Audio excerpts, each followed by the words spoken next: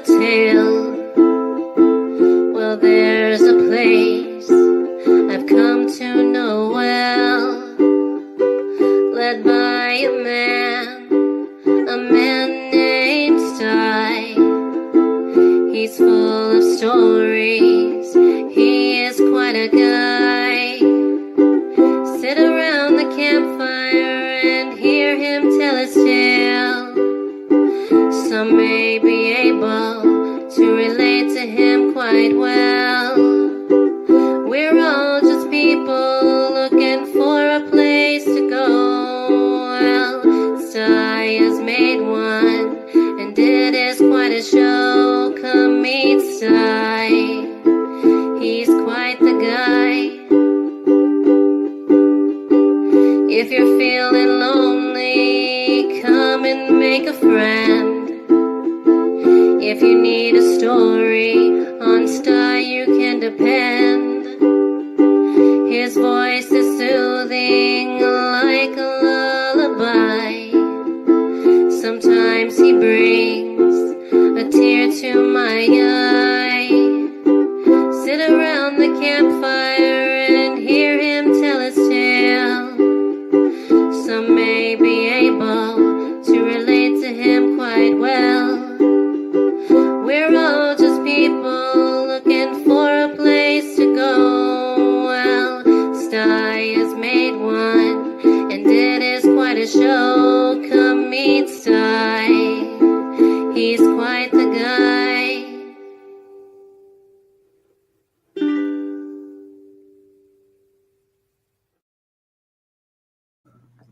Well, there you are, folks. Hey. Welcome to the Sty Shack. Come on in.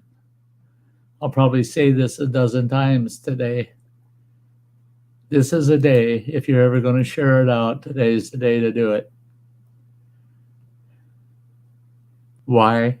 Yeah, I got some important news for us all.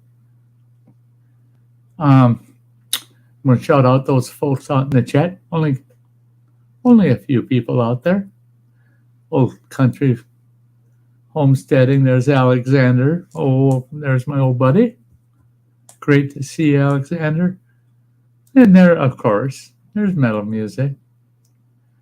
Happy October 1st and happy leftover pizza on toasted bread. Shut up. You're making me hungry already, you dummy. Wait until about halfway through the stream, then make me hungry. Because that's one thing I can still do is I can eat like a pig when I want to. And then there, hi Brenda Life and stuff. I was talking with Samantha Lee about when's the last time we saw her out in the chat. And it's been a while, and it is so good to see you. It's so good to see you. And she says, hi, how are you doing? Well, that's what today's stream, our topic is going to start there. And we'll see where it all goes. We'll see where it all goes from there. And then she said, hope you're having a great day today. Today, a part of it won't be so great. But overall, yeah.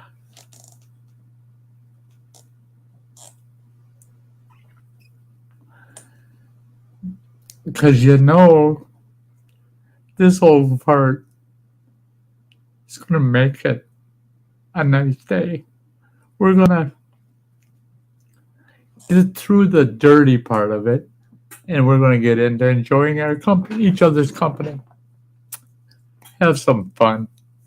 Maybe get a little dark today. For me nowadays, that ain't tough to do. I can get dark easily. But I'm hoping we get a good crew showing up in the Sty Shack. We only have a few folks watching right now, and the news I have to tell you is pretty important. So I want to make sure that we get some of the audience over here and in the house. And before I I say it's a reveal. We're doing a reveal. Like, oh, I bought a new toy or I bought a new product, and I'm going to reveal it to you all. So for this reveal, there's a lot of people that I would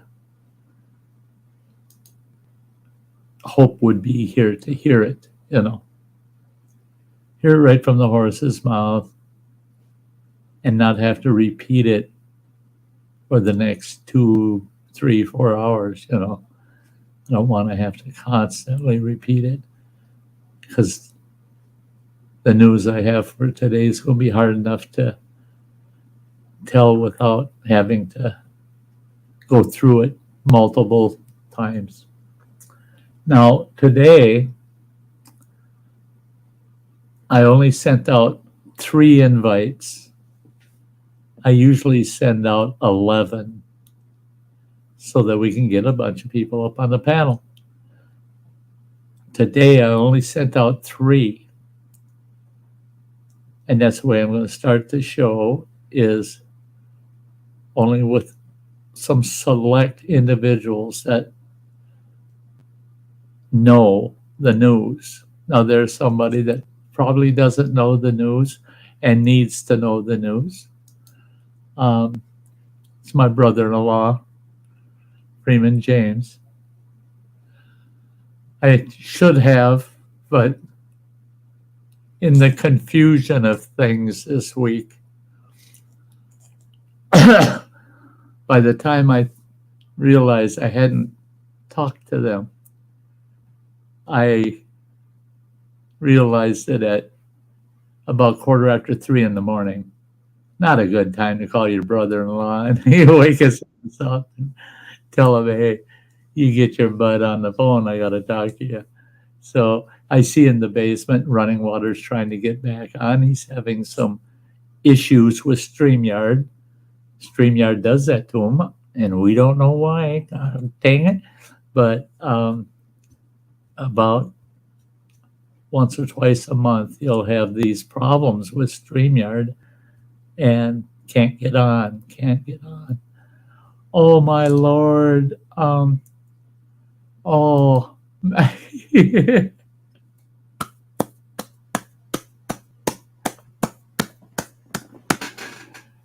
Talk about making Sty's day. There's one sweet lady right there in the chat.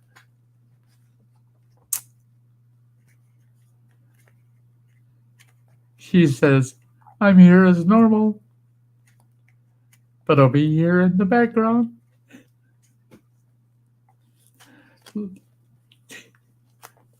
Love you, Sty. Just so you know. Come on, Anne, you dummy. You think I ever doubted you? Never for a moment. No. Nope. Never for a moment. Crazy Ann, you're such a big part of my life. Damn it. It's so good to know you're there. Okay. Kendra Shields is in the house. That's Running Water's ex. And I'm so proud of her. She did so much, turned her life around. She's a very, very accomplished individual. She's been through her battles, and she overcame them. She battles every day to make sure she stays ahead of the past. And she's good at it. I love her for it. I'm so proud of her. Prince of Darkness, 420. Oh, you had to mention 420, didn't you? I'm staying clean for the stream. But it's a 420 day as far as I'm concerned. Yeah. I wouldn't mind if this was a little if we had ourselves a nice room somewhere and we're having a 420 day together instead of what I got to do today. There's Gowane. Oh, awesome. So good to see you, Guani. I see folks are starting to come in the house. Get it shared out, folks. Get it shared out instead of what I've got to say today running through the rumor mill and become something less than or more than it needs to be.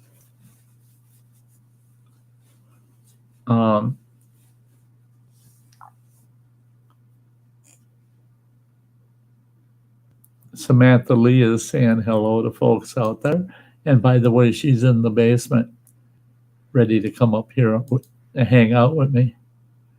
She's going to be my support person today. Dr. Smith, it is so good to see you. Oh, it's so good to see you on here. Yeah, Prince of Darkness. Always good to be high on a Sunday. Yeah, Monday, right? Sunday's my day. I don't know. I don't need to get down the music trail because all the shit I love is too old for most folks.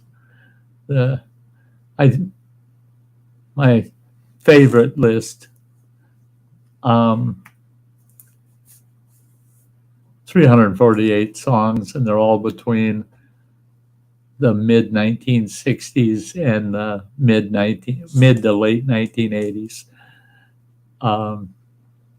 And a fellow that comes and visits me on a weekly basis and hangs out. He's a local disc jockey for a classic rock station.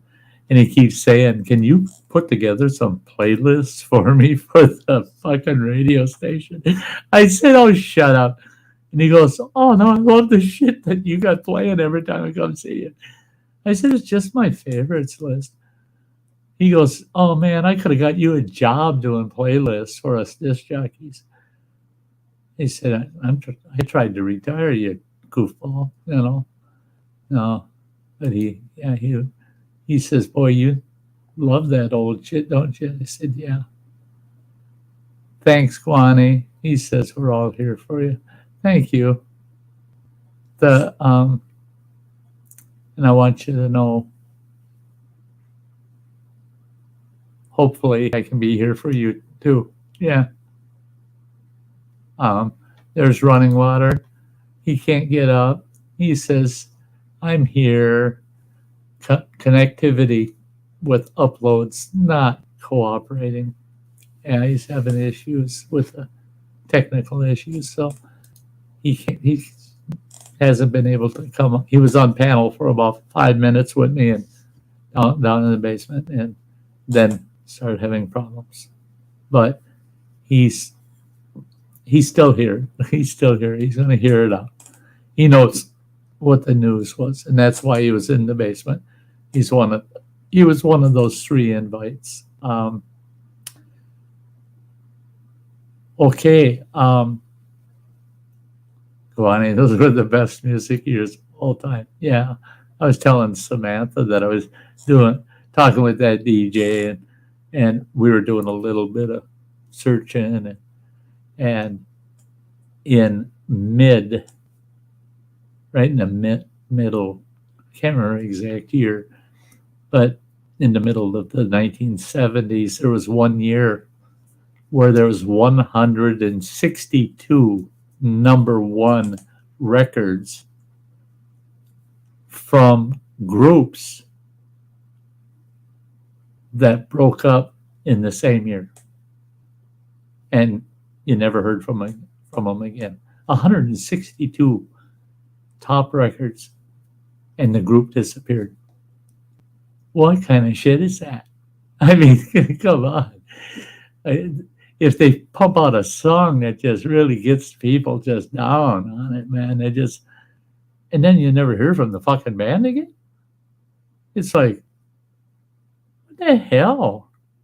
Maybe that song, they accidentally threw it out, and somebody ran it on a disc, and they didn't even realize, oh, I guess we are good. I can't explain it.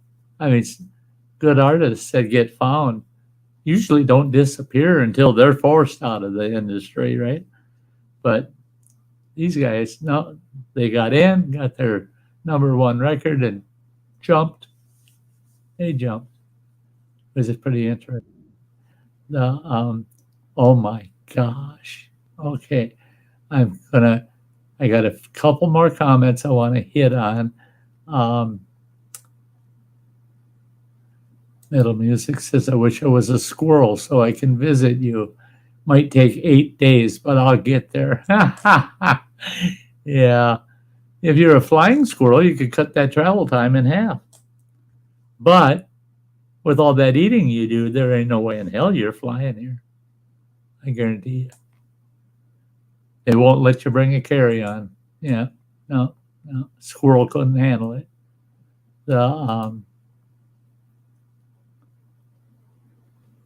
Plain old Chuck's in the house. Love you, Chuck. Oh, God. Here in the corner, Sty. He's sitting in the back corner of the Sty Shack right over there. Keeping an eye on. If things go to hell, he's close to the door, right? Dr. Smith. Yeah, what a clown. I ain't here for you, Sty. I'm here for the women. I don't think it was running one. It might have been my youngest boy. I said, if you pay attention, I always surround myself with the gals because they come into Sty Shack, they're mine. Not yours, they're mine. They're in my Sty Shack. So F off, Dr. Smith. Looky, no touchy. They're mine. Stay away from them nice ladies. Yep. Hey, have fun bowling there, dark prince and princess of darkness. Don't 420 too hard before you get the bowling lane. So keeping score can turn into a real bitch, Yeah. Okay. Flying through now. It's so good to see JCT here. You didn't get the mail I sent you, Sty? Got an issue. Post office box. I didn't know it was fucking due to be paid in July.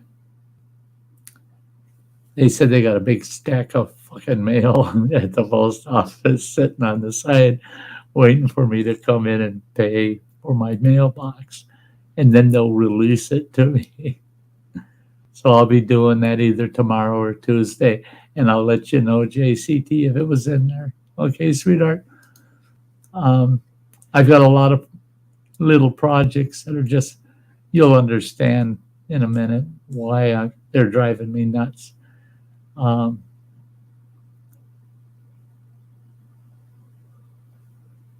Yeah, I'm here for the goils. I think that's a 40 term. Yeah, the goils. It's regional too. I'm bringing these people out of the basement, guys. There's Samantha. Hello. They're my sweetie. Again, Samantha far exceeded my expectations. Oh. Yeah, I needed somebody really bad the other day. She was there. She was there for me. Yeah. That's why she's up here with me now. She knows the whole skinny. She knows what's going on. And she's just here to kind of hold me up. I'm going to bring this goofball up. It's not as if none of us have ever seen him before. And he finally got his connectivity. Look, what is he saying?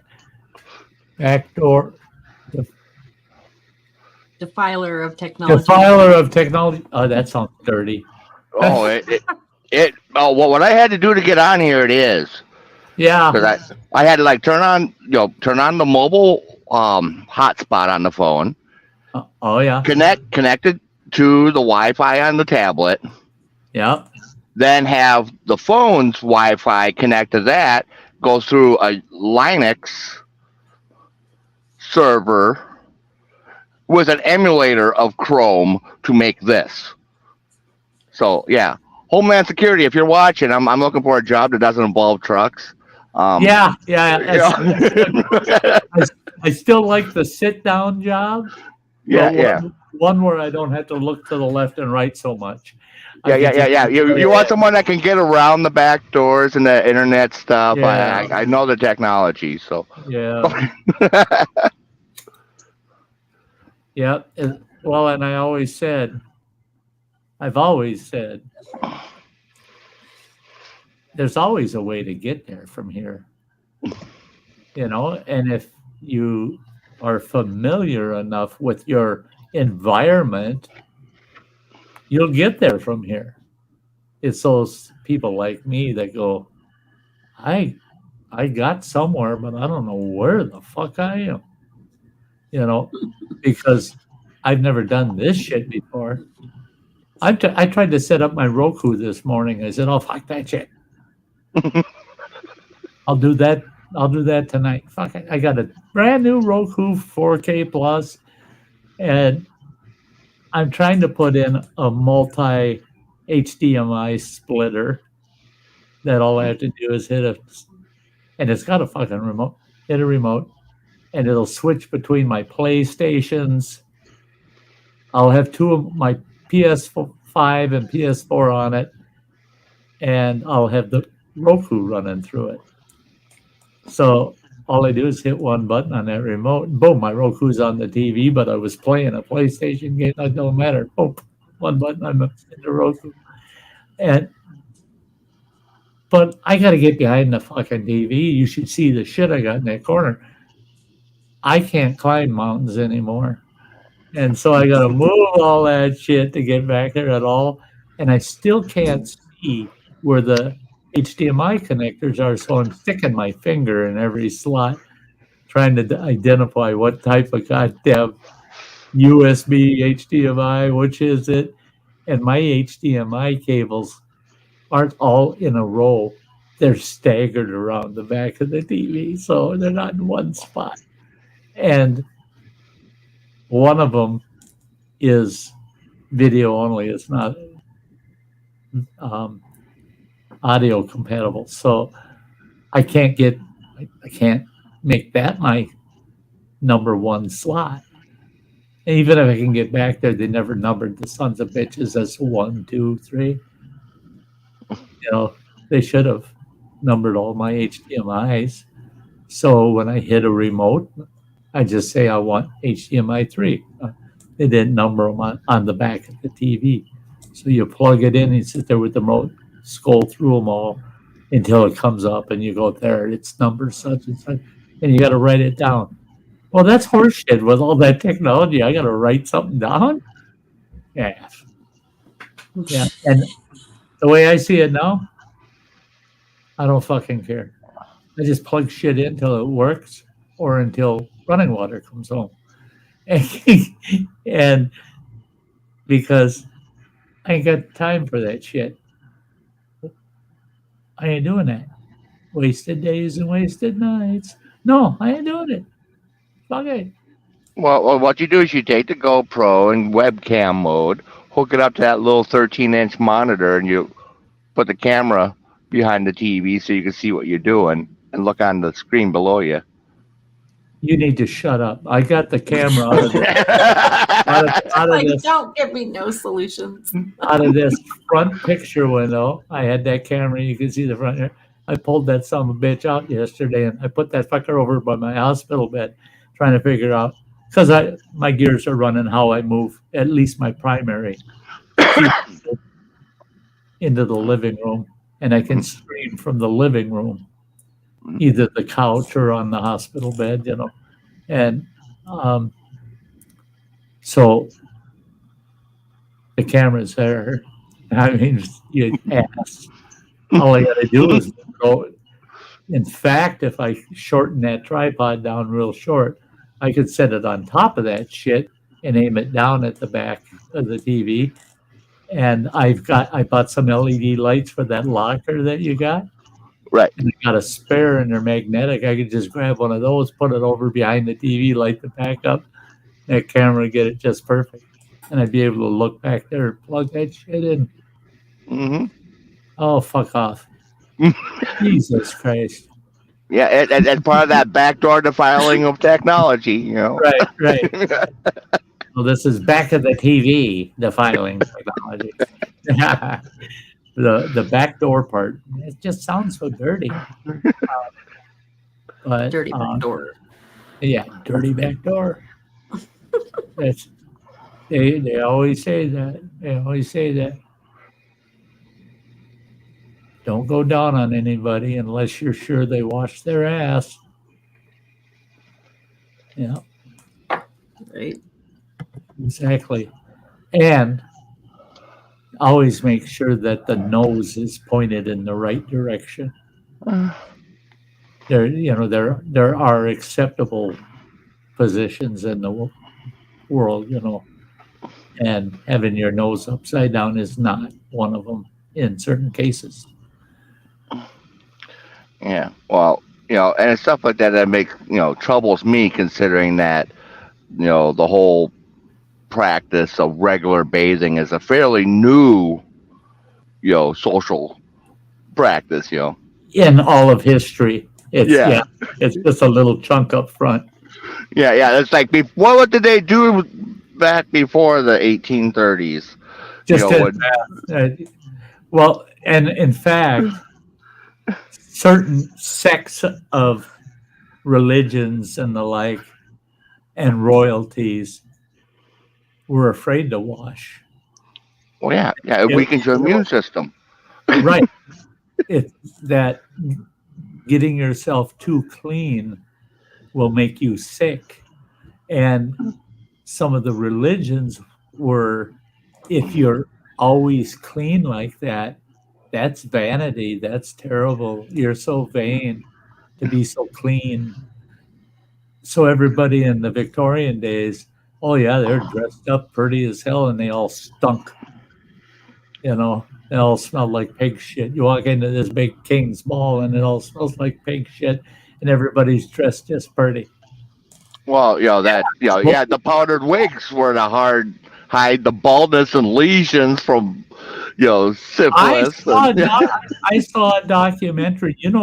Those wigs used to not be powdered. Right. The only reason they started powdering the wigs was to get rid of the lice and all the critters that lived in them wigs. So they start powdering them to keep them out, and they go, oh, but it's that pale look. We loved the pale in Victorian days, especially. They wanted to be pale. Powdering our wigs, white wigs, that's cool. Now, the thing is, now we got to get everybody to powder their wigs. And then guess what? We're not spreading so much lice around with each other either. Yeah. The problem is that the powder was usually lead-based. And they were dumber than stumps. Yeah. And that's like women taking arsenic to make themselves pale. Mhm. Not enough to kill them, but enough to make them scrawny and skinny and pale as hell. They're on the edge of death taking arsenic for vain reasons. So it's just, all right. Yeah. I mean, that's like, getting chemo because you're tired of shaving. Yeah, no shit. Okay, you had to bring that up. Now I'll ask you, Sam will pop back up here when she's available. But I have to ask Running Water and Samantha. I'll ask Samantha too, but she already knows, and I talked to her about this. As I go through this and make this announcement, if everybody will just, out in the chat, they can chat away, but up here, let me get through this. and be here just to. Yep. You guys get it, you know. Yep. That's why you're up here. Okay, we got enough in the house. They hear the news, then they'll start sharing it out. They'll say, "Oh my God, get over to Sty's." What he's saying. Okay, very, very quick history. March of 2022, I went into a diabetic coma. I was coming somewhat out of it. Took 9 hours for me to finally get aid, to finally be able to use my phone because I was paralyzed. I couldn't move. And I fought it. Everything hurt so bad. Fought it. Couldn't move my head. I could move my eyes, but move my head. Got my phone.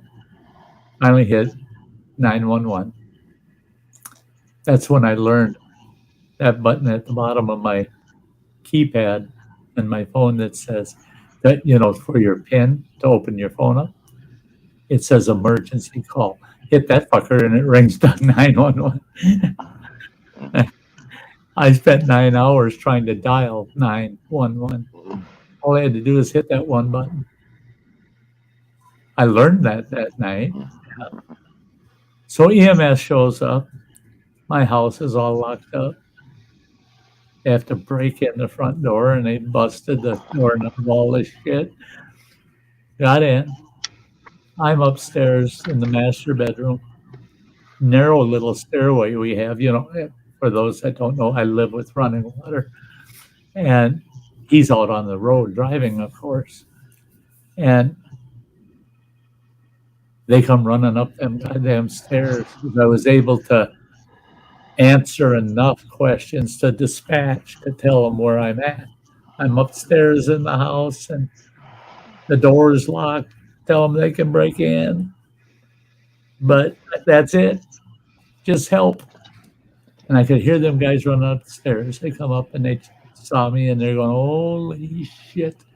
First thing the guy does is grab my hand and tink, checks my blood sugar, and he says, he looked at the other EMS and said, we got to get him transported right now. He's a 17.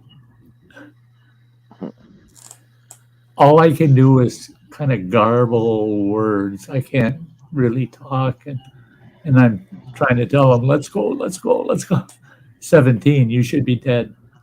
I mean, you'll go into a coma below 40. And I was at a 17, less than half of the danger spot. Got to the hospital.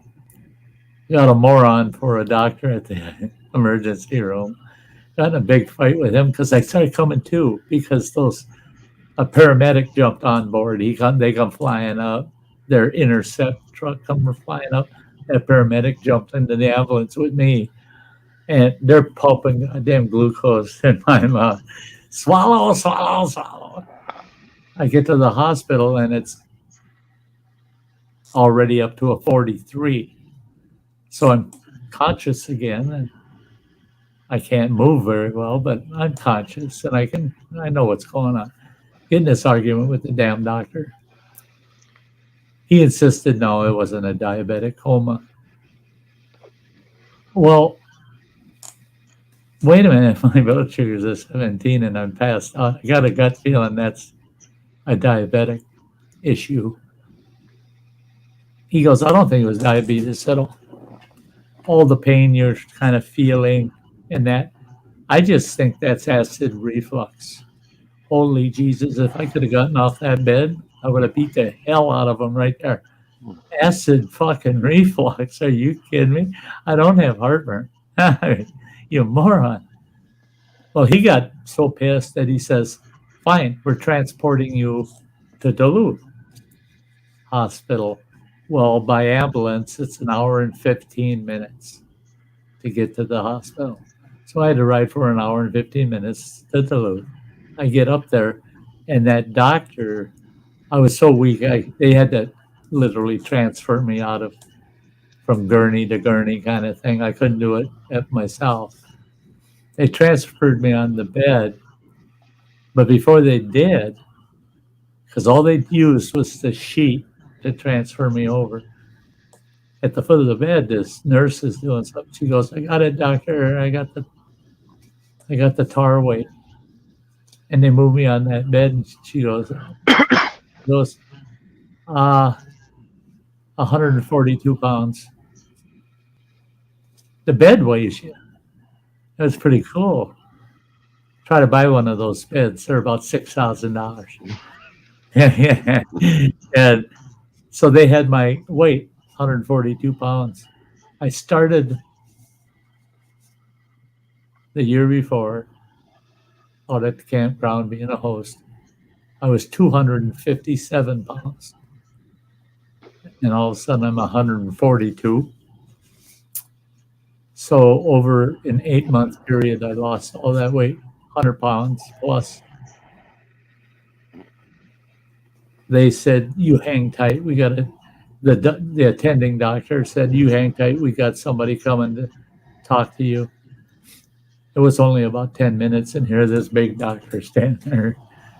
And I go, "And who are you?" And he goes, "I'm an oncologist." A word I'm familiar with.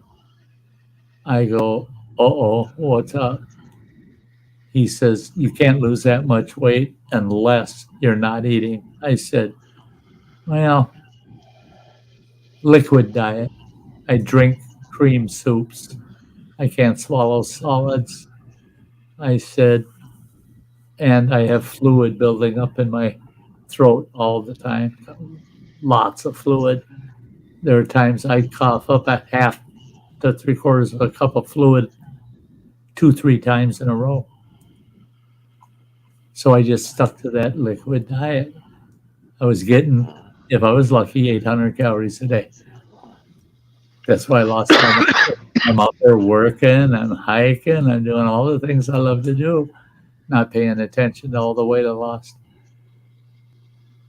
He says, "We're going to get you in the exam room and we're going to go down your throat and see if there's something obstructing your throat."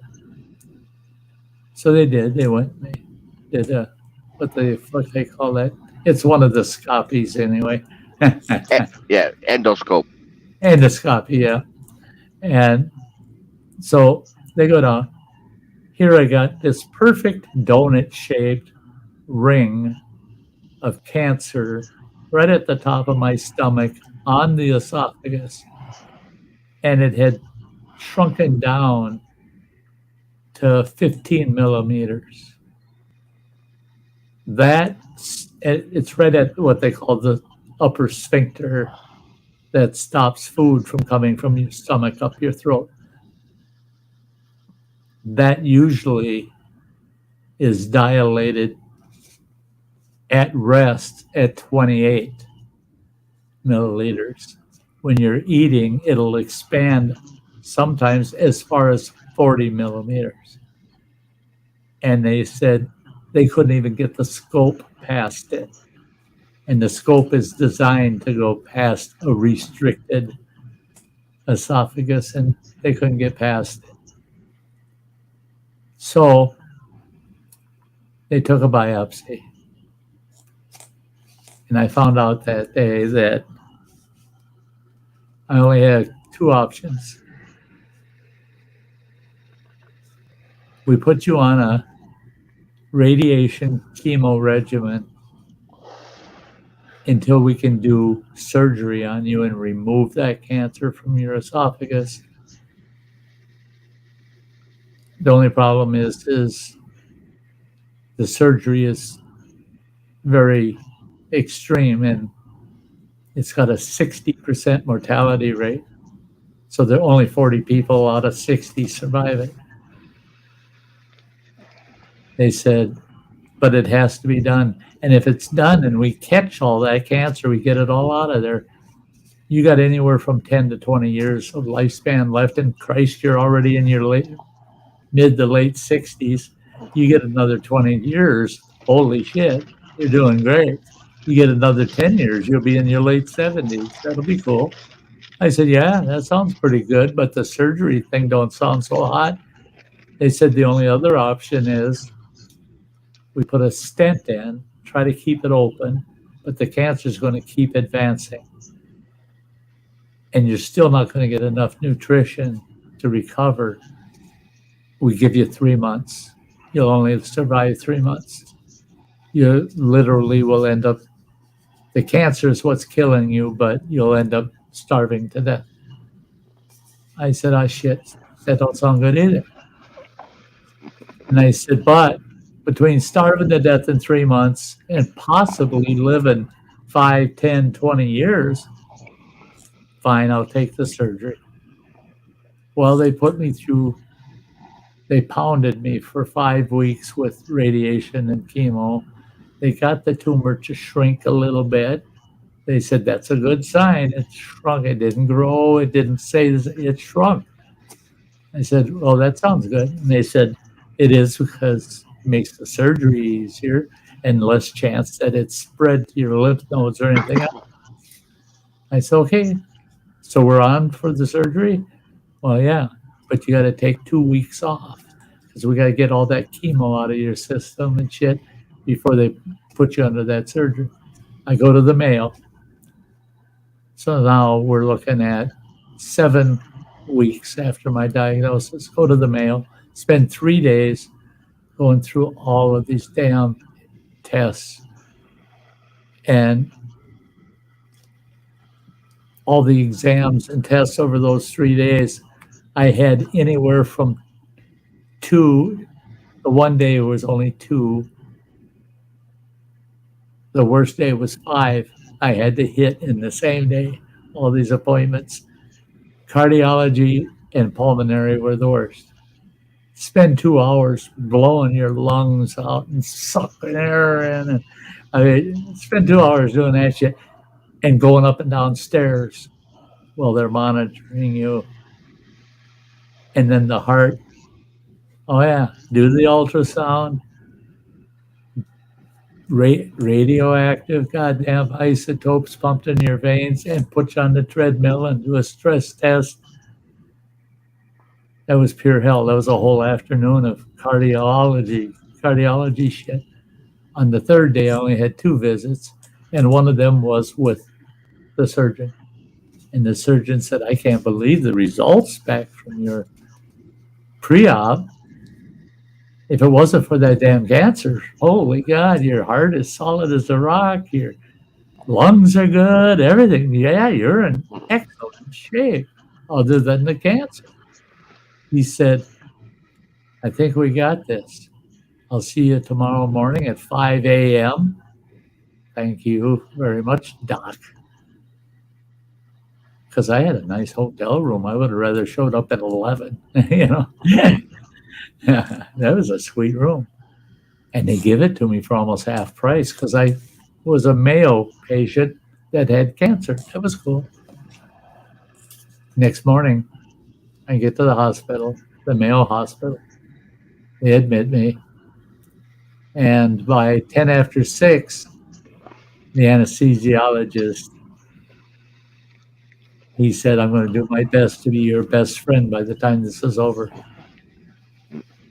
And he was. He was. He put me to sleep well enough. I never knew a thing till I came out of it. But I woke up in hell, pure hell. It was just pure hell. And for 7 days, it was pure hell. And then they sent me home with no post-op. I didn't know what to do. I'm covered in dressings. They split me from my sternum all the way down below my navel. And then they split my right rib cage open on the right side because they had opened the rib cage, collapsed the lung to be able to reach the esophagus. They removed half of my esophagus and the top 20 to 25% of my stomach. Took what was left of my stomach, drew it up through my diaphragm. That's why the big cut down the front, because that's how they work on the stomach. And they stretched that stomach up through the diaphragm and attached it to what was left of my esophagus. Well, that sucked my stomach down smaller than the size of my fist. So I could eat maybe 3/4 of a cup of food. That's all the capacity I had.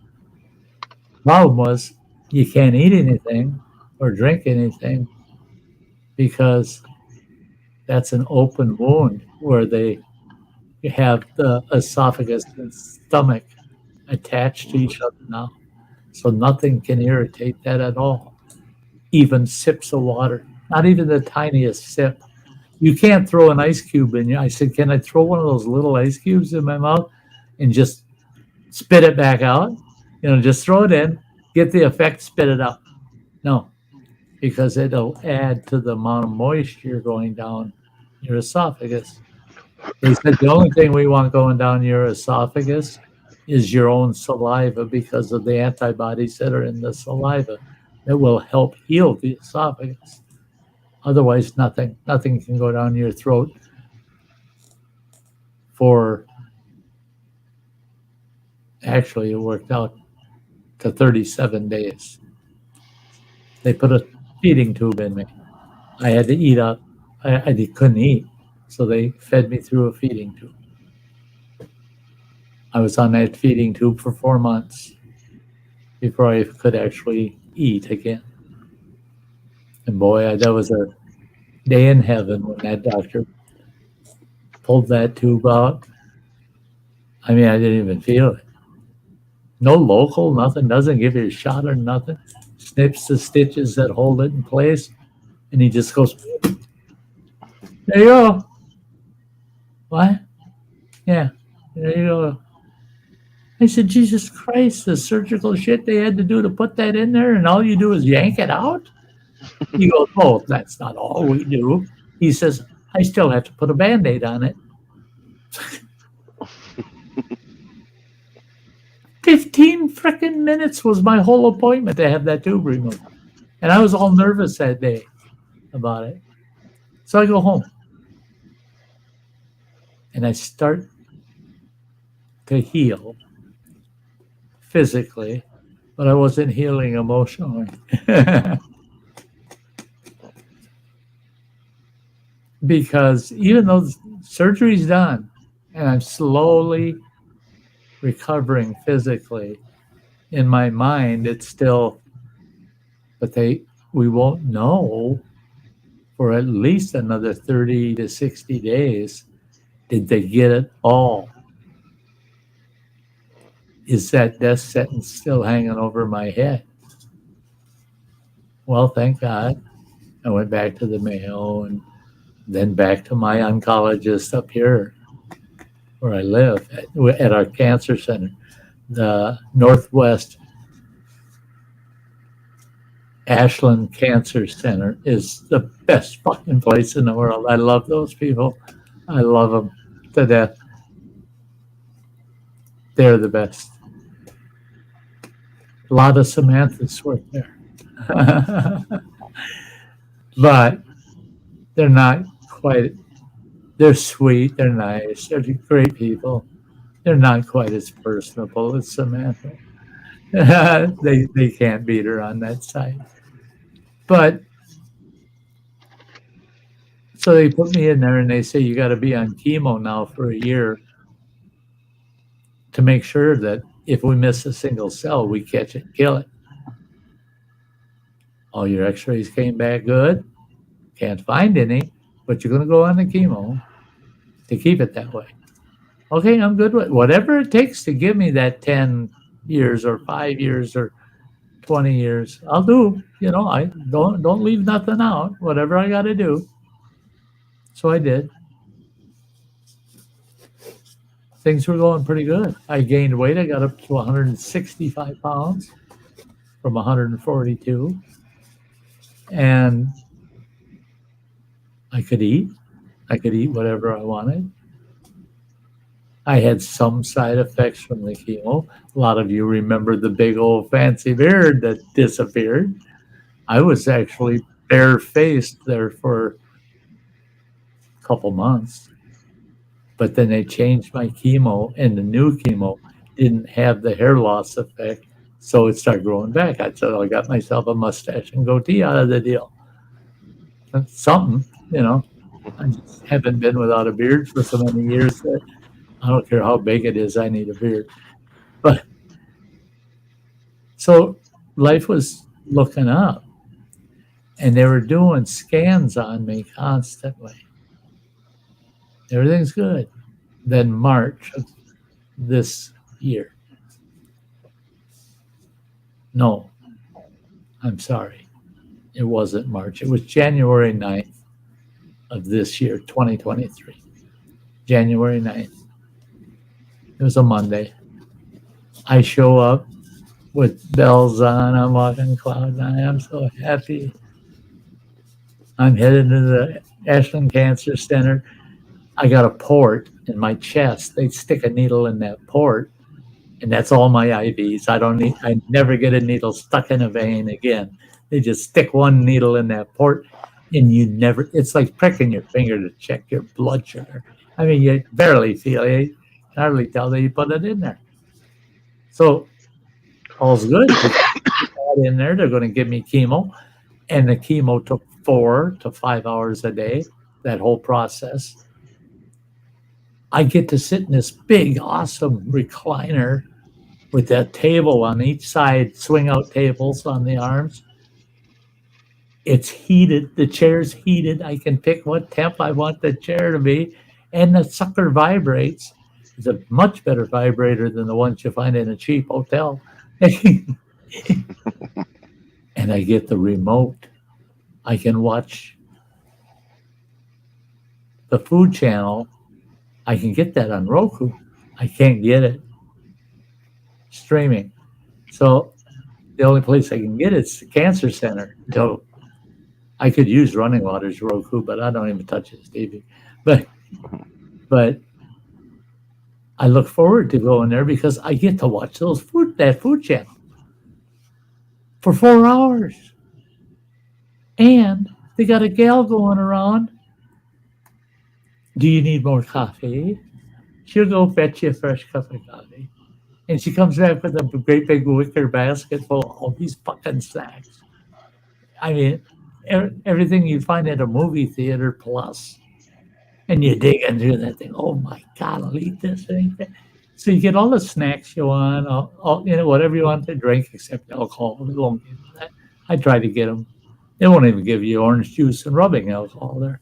But anyway, for me to go to the Cancer Center on a regular basis like that was actually good quality of life because the people were so nice there. They were so kind, so understanding. If you were having a bad day, boy, they treated you like gold, and even waited on you more. And there were times they actually upset me because they'd wait on me too much. I had 2 nurses, one with a heated blanket, one with a neck wraparound, cushiony big pillow. And I go, what's that shit? Oh, we're just trying to make you comfortable. I said, Jesus Christ, I'm not 2 weeks old. I'm not a baby you got to wrap up and coddle, And so I had to chew them out.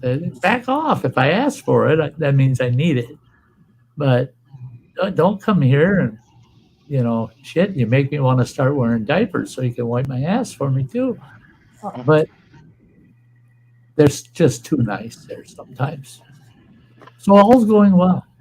So here we're back at January 9th. The Friday before that Monday, I had a full scan done.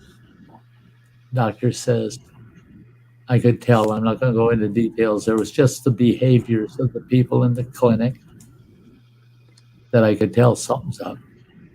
Something's up. In the clinic or with me, I don't know for sure which. Well, the doctor cleared that up. He says, oh, it's about you. He showed me a picture of my liver. And I go, oh, yeah, that's my liver, ain't it? I got to say hi to my family. There's my oldest daughter, my sweetheart, Mariah. It's good to see you, girl. She's aware of the situation also, but she's never been on a live panel. Maybe before I'm dead and gone, I'll drag her up here one day and get her to talk. But I got to do it after the 15-minute mark because she likes to drop F-bombs once in a while.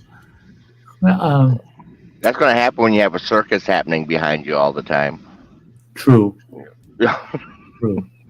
I don't know how she would have to jump in the car and get away from her family to do it, because otherwise we'd be just watching a madhouse going on. She does have 11 children, by the way, and grandchildren. So yeah, so she's got her hands full. God bless her.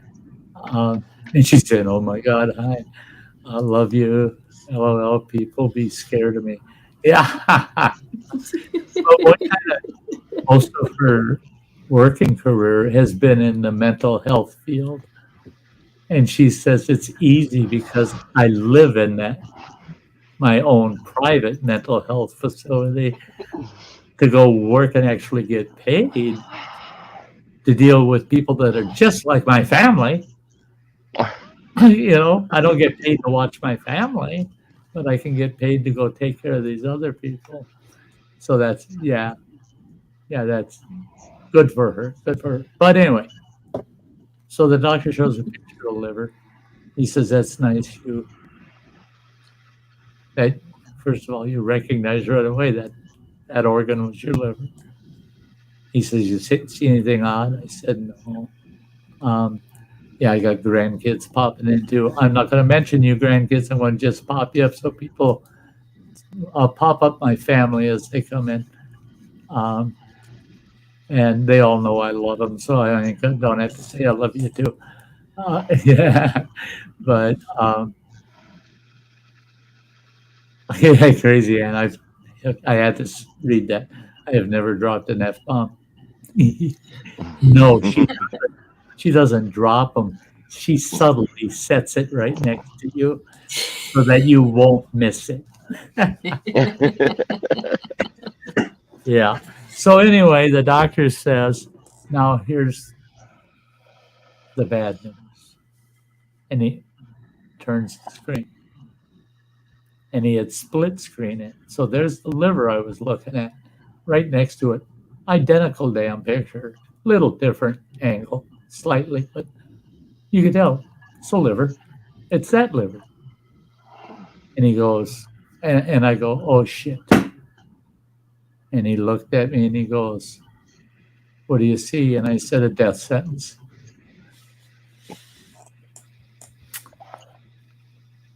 Yep. So I was re-diagnosed with liver cancer. It had traveled from my esophagus to my liver. The news was tough because the prognosis was I would live 3 to 6 or 3. God, I'm all screwed up. 6 to 24 months, 6 months to 2 years. He said with an aggressive chemo process, we can get you those full 2 years. It was tough. I'm telling you, boy, it was tough. Just trying to accept.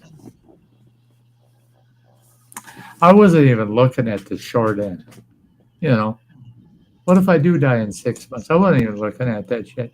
What if I die in a year? I wasn't looking at that shit. How in the fuck am I going to get through this? I'm going to die in 2 years. Many of you saw my announcement of that situation. I did a live stream, and I think it went for 10 fucking hours. It was 8 or 10 hours. It's supposed to only be about an hour long so I could get out of that and go sit by myself in the living room and pout and mourn for myself, right? No, it ended up being hours and hours. So you guys saved me that night. Yeah, saved me from that misery.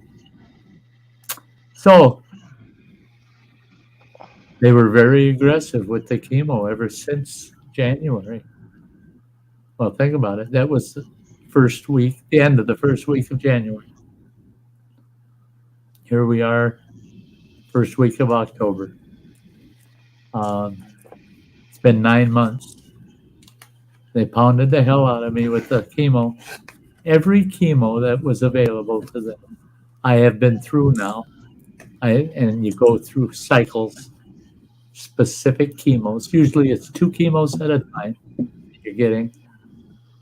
And sometimes it's every week, sometimes it's every other week you're getting it. But they went through all the chemos. I pulled the paperwork out last night and was looking at it, and I've had a total of 11 different chemotherapies done to me in the last 9 months. So I go to the doctor last Monday because the Friday before I had another full scan done. See, now I've been having scans since January. The last 2 I had, the cancer was still there, 2 big masses of cancer on my liver, but they hadn't grown. They hadn't shrunk, but they hadn't grown either. So the doctor was pretty happy with that. He says, we're going to get Hayako, but the doctor said, where was I anyway? But anyhow, the doctor said, as long as it's not growing, we're good. I think we can get that full 2 years out of you. Everything's looking good. Well, last Monday, scanned the Friday before. They did the scan. They read them on Monday. My doctor walked in the room, shook my hand.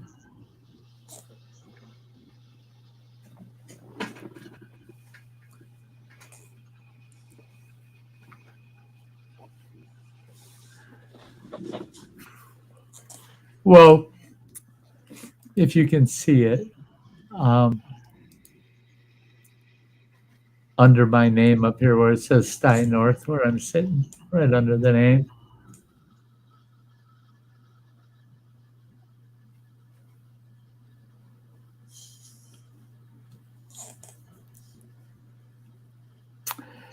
Yep, folks.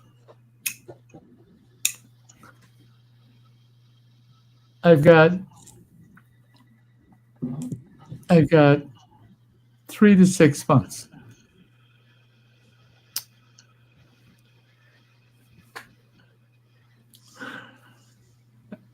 They don't think I'll make the 6. They figure by the time I'm at 4 months, I'll probably be 80% bedbound. They said the 5th month will be rough,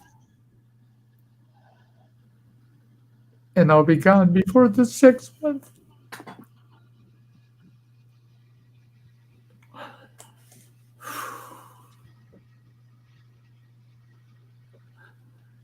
So that was a big pill to swallow, right? Well, I said, is there anything we can do? And he said, you got 2 options. That's all that's left is 2 options. He said, option 1, we put you on the most aggressive chemotherapy we're allowed to use in the United States. He said, you can't go anywhere within the United States and get anything but this as a final option. All other options that exist are experimental and out of country. You have to leave the country to get them. Well, that ain't going to happen. And he said, we hit you with that chemo, I had my first dose of that Tuesday this last week, and I handled it good. But if you saw what the side effects are and that what I should expect from it, they are right. They and all these people that I've ever talked to and the things I've heard, there's one thing they say that they are absolutely right. It can get to that point where the cure is worse than the disease. The side effects of this chemo, they got to have two nurses in the room with me the second they start the drip. It runs for an hour and a half. Here's what can happen to you while they're giving you that chemo. Just to try to keep me alive for 6 months. You can be sitting there. Oh, that's another thing. They come in, they give you the choice whether to sit on a jerry pad or not, if you know what a jerry pad is. It's so if you piss the bed, you don't get the bed wet, right? I said, shove your jerry pad up your ass. I wasn't very nice Tuesday. But all the staff were very nice to me, even though I was just a mean fucker. I said, no, you stick that up your ass. I ain't sitting on no fucking old farts piss pad. And they said, but here's what the chemo can do to you. This chemo I'm on now, it's a single chemo. That's why it's only an hour and a half long. They said during the drip, while you're getting it, you can piss yourself, you'll shit your pants, you could go into cardiac arrest, pulmonary arrest, where you quit breathing, or have a major stroke while we're administering it to you. The other real bad thing that happens at times is it'll burn a hole through one of your arteries or veins. It's that hot that it can burn right through a vein. So they've got saline solution just running fast, going in with it on a slow drip.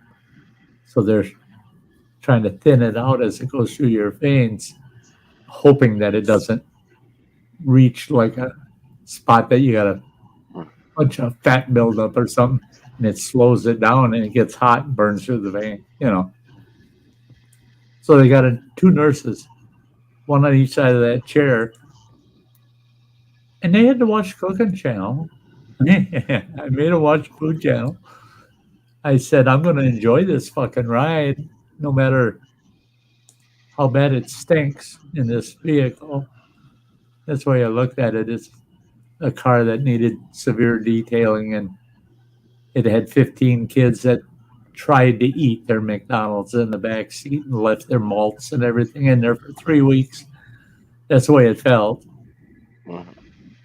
But the scenery was beautiful. As long as I kept looking outside, kept the windows part way down, I can get through this ride. But I'm not happy, All I could think about for that session was, is this worth it?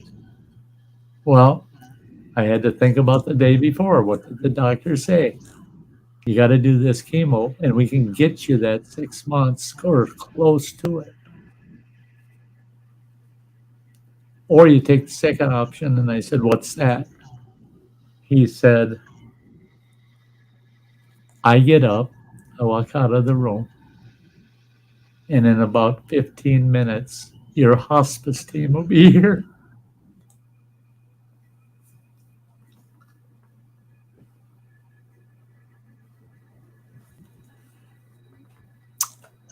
So I said, why? Why would you call the hospice team immediately? He says, you'll be dead within a month.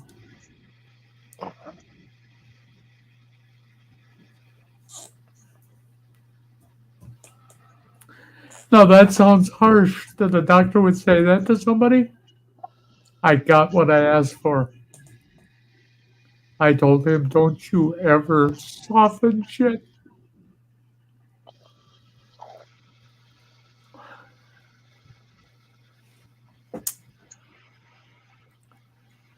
I told him, um, there's my grandson Joey. I, they're using their mom's phone, by the way. You know, there's half a dozen or more of them at the house. So yeah, they're all passing her damn phone around. But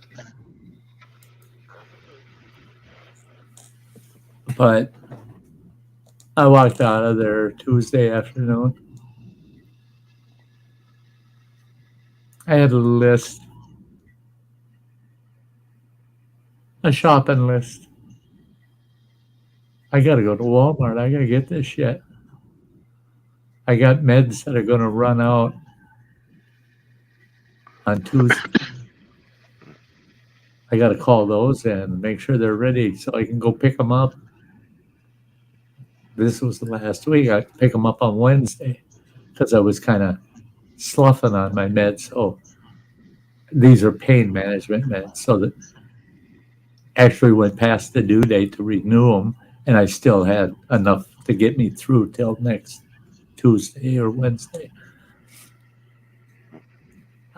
I got in my truck. I don't even remember driving home.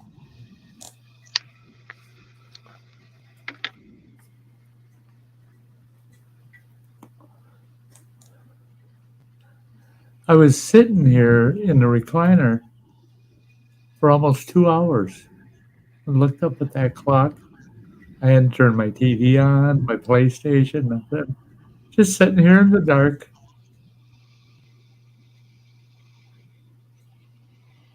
I'm still wearing my jean jacket. I'm dressed as if I went to the clinic. Still got my shoes on. I don't wear shoes around the house. I reached in my pocket because I knew my smokes were in there. I hadn't even had a smoke 2 hours. Can you imagine that? You know, I gotta be dead if I didn't have a smoke in 2 hours. That's one way to determine, is Sty alive? Yeah, he just lit up. Yeah. As long as he's smoking, we know he's still kicking. You know? I reached in that pocket for my smokes, and out came that shopping list. And I looked at that shopping list. I crumpled it up and I threw it on the living room floor. And I sat there for a half hour, remembering I got to call in my meds.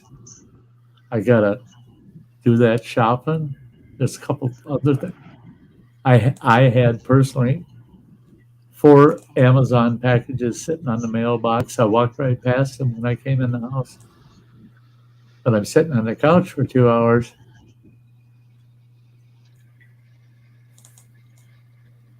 Trying to figure out,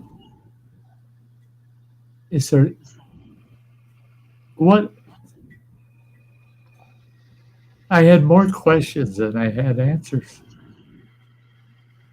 Because there is only one real answer. I'm out of here within 6 months. That's why I had that statement on my way out. I'm out of here.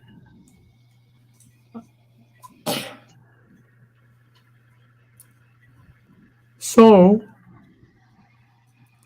that's why my shopping, I couldn't give a fuck. I got enough. We got enough groceries here, both running water, and I could probably live for 6 months off of it. Wait till he gets home and sees what I've done to the house. He's going to go, holy shit, you got a mini mart going on here. You want snacks, and you better be snacky feeling when you get home, buddy. Because I got snacks up the ass, boy. And what you see isn't all that's there. I bought overstock to refill. So as long as it's salty snacks, you know, I lean more towards salt than I do sweet. So I have salty. I got salty. I got sweet. I've got the in between, more healthy sweet, no added sugars, so they're milder on the sugar. Yeah, good variety. Good variety. These cheese balls I got, you might like. They're tiny little fuckers. They're little. You hold them, it's like peanut M&Ms. A little bit bigger than a peanut M&M, and they're actually fun to eat too. You pop 2 to 6 of them in your mouth at a time if you want, and they're tender, crunchy. They're the tender, you know. But yeah, crazy. I had no chocolate boobies. I'd love. Oh, I'd eat them if I had them. But don't you send them, girl. I know what she did. She sent me what I call chocolate boobies. She had to drive over to Sweden to get them. And, she lives in Norway. She went over to Sweden and got those chocolate boobies.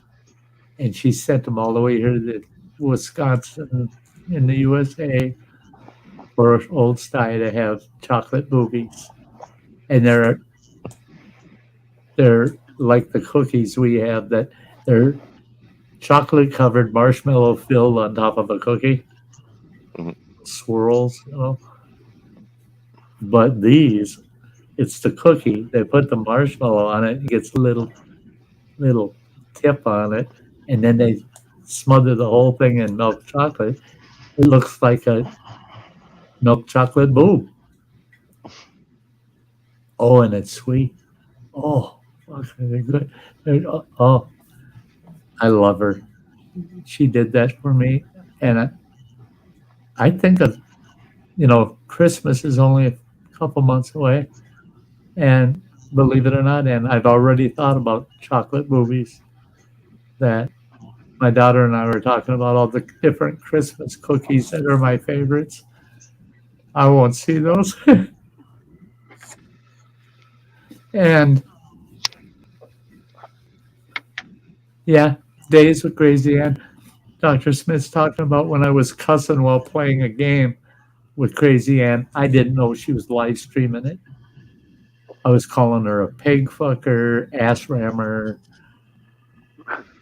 some of the nastiest things in the world. She's a bad influence.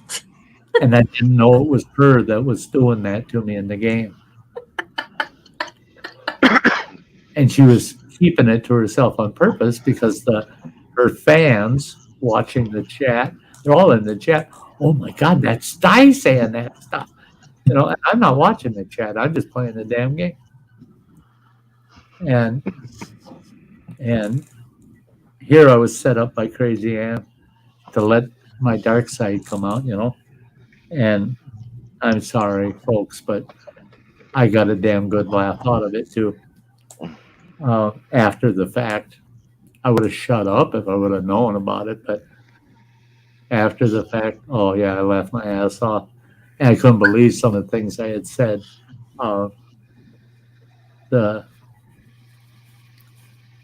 Crazy Ann says I've never heard so many weird names in a couple of hours. That's yeah. I kind of lost it that day. It was fun, and I enjoyed the hell out of it. But I didn't know it came with a big dose of embarrassment afterwards. But so anyway, just to wrap up what they told me Monday, they said you only have 2 options left. This last attempt at chemo, and I said, what's it going to do for me? They said it should, but it's still a may. They said it's probably a 50-50 chance. It'll stop or slow down that cancer. It'll just hold it back long enough for you to make your 6 months. And I said, well, how long is this going on?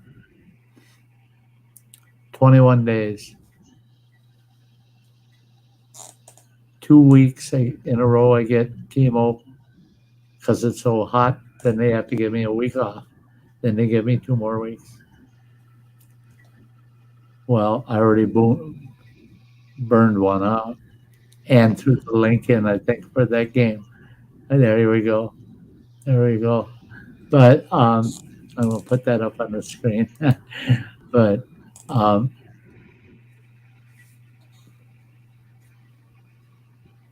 he said when I finished my chemo on Tuesday, he goes, well, that's it for this week. He said, when I see you on Monday, 14 more days. I see you 2 Mondays later, that's your last chemo. And I said, then what? He said, on that last day, they'll already be here. Your hospice team will be here to talk about your hospice plan, what we're going to do for you during hospice. And I said, that's a damn good question. And I've been asking that for 2 years. When I get to that stage, hospice stage, what's next? What happens? He said, you die. And I said, but you're saying I could get 6 months. And in 21 days from now, you're going to classify me as hospice? He goes, absolutely. Because I have no choice. There's nothing else to do for you that could help you cure or stop the cancer. There's nothing else we can do. So we're required to place you in hospice status. He says, now keep in mind, he says, I've had patients that have been on hospice for almost 2 years, and because we're certain they're going to die, and it's sons of bitches just fight it. He said, but those patients have totally different cancer than what you're dealing with. They said, yours is not one of those where you're going to be able to fight it for a year or two. He said, and if by some miracle you were able to fight it, you'll be totally bedbound. He said, because under hospice, all we're allowed to do is try to maintain your quality of life as you die. We're not allowed to do anything at all that will help you not die. We're here to help you get through dying, not to help you not die. We're not allowed. He said, we can do that. We can give you things to try to slow down the cancer still, but it won't work. It's too weak as shit.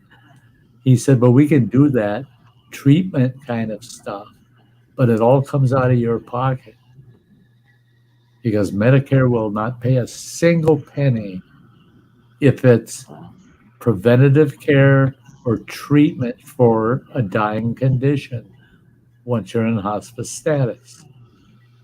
All they'll do is allow the doctors, thank God, is handle your quality of life and pain management. And my doctor says, if I got to give you a ride to Michigan, we're going to keep you in all the 420 you need, and we're going to put you on maxed out legal limits of any pain meds we feel you need to always be comfortable. He said, I can actually get you to the point where you're feeling sedated at the end and not feeling anything. It's like going to the dentist and they put you halfway under and you don't feel anything. He said, so I'll do everything to help me go out softly.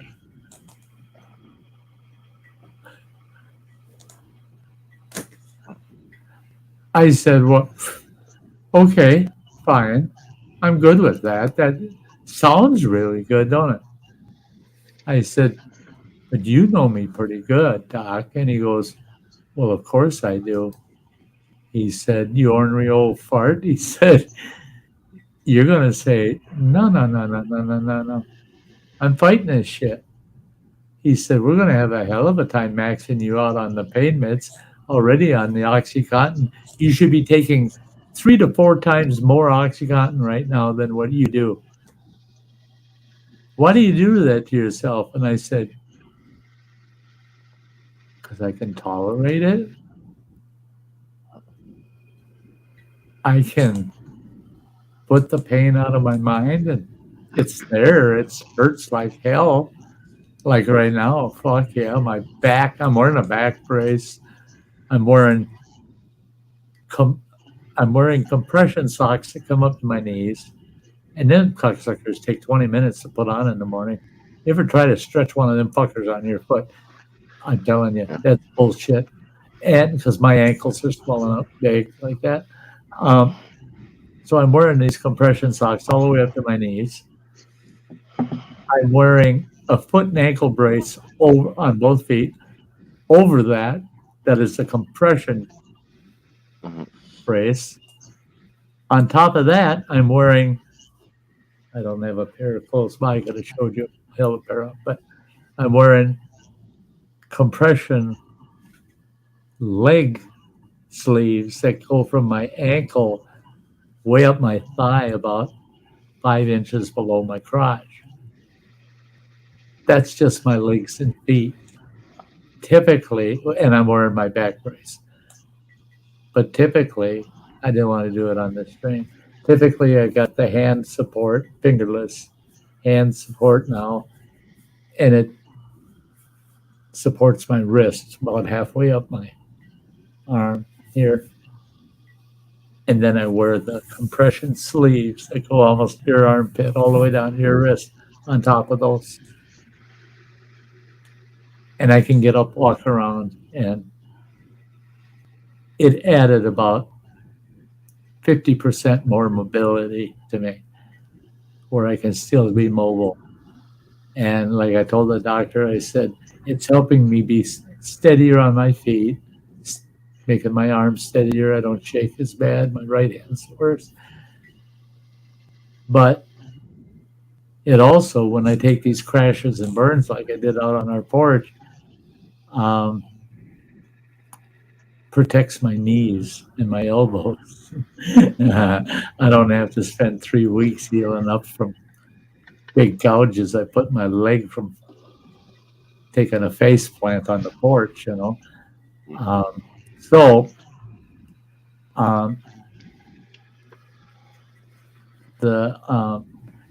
Skylar Campbell's in here. That's my granddaughter-in-law. My grandson Owen, her husband, is there, and so is my great-grandbaby Atlas. He's a chunk boy. He'll be quite the kid. The Flapper 169er, Flappy 169er. That's my grandson William. Yeah, so you can see the house is full of my grandkids. Samantha's telling me the dog's gotta go. Love you, Sty. The dog's go. Samantha, we are the dearest of friends and love each other to death. I live in northern Wisconsin. You live in Anchorage. The little walk you're taking with their dog is an inconvenience. It's that 3,000 miles. That's the inconvenience. You take care of the puppy. You make sure she gets out there and does her tinkling. But some of you may have noticed, this is the news of January 9th.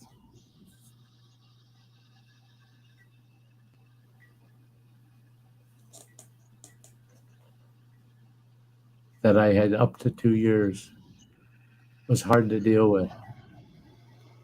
The news of last Monday, I'm coping with it a little better. I lost so much time. Because think about it, I'm 8 months into the original prognosis. Well, that means I beat that 6-month mark, the bottom mark. So I'm treating this the same way. I have to beat the 3-month mark. Then I got to look at that 6-month mark and say, can I get there from here? Well, okay, so I got October, November, December. That's the 3rd month. I want to be here for fucking Christmas. Not just Thanksgiving. I want to be here for Christmas. 3 months. January, February. There's my 6th or 5th month. Doctor thinks I can't make it to the end of the 5th month. Well, if I make it through the first 2 weeks, I'll turn 67 before I die. And all I got to do is live a day at 67. And that's what my old bitch is going to say. Dice died at the age of 67. Actually, it's 66 in a day, but I'll take the 67. At least I sound like I died older, you know? Yeah. I'll take that time. Yeah, sure. And then, so we're in the 5th month, end of February. If I make it through the 6th month, that puts me through March. That means I have 2 granddaughters that are due to have babies in March, deliver in March. If I can make it the full 6 months, I'll get to meet 2 more great grandbabies. They're not grandbabies, they're great grandbabies. I'll get to meet 2 more. There's a 3rd in the family, and she's due in April. So, guess what? If I use the baby and Easter as my incentive, this old son of a bitch, bedbound or not, I'd love to make it to May 1st. Die on May Day, you know? Bring me some flowers. But if I can make that, think of all of those last opportunities to experience the best holidays of the year, having great grandbabies, getting to see the family more, and getting to stream longer. I gotta make this into 7 months, you guys. And I can't do it alone.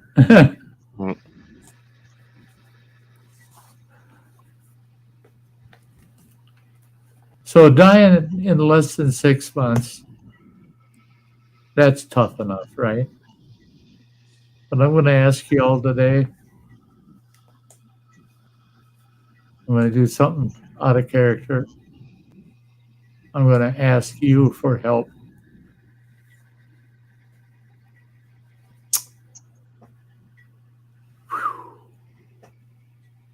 What do I do?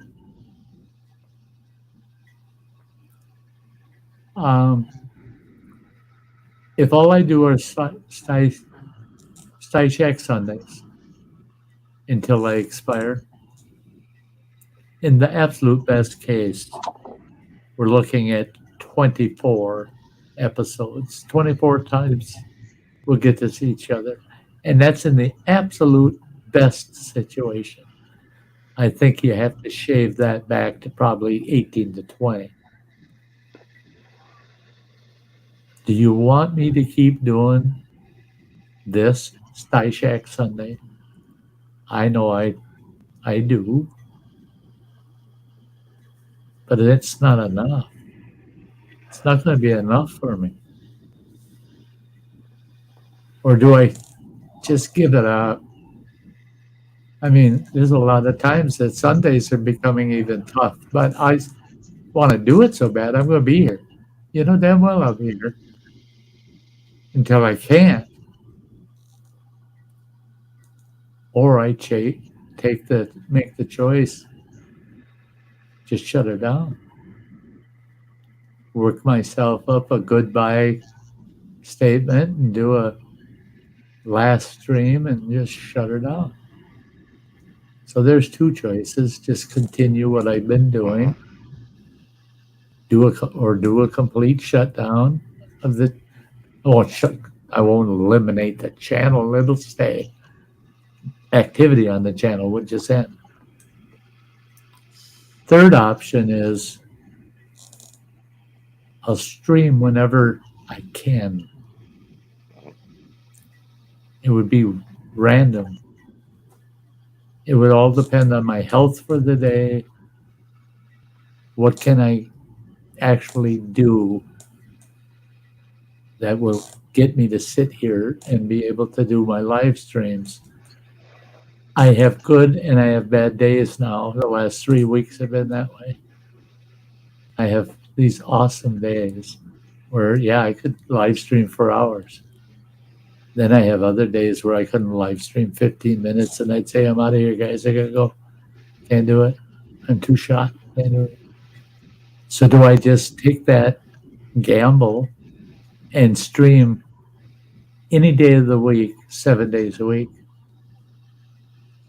So this month it might be the first week, Monday and Wednesday and Thursday, and the Sunday show.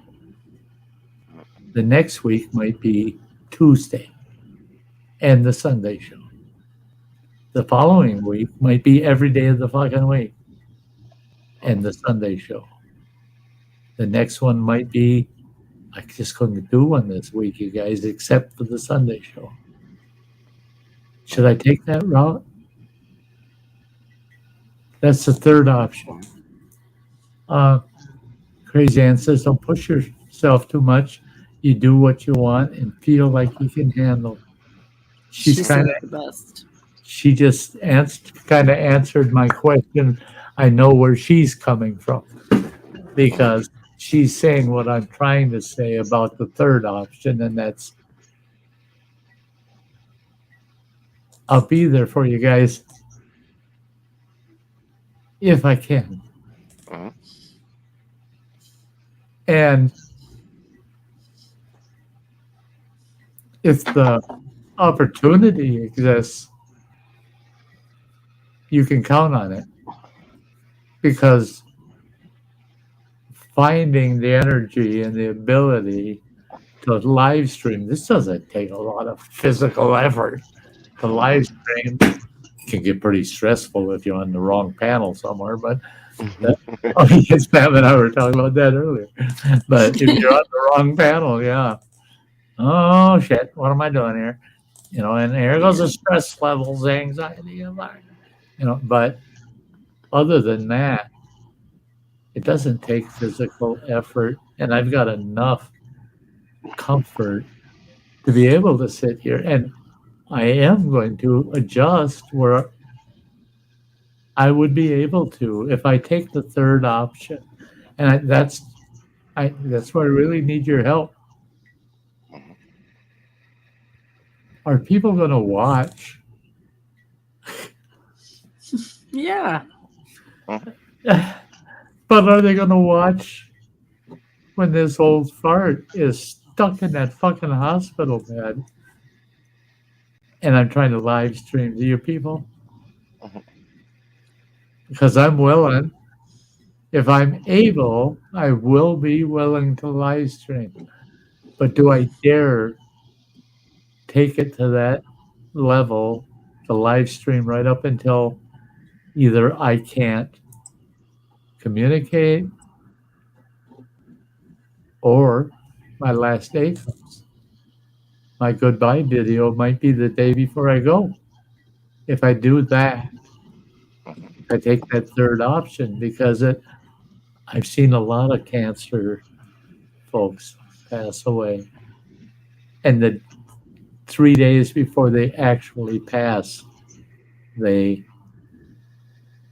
have a honeymoon. They feel like $1,000,000, and their very last day, nope, they're burned out. They shut down. They go to sleep, and they're dead. So, should I take the third option? Should I take? Well, let's just first option. I just quit doing this shit. I just quit doing YouTube. I started working trying to figure out how to do shorts. I'm getting there. I'm getting there. I think I got it. I think I got it. I just can't. I can film off the phone, but I can't, for some reason, get them YouTube to accept them as shorts. Even though they're less than a minute, I hit all the criteria. It wants to post it as a full video. I get on this big system, my desktop, no problem. Puts it up there and it says it's a short.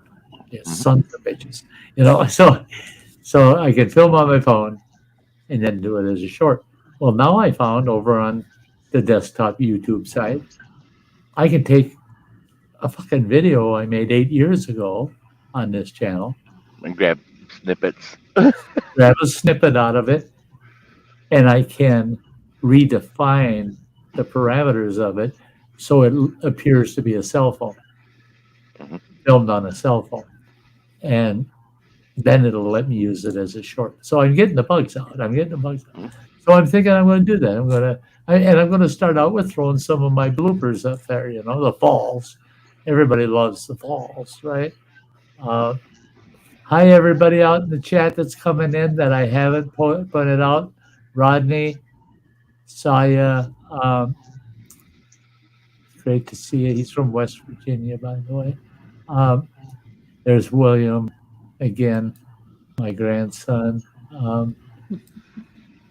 He had to pop in there.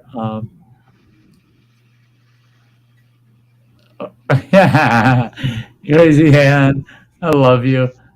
I know you would stream from your grave if you could, you stubborn ass, she says. Yeah. She's right.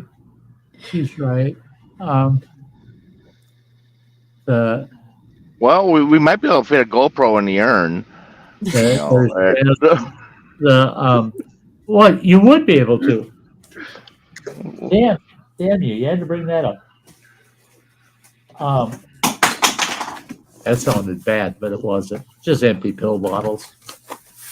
You wouldn't know anybody takes pills in this house. But here's a reveal way ahead of the game. Sty, when Sty leaves here, he has to move somewhere. I got to give up the nice house here. I got to move somewhere. So I'm moving to here.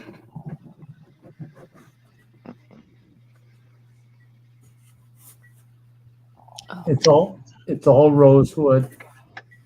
It's beautiful. I love it. I'm going to order for the front of it just a plaque with the name, date of birth, date of death shit on it. Running Water will have to follow up on that, on the date of death. Otherwise, it'll just be blank, and they'll say, "Yeah, you should have seen us trying to stuff the fucker in this box. He's really pissed off. I wouldn't open that box." Well, and it's a good idea having me do it because I'll order that stuff. The other kids would probably be a chunk of duct tape on there, or Sharpie, yeah, Yeah. or a Sharpie right on it, Yeah. But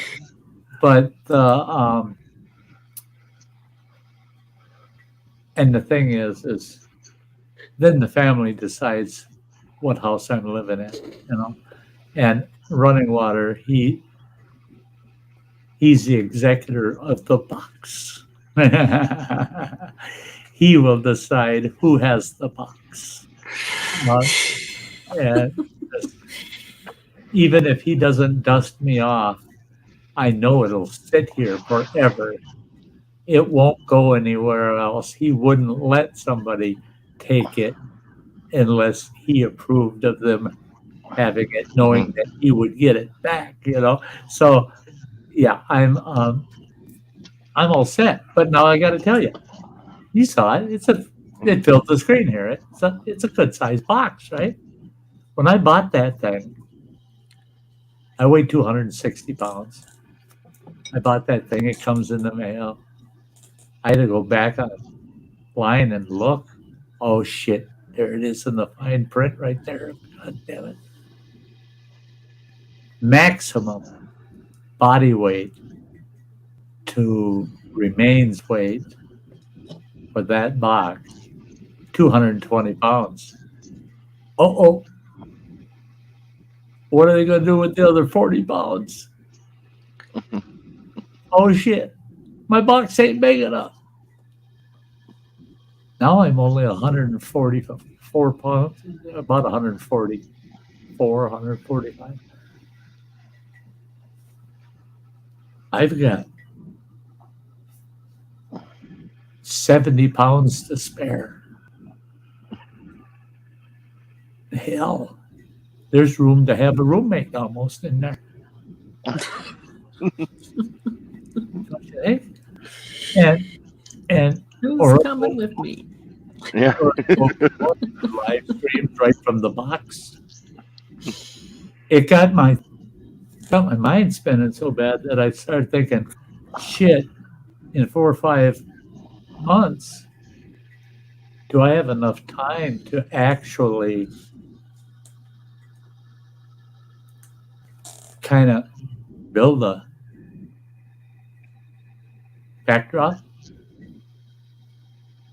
for my blue screen that makes it look like I'm sitting in a rosewood box with ashes up to my shoulder behind me? And then spend like the last month pretending I'm dead and say I'm in the box. I moved to the box. Then I thought, that's getting too dark. Yeah, I'm sitting here going, oh man. Don't do My it. stomach's twisting. Yeah. We're teetering right on the edge. Right on the edge there. Well, we take and we put some, charcoal gray sheets on that bed. True. We could darken out the whole bed and make it look like I'm laying in a bed of ashes. But the only problem is thinking about it. There's really only once a year that it's appropriate, and that's Halloween, So, yeah. And then the fucking kids would be knocking on it for candy. What the hell? Yeah. Well, I got room for 70 pounds of cooked. Yeah, well, and if copyright wasn't a problem, you could have your theme song of Man in the Box playing. Well,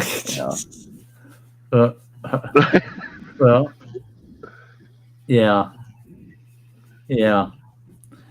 But here's the thing, too, now, guys. I'm going to pull Jem up here in just a minute. There, going. I want to get through most of this topic before I go general with everything. But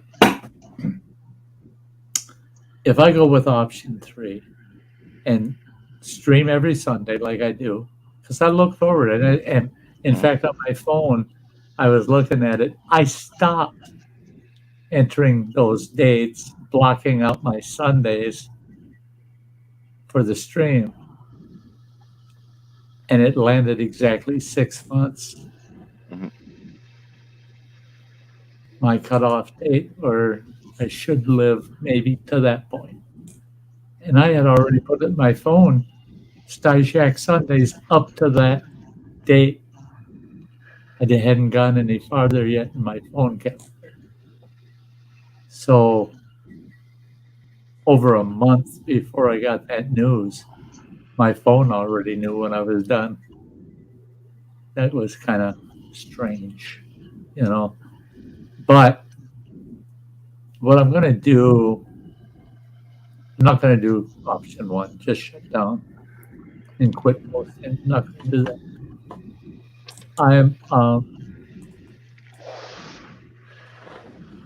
I'm looking more at 3, of course. And like Ann says, stream when you feel like it. I think I'll get a lot more streams done. I'll do a lot more. I can't do content outdoor shit. I can't. Yeah, this winter's going to be rough. I'm working on it, though. I got a guy that's working on it. He's got this young fella. He's 19 years old, wants to help me out. And I told Matt, this buddy of mine, now that comes and visits me, he's setting this shit up. And I said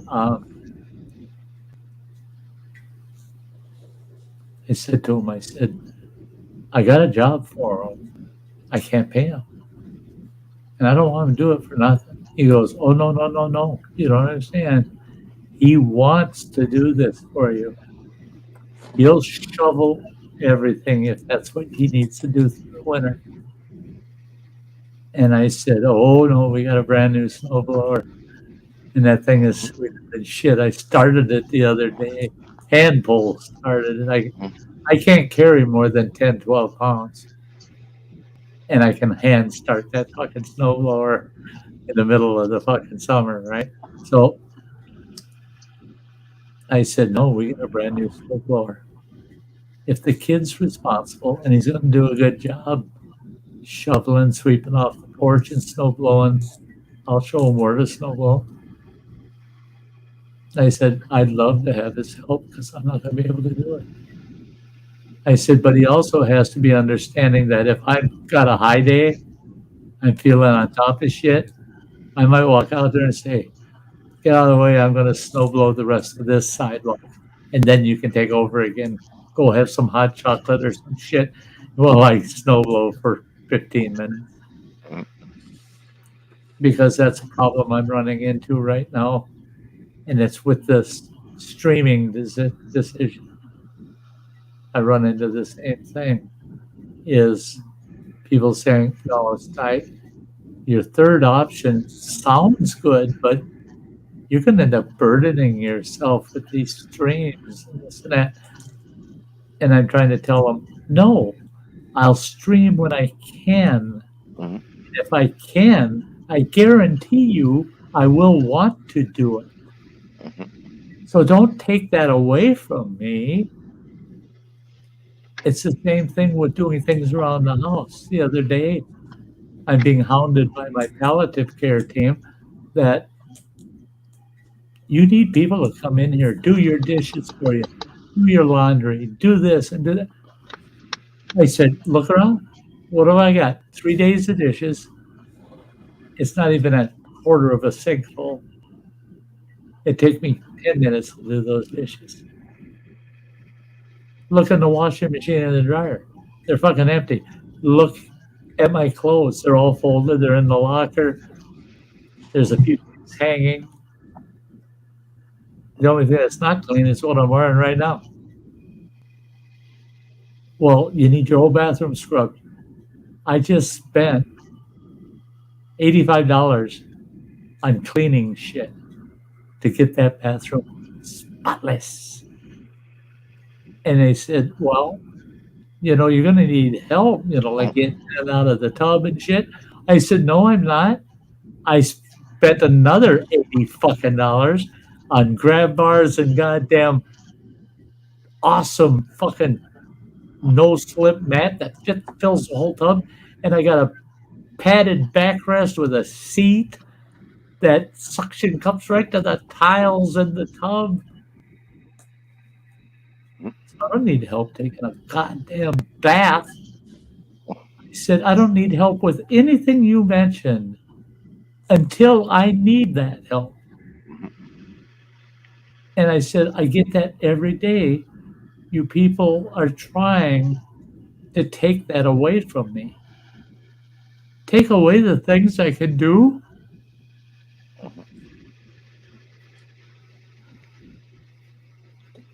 I told them.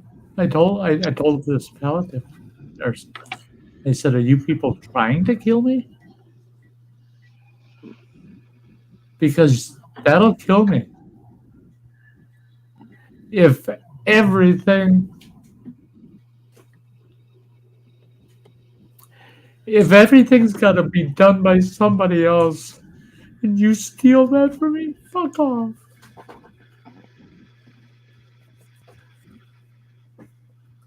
It might be a small thing to you, but it might take me 2 hours to do it. It'd take you 20 minutes to do it. You walk out of here, you can go jogging for 3 hours. I get done with it. I sit down, I'm in pain for 6, and I'm proud of myself for getting it done.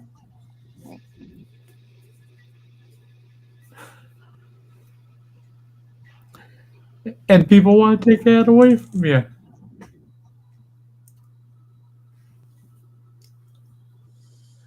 I'm sick of being mourned before I'm buried, before I'm in the box.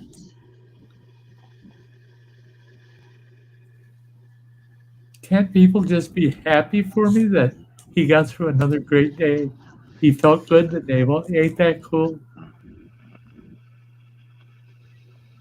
No, they got to say somebody needs to do this for you. Somebody needs to do that for you.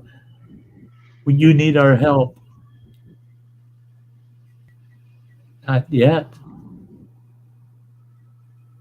In the meantime, leave me the fuck alone and let me live.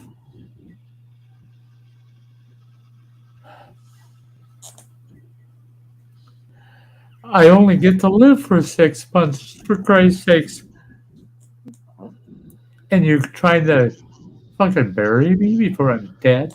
You want to mourn? You want to be sad around me all the time? And you wonder why I get on the panels and I get emotional.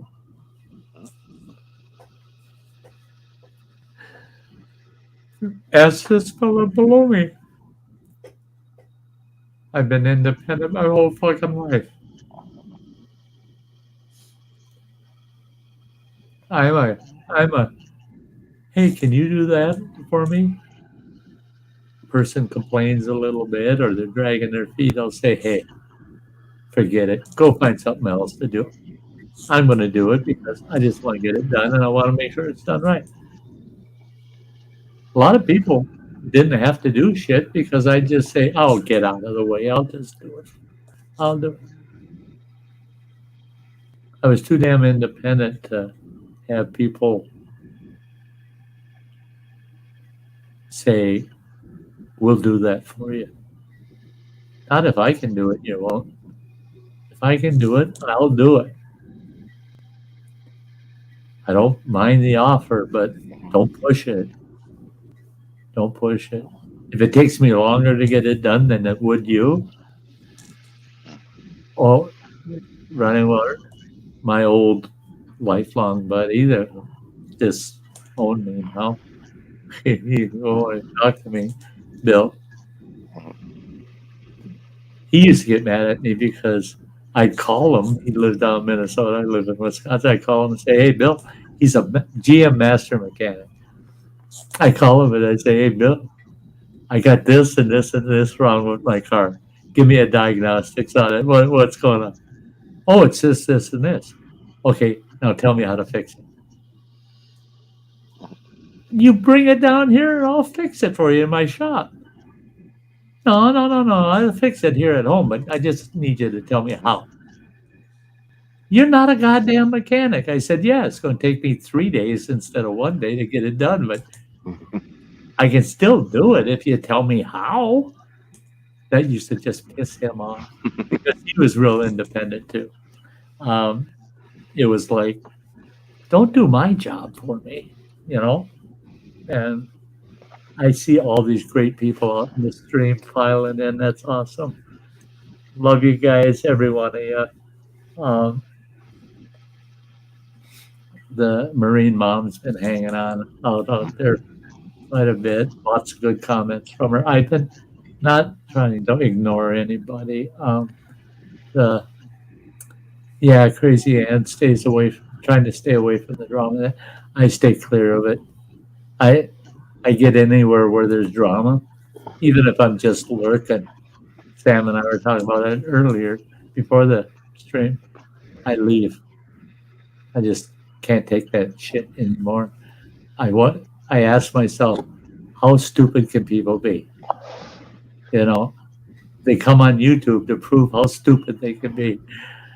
They're in there raising hell and carrying on like a bunch of animals, and they wonder why everybody's hating each other, and they created all the drama themselves.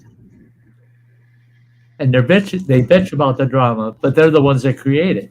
So Yeah. Well, I'm one of the ones where I see drama and it's like, oh, okay, here's some gasoline, and then I walk away. I've been doing Yo. I've been doing that under my other channel name. The channel that my channel only has one follower. That channel, one subscriber, me. Sty North is subscribed to that channel. That's not the only. And it has no content. But oh my God, do I get involved in content? That's the dark side of me. Yeah, play devil's advocate, and I troll, not verbally, in the chat in a sense, but I'm not lurking. I'm trolling. I'm looking for something on some of these channels, and I'm going to these bullshit bushcrafters. You know, they think they think they're cavemen or some shit. You know, and the worst part is they think they invented starting a fire with a flint and steel. And then they'll get on there and they'll say, oh, yeah, back in the primitive days, they were using flint and steel. They hadn't even fucking goddamn invented smelting iron yet. Well, so the closest they had is iron pyrite, if they're the right region to find it. Yeah. And that's it. It's so isolated and so rare. It still came down to click two rocks together. Mm-hmm. That was you get yourself some quartzite and some flint, and you got a fire. But these guys are acting like they invented it, and I go, well, how fucking old are you? But I'll jump in and drop comments like you said. They'll be in there debating something, and I'll run in there and dump 5 gallons of gas on it and run back the fuck out. And then I just sit back and watch it burn. And holy fuck, they start attacking each other. They either attack each other or one of the lemmings heads for the cliff. Oh shit. And they all follow them. And the next thing you know, they're going, I hate all of you. I hate all of you. Each one of them is saying, I hate all of you. And I'm sitting back laughing and going, then what are all of you doing, all 10 of you on one fucking panel? And yeah, all hate each other. I love it. Well, there you go. You know, for your option 3, those random videos that could be, Sty North wildfires. They'll spontaneously combust, any time of the week. You don't know when they're going to happen. Well, that's like... That's a little devil on your shoulder right down there. I do have to say that I've got three channels. One's just got 6 videos. They're music videos. If you like visual and sound together, they're pretty damn good. I think I had a good start in just developing the channel because it's a great genre, anything music or relaxing or it's upbeat and relaxing. It all depends on which videos you want to watch. So I like that channel. It's called Life Sounds, and then I created the Bad Bushcrafter. And I can be a really, really bad bushcrafter. Yeah. And I'm not afraid now. What can they do to me in the next 6 months if people find out Sty's the fucking bad bushcrafter. Let that run through the bushcrafting community. Yeah. Oh, watch out for that bad bushcrafter. That fucker will come in and throw gas on your fucking fire. Yeah, he's out there burning bridges because he don't have to go back. You know? Yeah. Yeah. You don't gotta cross. Don't have to rebuild them fuckers, right? Yeah. No, I want them to totally burn. You know, no plans to rebuild them fuckers. Yeah, and I have had a few, maybe I should say several, channels block me. You know, totally ban me. You know, block me off of their shit, and I take pride in that. I wish the hell you would get a plaque for doing that.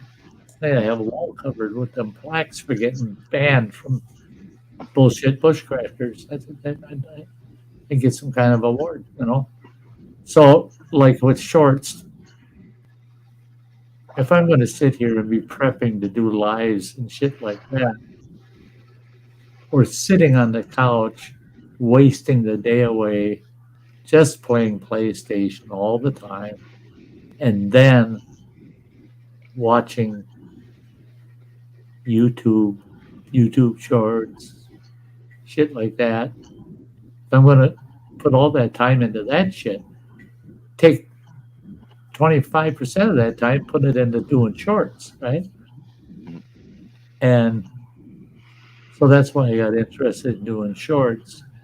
But then I kept telling myself, don't do them because you're going to attract people to the channel, of course, because you hashtag your channel, you know, to get them to come over.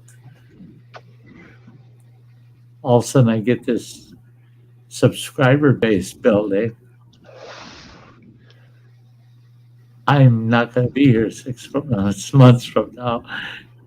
I get my channel all built up, and there ain't no host anymore. What the fuck? What the fuck? Why did I subscribe to that fucking channel? It just that's like the ultimate fuck you. yeah. It's like, yeah. Hey guys, goodbye. I'm gone. You know, and there he was, gone. Oh, Gemma.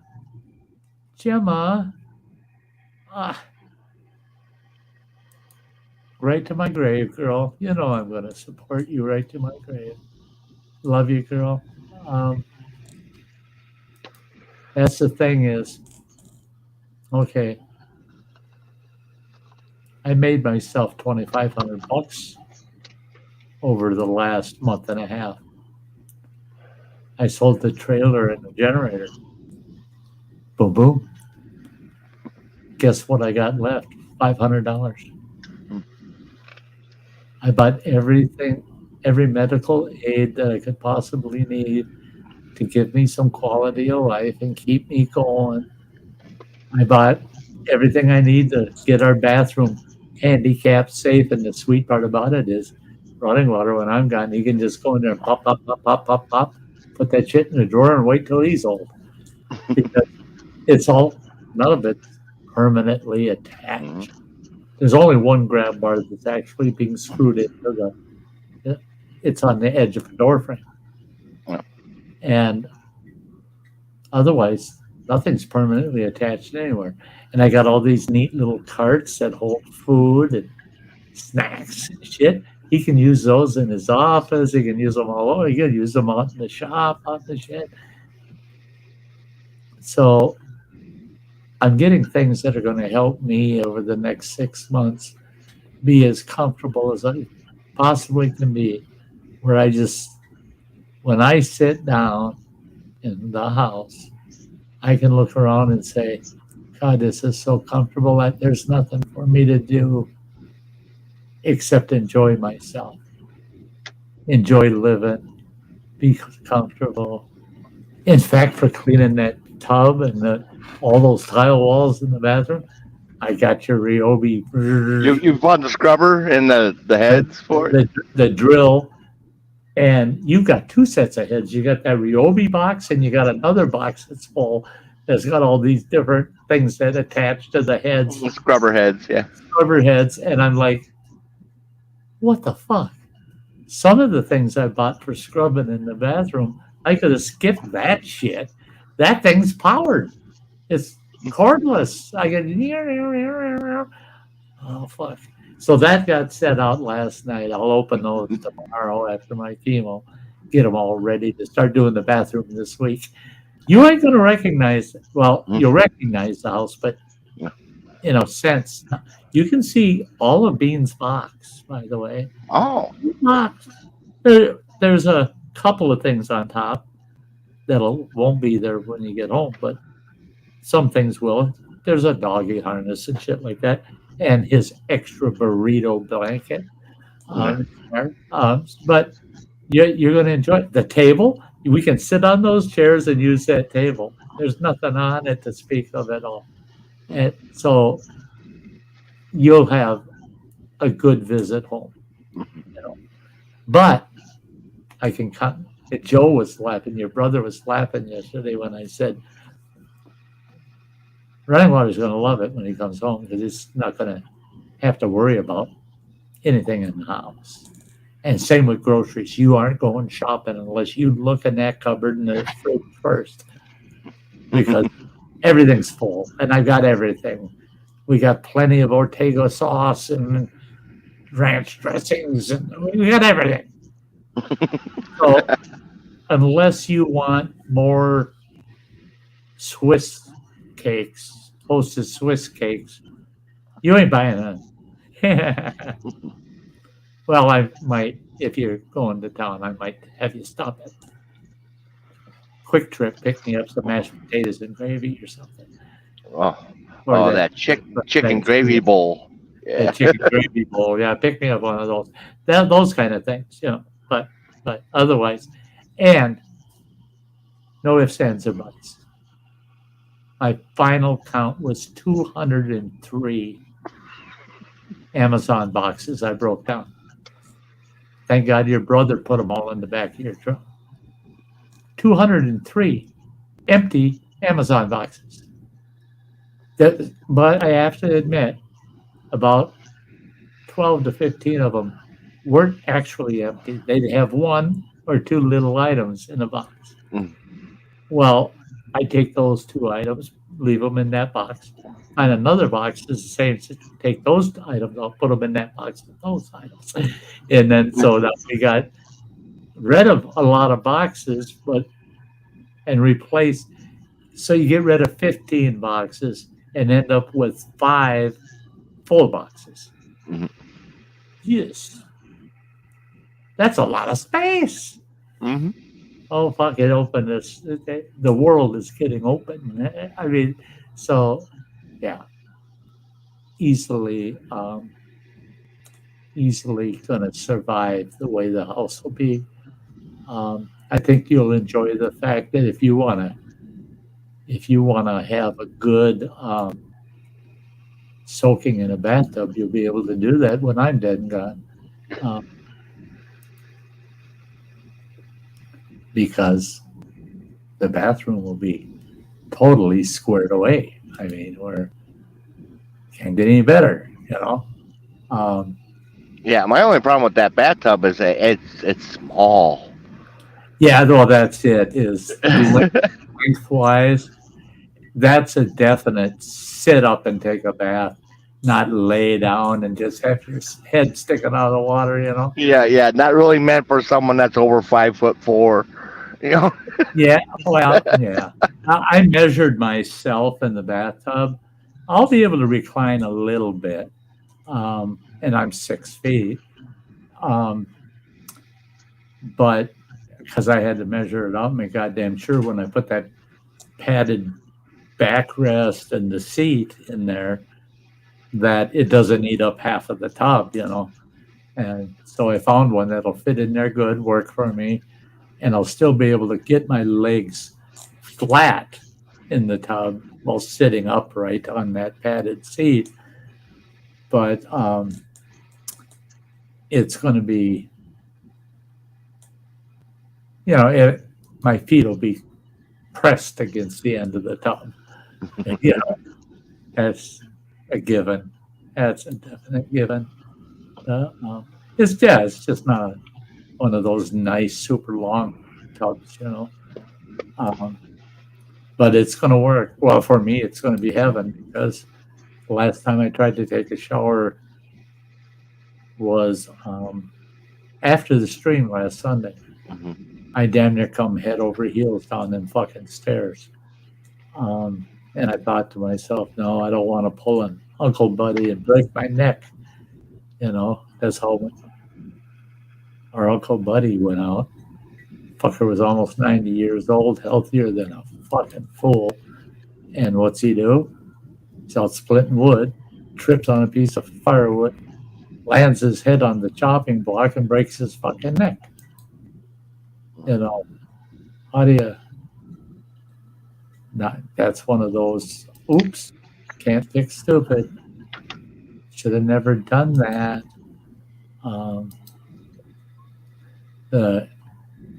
If it looks like I'm doing something weird here, I'm trying to send out a few invites that I had promised out. So I'm doing that on the sly on the side here. I think I got the ones that specifically requested covered. Try to get custom. Now we get to do the old cut and paste. I haven't figured out, I don't even know if it's possible, but I haven't figured out where you can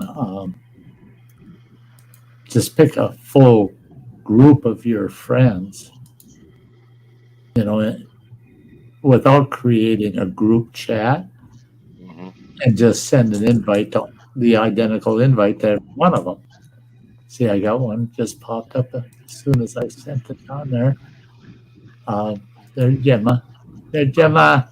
There she is. Hi, sweetie. Hey. Hey, everybody. It's good to see you, girl. Yeah, I'm trying to get all these invites. It's good to see you too.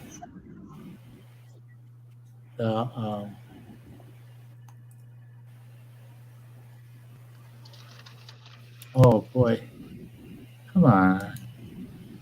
Me and technology.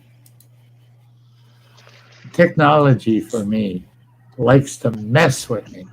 It lures me in, and everything always works good, and then it craps out. It's like, haha, you thought you were going to enjoy that, didn't you? Fuck off. There, I think I got that squared away. Hey, Marie Mom. Yeah. Now I can keep an eye on the chat. I got all the bad news out, guys. Just keep in mind, time is short. If you want to hang on to us getting together where I'm in the picture, you got 3 to 6 months. But don't ever bitch. I'll be watching you guys when I'm gone. I'll be keeping an eye on you. I don't want to hear any of you bitch say, yeah, I miss Sty. There was so much I would have liked to have heard him say this and that. Have you watched all 1,050 fucking uploads that I've got? Don't tell me you have, because I ain't going to believe you. Go look at my channel and you'll find shit you didn't watch. Guess what? There's Sty for you. There's your dose of Sty for you. I'm going to be around for quite a while after I'm gone, because come hell or high water, hell or running water, he'll make sure that the channel stays at least active so they don't take it down. And that's easy. You're only required once a year to do an active activity on your channel. So what you do is you copy a small video out of the video list. Save it on your hard drive. Go into YouTube, delete the original, repost the old one, the one that you downloaded. It's the exact same video, but repost it. That's all you have to do. That one thing, and the channel stays up for another year. YouTube won't even look at it and give a shit what's going on. And, Well, and I figured too could go through and grab little snippets for shorts and just post those periodically, and that's it. I'm giving the ownership of my channel to you, basically, and I don't want you to change my content, but I would love to see you take snippets and post them, even if it's on my channel, or post them on the channel you create. But if you want to go in and you want to take snippets and do shorts and shit, it's just like there is no way I can get all of the Sty story downloads and editing done. I'll show you in October and December where to find everything, to where I've gotten, because I got it structured into volumes and chapters. So that structure's all there. You just have to get the data from those videos in there. And then you can go voice to text, make hardcover books, or you can just go audiobook with that shit. And I hope you make $1 million, son. I mean, have at it. Have at it. I'd love to be up there looking down on you going, look at the rich man fucking with my shit. You know, I'd love it. I'd love it. And like I said, I'm going to be keeping an eye on all of you guys, man. If the hereafter is anything like they think it is, yeah, I'm going to be keeping an eye on all of you. And I had someone say to me, well, Sty, there's been 8 or 10 times in my life that I needed you. I needed to just have you there, you know? And now you're not going to be there. And I said, well, what kind of fucking friend are you? And they said, what do you mean? That's my problem. I don't want to lose you. I said, that's why I'm asking you, what kind of goddamn friend are you? Because you're not losing me. Haven't I become part of your life? Get real. You guys are in my heart and soul. You don't lose that shit.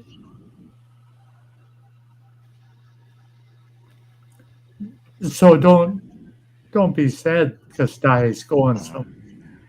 Sty's just moving out of town, that's all. I'll still be there. I'll still be there in you. And when you need me, just think about me. And you know me well enough. Ask me questions, talk to dead people. And it'll come to you. What would Sty have said? What would Sty have said to me if I asked him this question? You've known me long enough. You know how I'd respond. Come on, guys. Come on. Well, we got enough data, you know, and with AI advancements, we could make a artificial Sty. The minute you do that, they're going to outlaw AI. They're going to say, "Oh no!" If they're going to be duplicating that old part, no. Yeah, and that's how Skynet happens. You know? Yeah. Sty's sitting out there in the net, ready to push the button. Who are you waving at, girl? Marine Mom. Marine I gotta Mom. go make lunch and stuff, but I'll be back if you're still here. Okay, honey. I'll try and come back. Sam's if you're going to still us here, saying bye-bye. Yeah. My little Thank you, lifesaver. Sty. My Love little you. lifesaver. Yeah, I'll be You here. go take care of the family. Yeah. My extended well, family. Yeah, you call me anytime. I'll Yeah. be around. And if you have Love the you chance, guys. pop See you back later. up. Because I'm going to let it will. go probably 3-4 hours. We'll see. Okay. Cool. Yeah. When I All start right. getting real hungry, then I'll go make myself some dinner. Right. I But feel like I'm gonna pass out. I've been eating all day. you bet. So it's Oh, time you to get, food. and you better get your dinner going. All right. Get going, sweetie. Take care. Bye. Love you. Love you too. Guani says, Sty, I stayed away because I watched my dad die from cancer, and it hurt. Then to watch you, it's like living through that all over. Guani, I get it. I've got a very dear YouTube friend. I mean, we didn't do anything without being in touch with each other. We were so damn close and tight. And then once I announced way back in March of 2022, announced that I was diagnosed with cancer, but they were giving me 2 years at least to live. Immediately, I didn't hear from him. And I didn't, and I didn't, and I didn't. I'd go watch his live streams, and we talked about each other in each other's live streams all the time. Never mentioned me, never once. If somebody brought me up, he changed the topic. So I PM'd him and said, "What's going on, pal?" I had all my past friends ostracize me because of my ex-wife. Have you talked to her? And he goes, "I can't do it, Sty." He said, "I can't go through it anymore." He's lost 3 people in just, I think it's 2 years. Immediate family people. And he said, "I can't watch that happen." I told him, "Good for you. For fucking being honest with me. Instead of leaving me hanging, not knowing why, all of a sudden I don't hear from you. You're gone." And we talk to each other at least every other day, all week long, every week. And he disappeared. But he disappeared for a good reason. He couldn't cope. He can't cope with anybody else in his life passing away. It's too much. He's had too many in such a short period of time. And one of them was a very, very tragic passing. So I understood right away. I told him, "I get it, pal. I get it. I don't feel bad at all that you're staying away, that you don't want to let the friendship move on because this is the end of it." I said, but yet, through his own admittance, he said, "But I got all those memories." He says, "That helps." Yeah, totally. I get it. I get it. If you cannot cope with me passing away, don't suffer. Don't suffer. Don't hurt yourself over it. If you need to separate yourself from it to keep yourself happy, do it. Do it. Hey, Blake Hurst. Awesome. Great to see you, Blake. Oh, dang it. This is where I'm gonna disagree with some people with regards to not being here for you, because I've been through losing relatives to cancer since I've been on YouTube. I've lost my aunt, and I've lost 2 aunts, and I've lost one friend to cancer. And you need to be there for them. It's not about how you feel necessarily. I know this sounds selfish, and I know a lot of people will be not very happy with me about this, but you have to be there for the person that's going through it, because they need you more than how it affects you. It's not about person. It's about I have to say, Gemma, and think about this. All right. If you have somebody that it hurts them right to the soul to be there with that person passing, to be there for them during that process because they've had so much tragedy in their life in such a small period of time. 3 people dying, 1 very tragic. I mean, I don't even know if I could have psychologically lived with the 1 passing he had to deal with. But if they're forcing themselves to be there for you, I guarantee you, I feel that. I've got a few people that are forcing themselves to be there for me. And I can feel it. I can just feel it in their whole persona. It's not them. That's not them. That's not the way they are. They're suffering, man. They can't handle that I'm dying. I can tell they can't handle it, but they're insisting on being there for me. And they're making themselves, their lives miserable through the process. Yeah, I understand And that. in that, they depress me. It depresses me. I feel so bad for them having to go through that both of us are suffering now. But when they're honest with me and say, "Hey, Sty, I love you to that, I love you right to the grave, but I can't. I can keep track of you, but I can't interact with you because I'll get too emotional. I'll get depressed for a week just for talking to you for an hour. It screws my whole life up because it hurts too much." So I think it goes both ways. You have to really decide, can I be a true help to that person by being positive for them and lift them up and help them like you were with your auntie and that? And or am I causing more damage than I am good? Am I making them depressed or sad because they can tell I am so badly depressed and sad over losing? Maybe I need to back off. It's not be so helpful.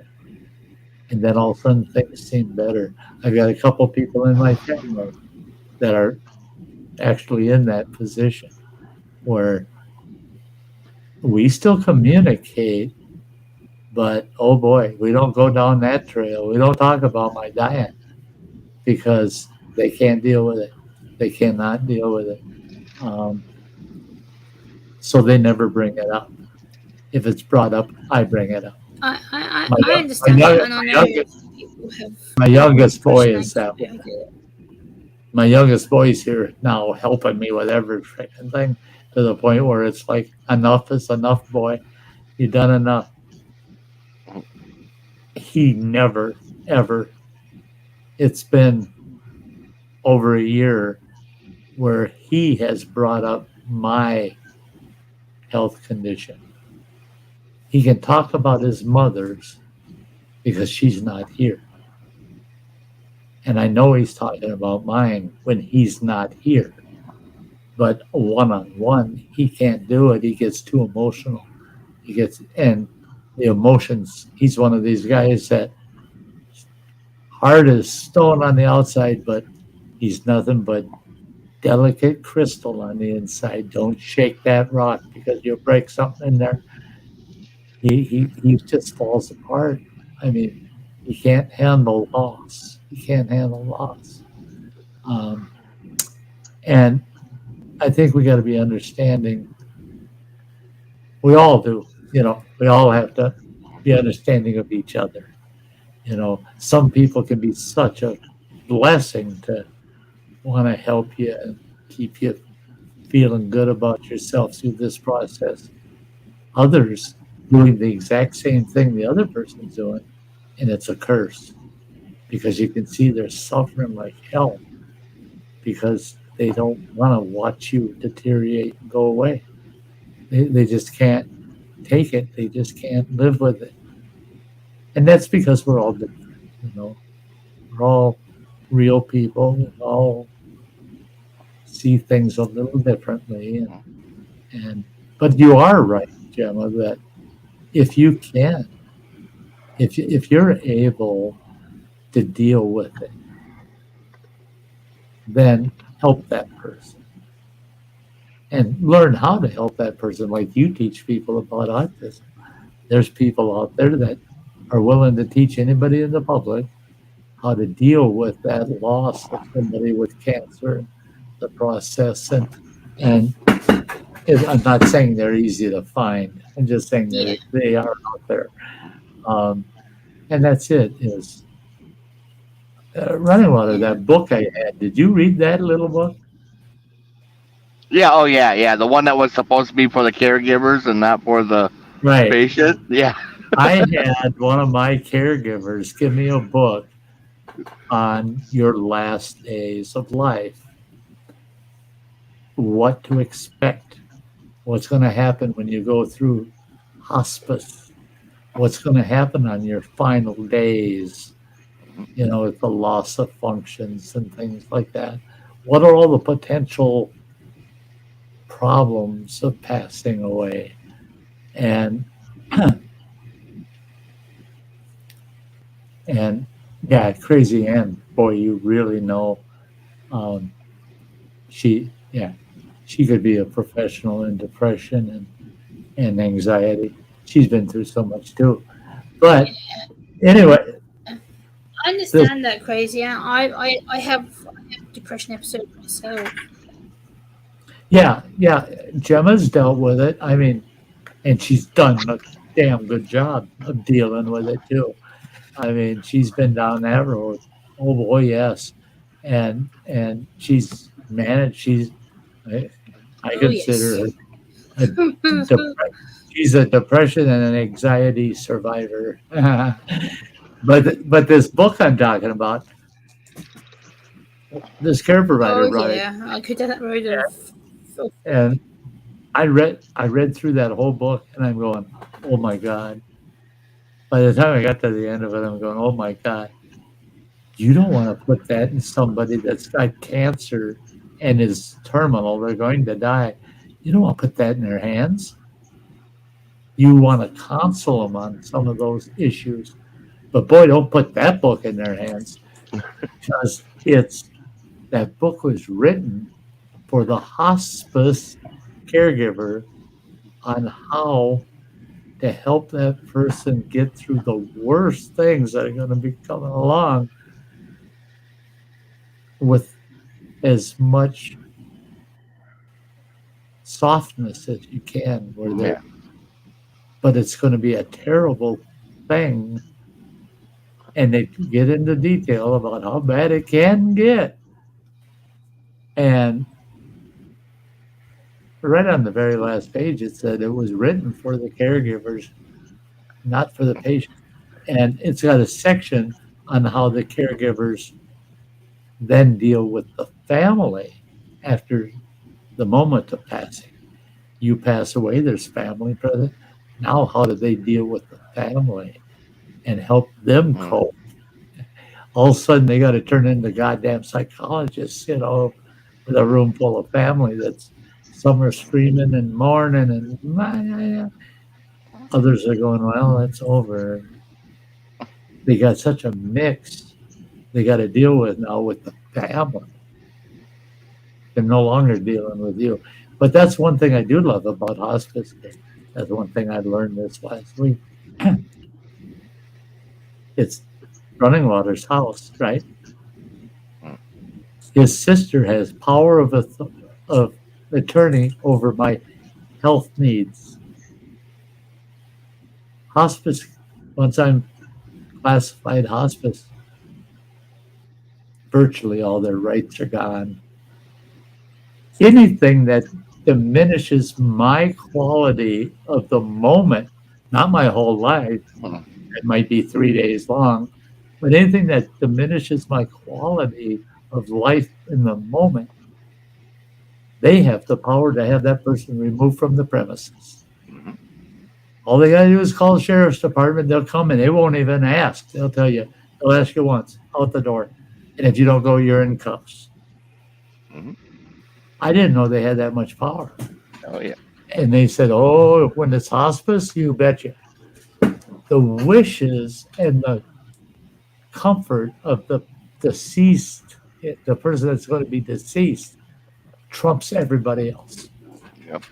Like the one gal said, Jesus could walk in a room, and if Jesus said, "Oh, Sty, just bite the bullet and get up," well, you gonna come do a miracle? No, just get your ass out of bed. And you get sad. Jesus is making me get out of bed, and it hurts so much, and he's not gonna cure me. Hospice is gonna be all over his ass and tell him you got to get out, and if you don't, sheriff's on his way. And I go, what? She said, oh, yeah, we'll throw Jesus out too. But if he comes in and he's positive to you and he lifts you up and makes you comfortable, we want him there. You know? She said, no, it's just anything that's going to negatively impact you as you're going out. We won't allow it in the room. It's not even going to be allowed in the room. I said, do you realize how comforting that is to know that I don't have to deal with it? If somebody wants to show up and be argumentative or something, I don't have to deal with it. My hospice team will. They'll say, hey, if you don't have things that'll help him feel better Hey, today, Peppers. don't say it. Hey, Peppers. Well, and see, I got to see that, the family interactions when what's that at the nursing home. The nursing home, yeah. See it all the time. And some of that, some of the interaction stuff, the negative stuff where they're kicking family out is, it's like, yeah, they had the patient, drugged up into that twilight, Right. where they're just comfortable, they're just floating on clouds, muscle relaxers and pain meds, and the family's like, but we need him lucid so we can talk to him and say goodbye. And it's like, well, no, because even if we take him off his pain meds, he's going to be in so much pain, he's not going to be lucid. Right. And like, you need to go. Yeah. It's like, you need to just go. You're going to make it worse, know. And or you get family members that decide they're going to have an argument between themselves about your undone affairs. That person should be able to pass away thinking everything's done. Everything's okay. Yeah. They're done. Everything's okay. Don't worry. Everything's covered. Even if it's not. Even if you got to lie to them. You need them to pass thinking, all right, I can go. Without feeling I left shit undone. But if two family members start arguing about, well, he should have this and should have that for me and not you, and this, get them the fuck out of there, because it doesn't matter how sedated they got them unless they're actually out. They can still comprehend. They can hear and comprehend, and they can understand what's going on in the room. And like one of my hospice workers said, we know we've had people removed from the room while the person was passing away, because the minute that person walked in the room, the patient realized they were in the room, their blood pressure went through the roof, their heart rate went way the fuck up. And she said instantly, come here, sir, you're going to have to leave. Their blood pressure drops down, their heart rate drops. They said they can see the physical actual reaction to someone they don't want in the room. And she said, we're trained to monitor that person's reaction so that they don't get those bad vibes from people coming in. And I like that. I like knowing that. Mm-hmm. You think about it, turn the clock back 50 years, which isn't that goddamn far back anymore. You're talking, the 1970s. Anything before that. There are family battles right over his goddamn deathbed. And the old guy's just trying to die peacefully. And he's got 6 people fucking screaming and hollering right over his deathbed. That's the way it used to be. Or they take it out of the room because he's dying at home and the walls are thin as paper. And they're screaming and hollering at each other in the dining room, and the guy's right off the hallway in the bedroom hearing every fucking thing they're saying. And he's dying miserable, and they're thinking his family all hate each other. They're all pissed at him. But it wasn't that way before he got ill. All of a sudden, it's that way here when he is dying, when all he wanted was one of them to come in and maybe put a hand on his shoulder or hold his hand. Oh, fuck no. Let's scream and holler about why the fuck we're having spaghetti tonight. I asked for lasagna. Yeah. If he wasn't dying, he'd agree with me. We're having lasagna. Okay, bring the dead guy into it, right?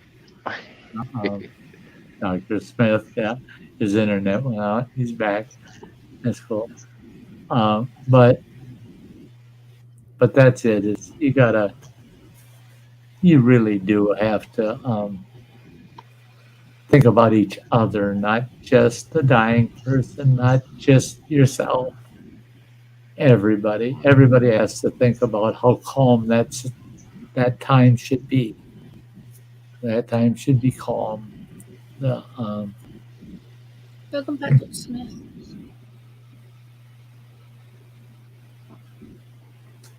Yeah,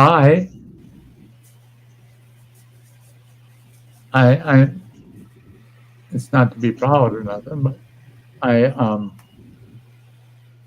guess I'm more surprised that it's more difficult. It definitely is more difficult coping with this new prognosis that I only got 3 to 6 months. 3 months ain't long, guys. If it happens in 3, son of a bitch, it ain't long. It ain't long. 6 months ain't long. It sounds long when you're healthy. Oh, we got 6 months. But when that 6 months is really the end of everything, that seems awful short. And so I think it's natural. I spend my days, whatever I'm doing, working in the house here. I love the progress. I'm just having fun. And doing the things I want to do really helps. And it's not being interfered with on the new prognosis. But it's always there. I'm still trying to, trying to figure it out, trying to cope, I guess, with it, trying to cope with it. Because I got that realization just how quick that time goes.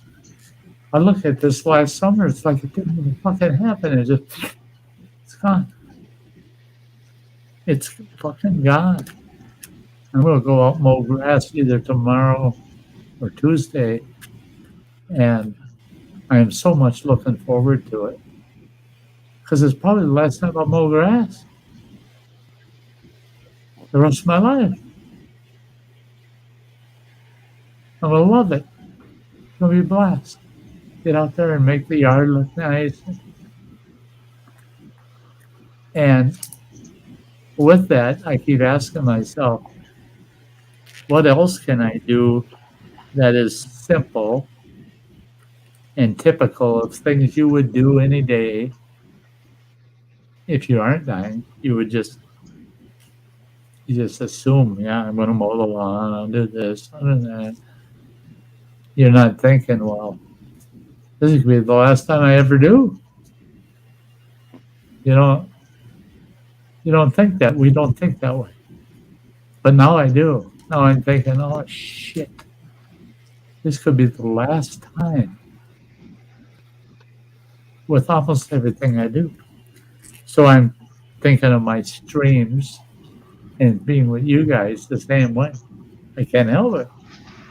And so that makes the coping a little harder, knowing that I don't have a lot of time with you guys.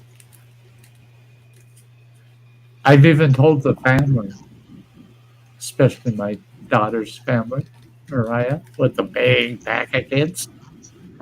And she's so understanding about it. She's being so understanding. I told her, I said, I want to see all of you. I want to see y'all. But I want to see all of you all the time. Because the world is made up of a lot of people other than you and your family. I got Running Water and his family. I've got my youngest son, he had no kids.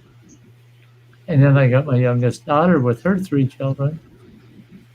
So everybody that does have kids, except for Running Water, the other 2, which make up for 18 of the kids they have between them. I believe it's 18. It's something like that anyway.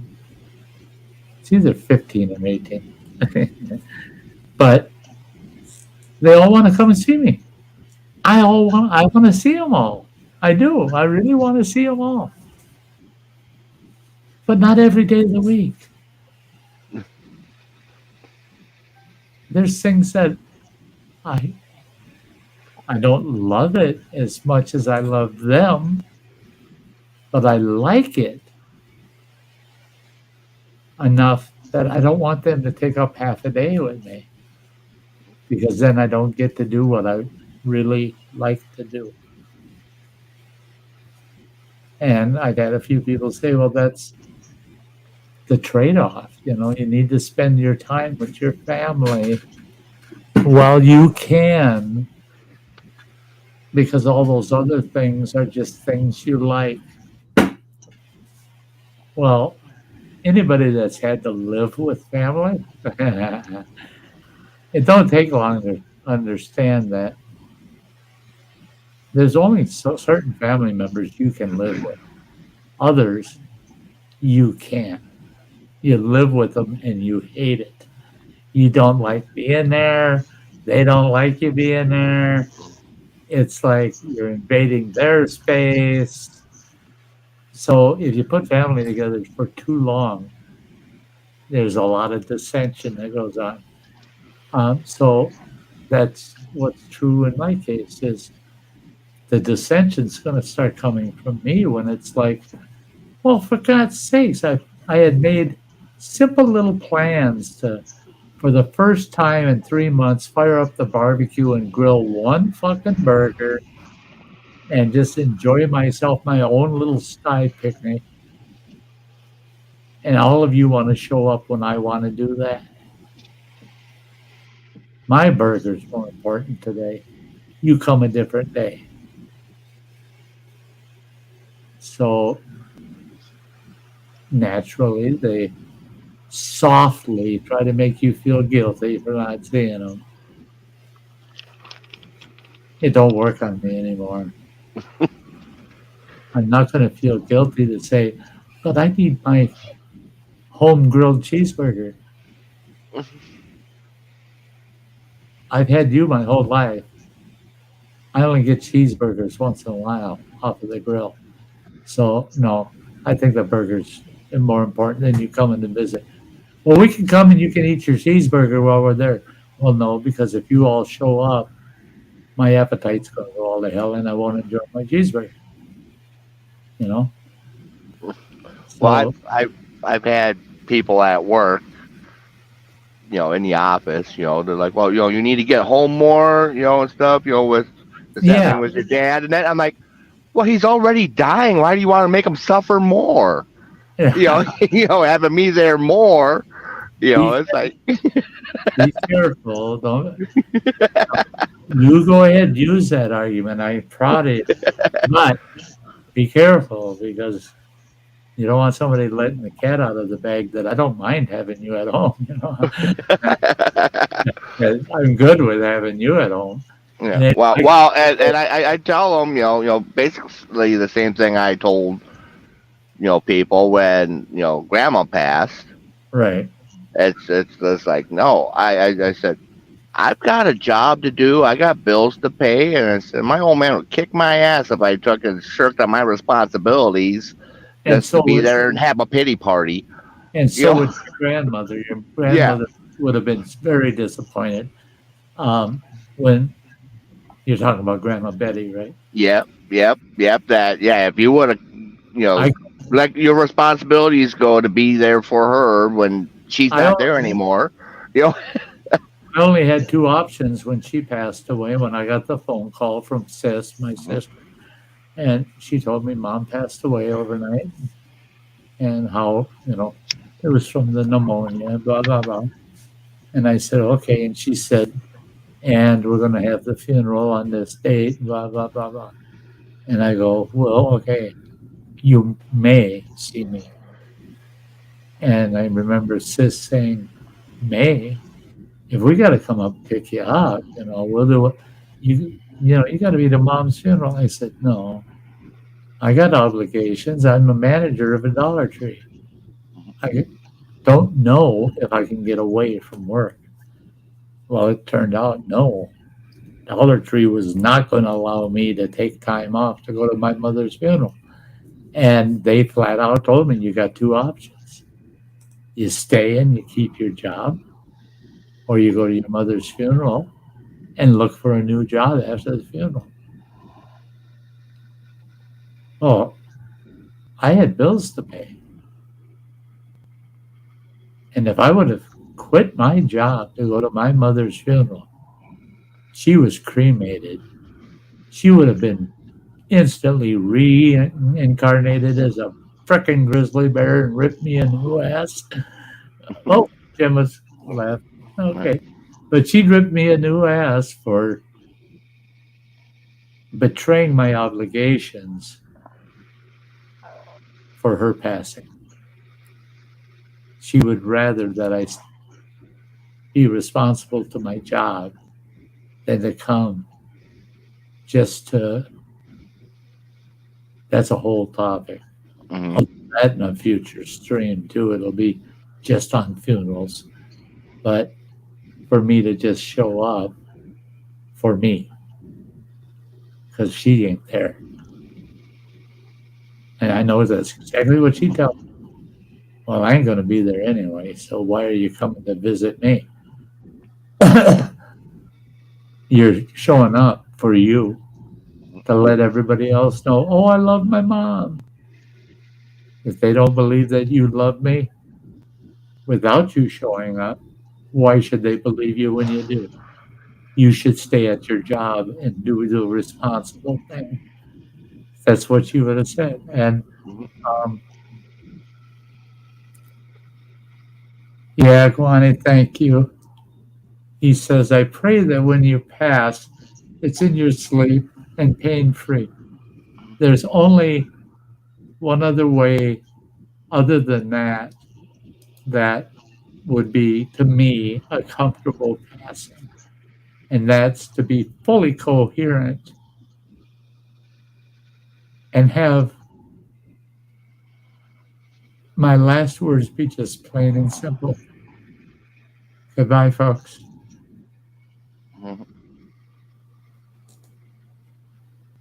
Whoever's in the room gets to hear that.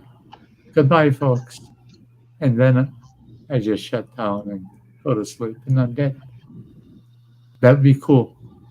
So would passing in my sleep. The because my goofy phone. You goofballs, that's tomorrow. Oh, yeah. Notification on my phone that I have an appointment tomorrow. Chemotherapy. It's tomorrow. I usually have that set about 6 o'clock in the morning Mhm. to notify me, yeah, I got to get the fuck out of my chemo by 8.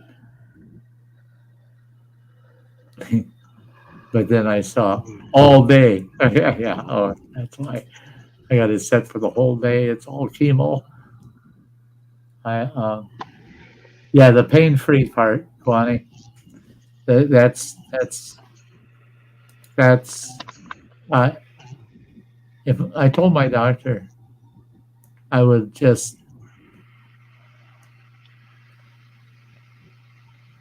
when I do pass away, and he gets the details. He gets to see the whole affair, what did hospice do, every step they take. And he said that he's even it all depends on his schedule and things, but he said that he can, because now he's got a secondary doctor who works under him. He can shift all his patients to that doctor for a day if he needs to. But he said, if I can, he says, I would, if you wouldn't mind, he said, I wouldn't mind being bedside. Well, sure. Fuck, he's taken care of all my cancer shit for 2 years. And he's been good. He's done everything he could. Yeah, he can be there when I finally stop. But he told me, he said,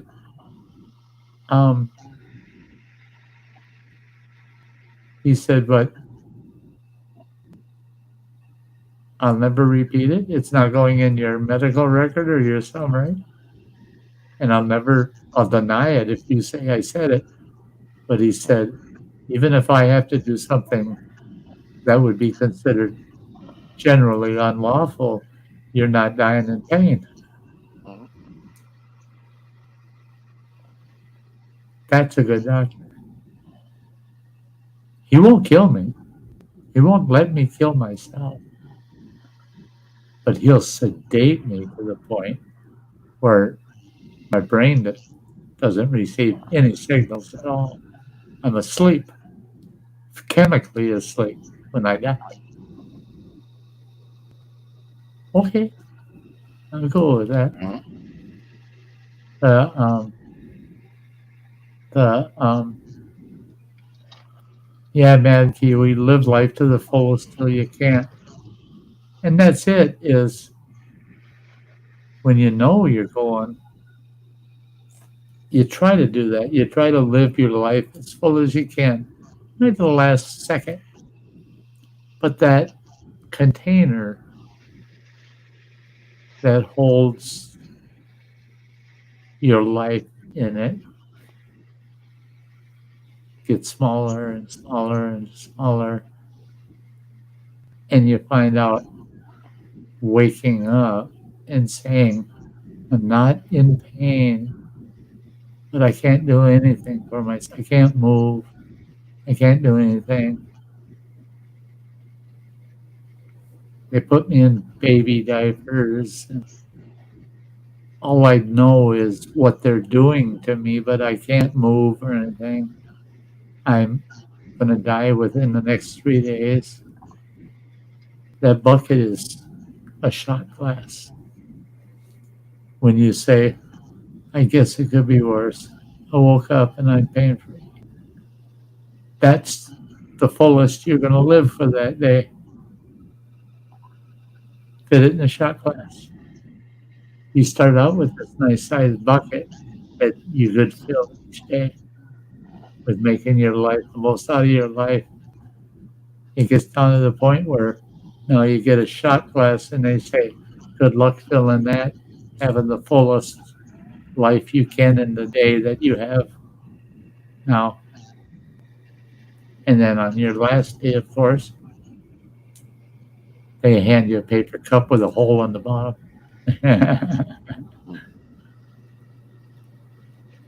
Hey, Grammy, Native Coots is here.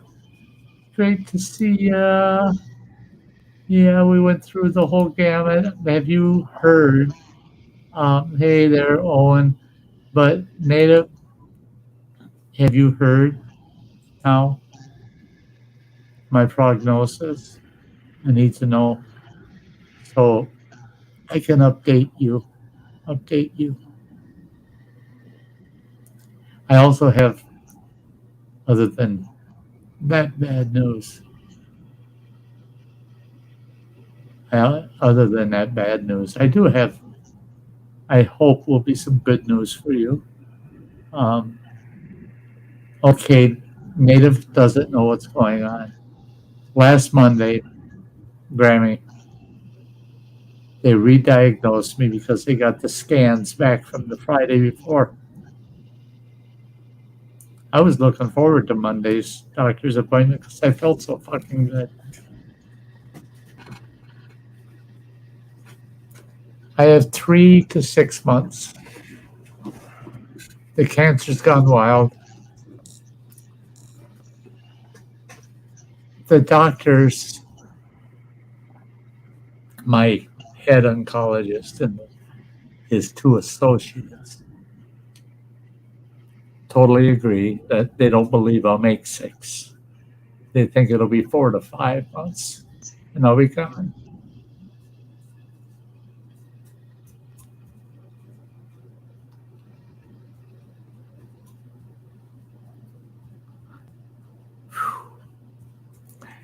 And I just spent the last 3 weeks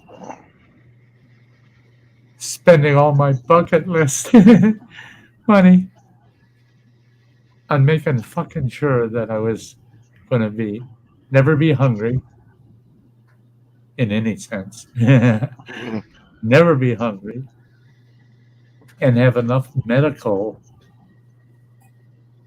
devices and need items to keep me as comfortable as possible, to get me through not till this Christmas, but till the next one.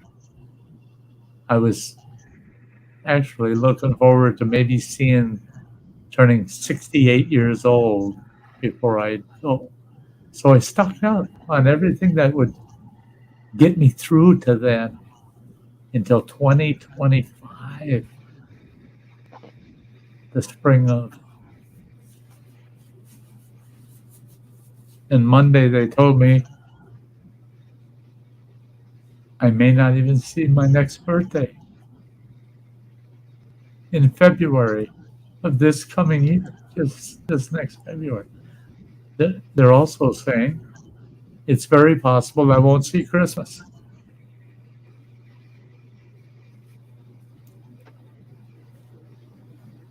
So I got to beat them. I got to beat that prognosis. I want to do Christmas. I want to see my birthday in February of 2024, or 2024. Mm-hmm. I want to see Easter of 2024. I don't even know. That's April something, isn't it? Better be. I don't know. It better be in I April. think so. Oh, it's March or April. But talking to my daughter, I think it's April because she said, I've got 3 great grandbabies that are on their way to be born. 2 will be born in March, 1 in April. So I got to make it till the 3rd one's born. I want to see those 3 before I go. So I got a hell of a battle, a hell of a fight on my hands to be just in good enough condition to see my 3 new great grandbabies. And I keep telling people I can't do it alone. And people that really know me know that I don't like people doing things for me. I'll allow them to do things so that they don't get pissed off at me. But I don't like it. I don't like people having to do things for me. And with that, the hardest part is asking someone to do something for me. If you don't want people to do things for you,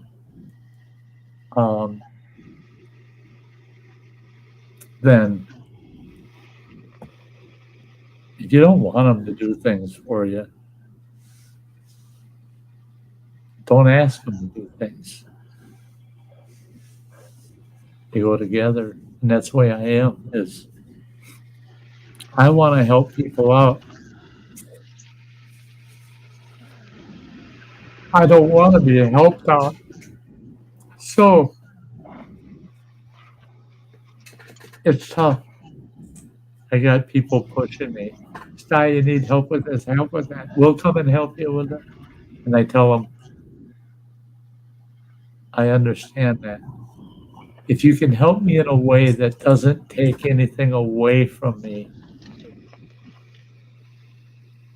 I'll graciously and humbly accept it. But if you're going to do it's like mowing the lawn. I sit in a goddamn recliner and play PlayStation. I get excited sometimes. I'm just jumping around. It's like riding a lawnmower. And then we got to ride a lawnmower. So I can mow the lawn, right? Just pretend I'm playing PlayStation. In fact, I got a lawn mowing simulator on my PlayStation. So I just go out in the yard and simulate there. I get the fresh air. And yes, I'm tired when I'm done because you're actually physically manipulating the mower for almost an hour and a half. And I come in the house and I'm tired. I sit down. Everything took me a little bit longer than a healthy person. But I sit there and I get a smile on my face. I go, I got the fucking yard mowed, man. I mowed the whole goddamn yard. Yes. They want me to have someone come and do it for me. All the medical people and friends and you need somebody. I had somebody the other day at Running Water. I'll get a giggle out of this. Running Water should be hiring somebody to do all that fucking outdoor shit for you. I started laughing at him. I said, ask him if I've asked him to do that. If I can't get it done and it's going to look like shit, I will let Running Water know we got to find somebody to help us out here. You know? Mm-hmm. And I just through word of mouth, think I got that one button down for the winter. I think I got this 19-year-old young man that said he'll come every time. He says if it snows over 2 inches, if we get 2 inches of snow, he'll snow blow and shovel. But if it's less than 2 inches, he'll wait till it snows again. I said, well, the porch and the steps, he goes, oh, no, I'd just stop and just do the porch and steps, access to the house kind of things. I'm talking about the whole snow blowing thing, You want more than 2 inches of snow, you want 2 inches or more to actually make fire up the snow blower and spend $10 worth of gas to just blow a little bit of powder out of the way. I said, now you're thinking like I do. I said, it's sounding good. So we got to take a look as winter comes on that it'll all work out for him. He does have a job, and he But he said with his job and the hours he gets off, he'd probably do it in the evening, like 5 o'clock in the evening, to do all the snow. Well, it takes an hour and a half. He's out of here by 6:30. Sun starts to set around then. So yeah, that works. Yeah. Well, and that blower has headlights if needed. Yeah, no shit. I mean, couldn't pick a better. Well, there are bigger. I don't know that they're better, but as far as I'm concerned, couldn't pick a better snowblower. I mean, that fucking thing's sweet. I love it. Same with that little hand push mower I bought. Paid $180 for it, and that fucker's so easy to use. And now that I'm kind of mastered its behavior, one pull start every time. I've never had to pull that fucker twice once I got it figured out what it needs. For one pull, it's running. Smooth as a valve. Mows like a son of a bitch. Little push mower. It's great for doing those tight little areas you can't get the rider in. And plus we got all the fucking yard tools, electric chainsaws and the weed whip and everything, that all cordless.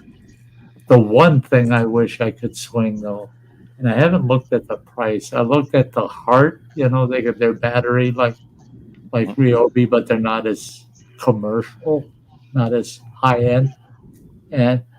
But the Hearts are like $159, and Joe thought that the Ryobis were like $189, and that's the home vacuum cleaner, the tall, narrow one.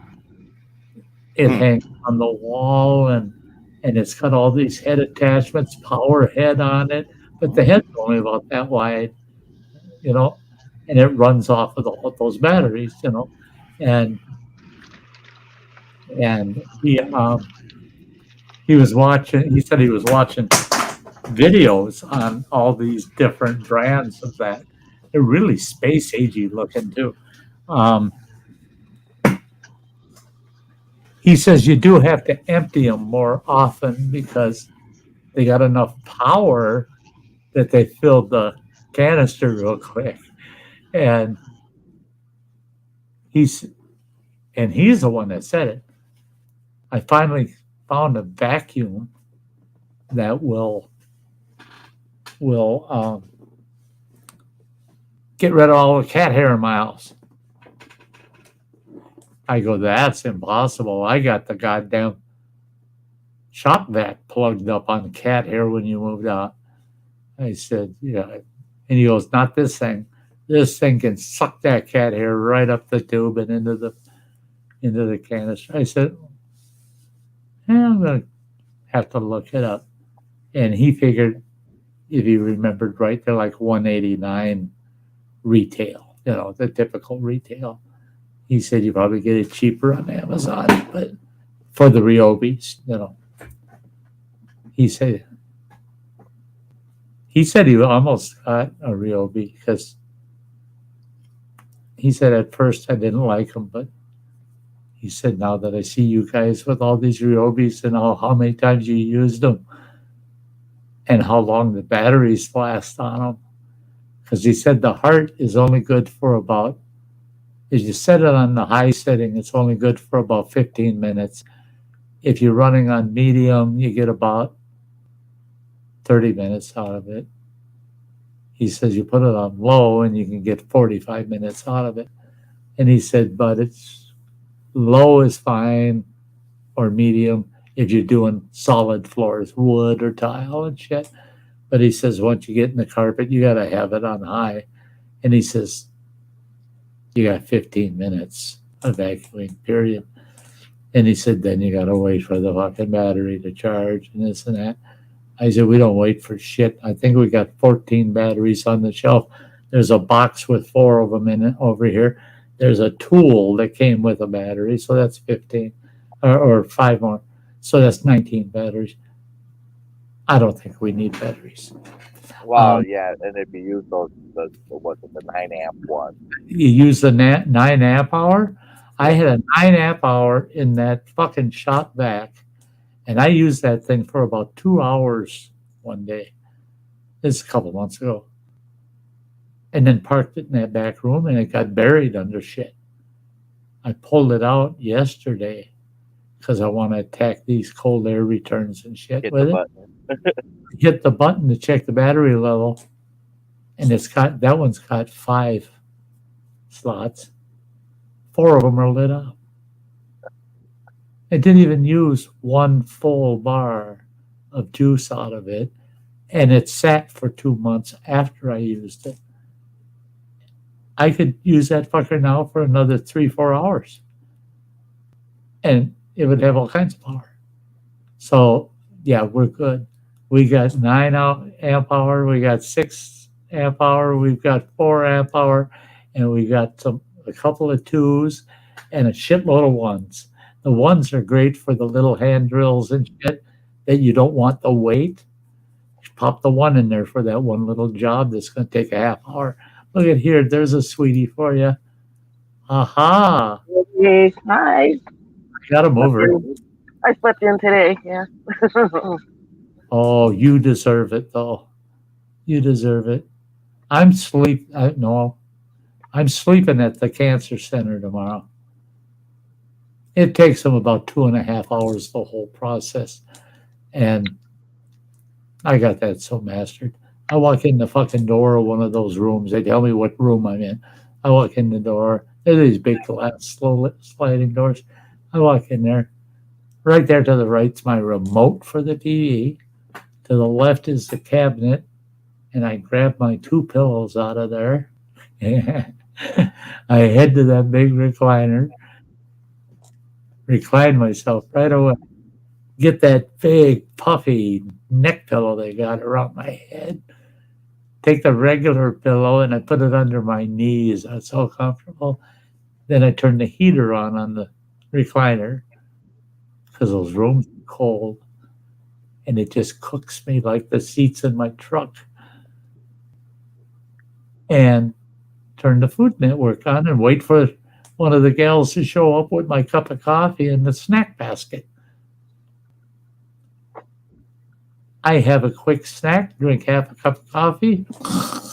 I'm just sleeping through the rest of the chemo session. This last one, they actually hooked me up, hooked all the lines up, and I slipped through all of it. They said, you never did wake up while we were getting you hooked up. And I reached over and felt my port, and I go, oh, shit. Because there's a big dressing kind of thing they use to hold the needle in place that goes in your port. And I reached over, I felt that, and I go, oh, you guys already accessed the port. They said you wouldn't wake up. So we thought, this will wake them up. He said, no, you didn't even flinch. You just stuck the needle in it. And she said, and guess what? You slept for almost a full 2 hours. You're just about 10 minutes short of 2 hours. I said, oh my God, that means my coffee went cold. They ran off, got me one. They ran off, got me one to go. You know? And all the snacks I got, my goddamn house now, in this house, all this different assorted snacks. It's insane. And the quantity. Did you eat the nougat doo-doo beans? Or are those still there? No, you still got a bunch. Okay. I was wondering if I'm going to have to order anymore.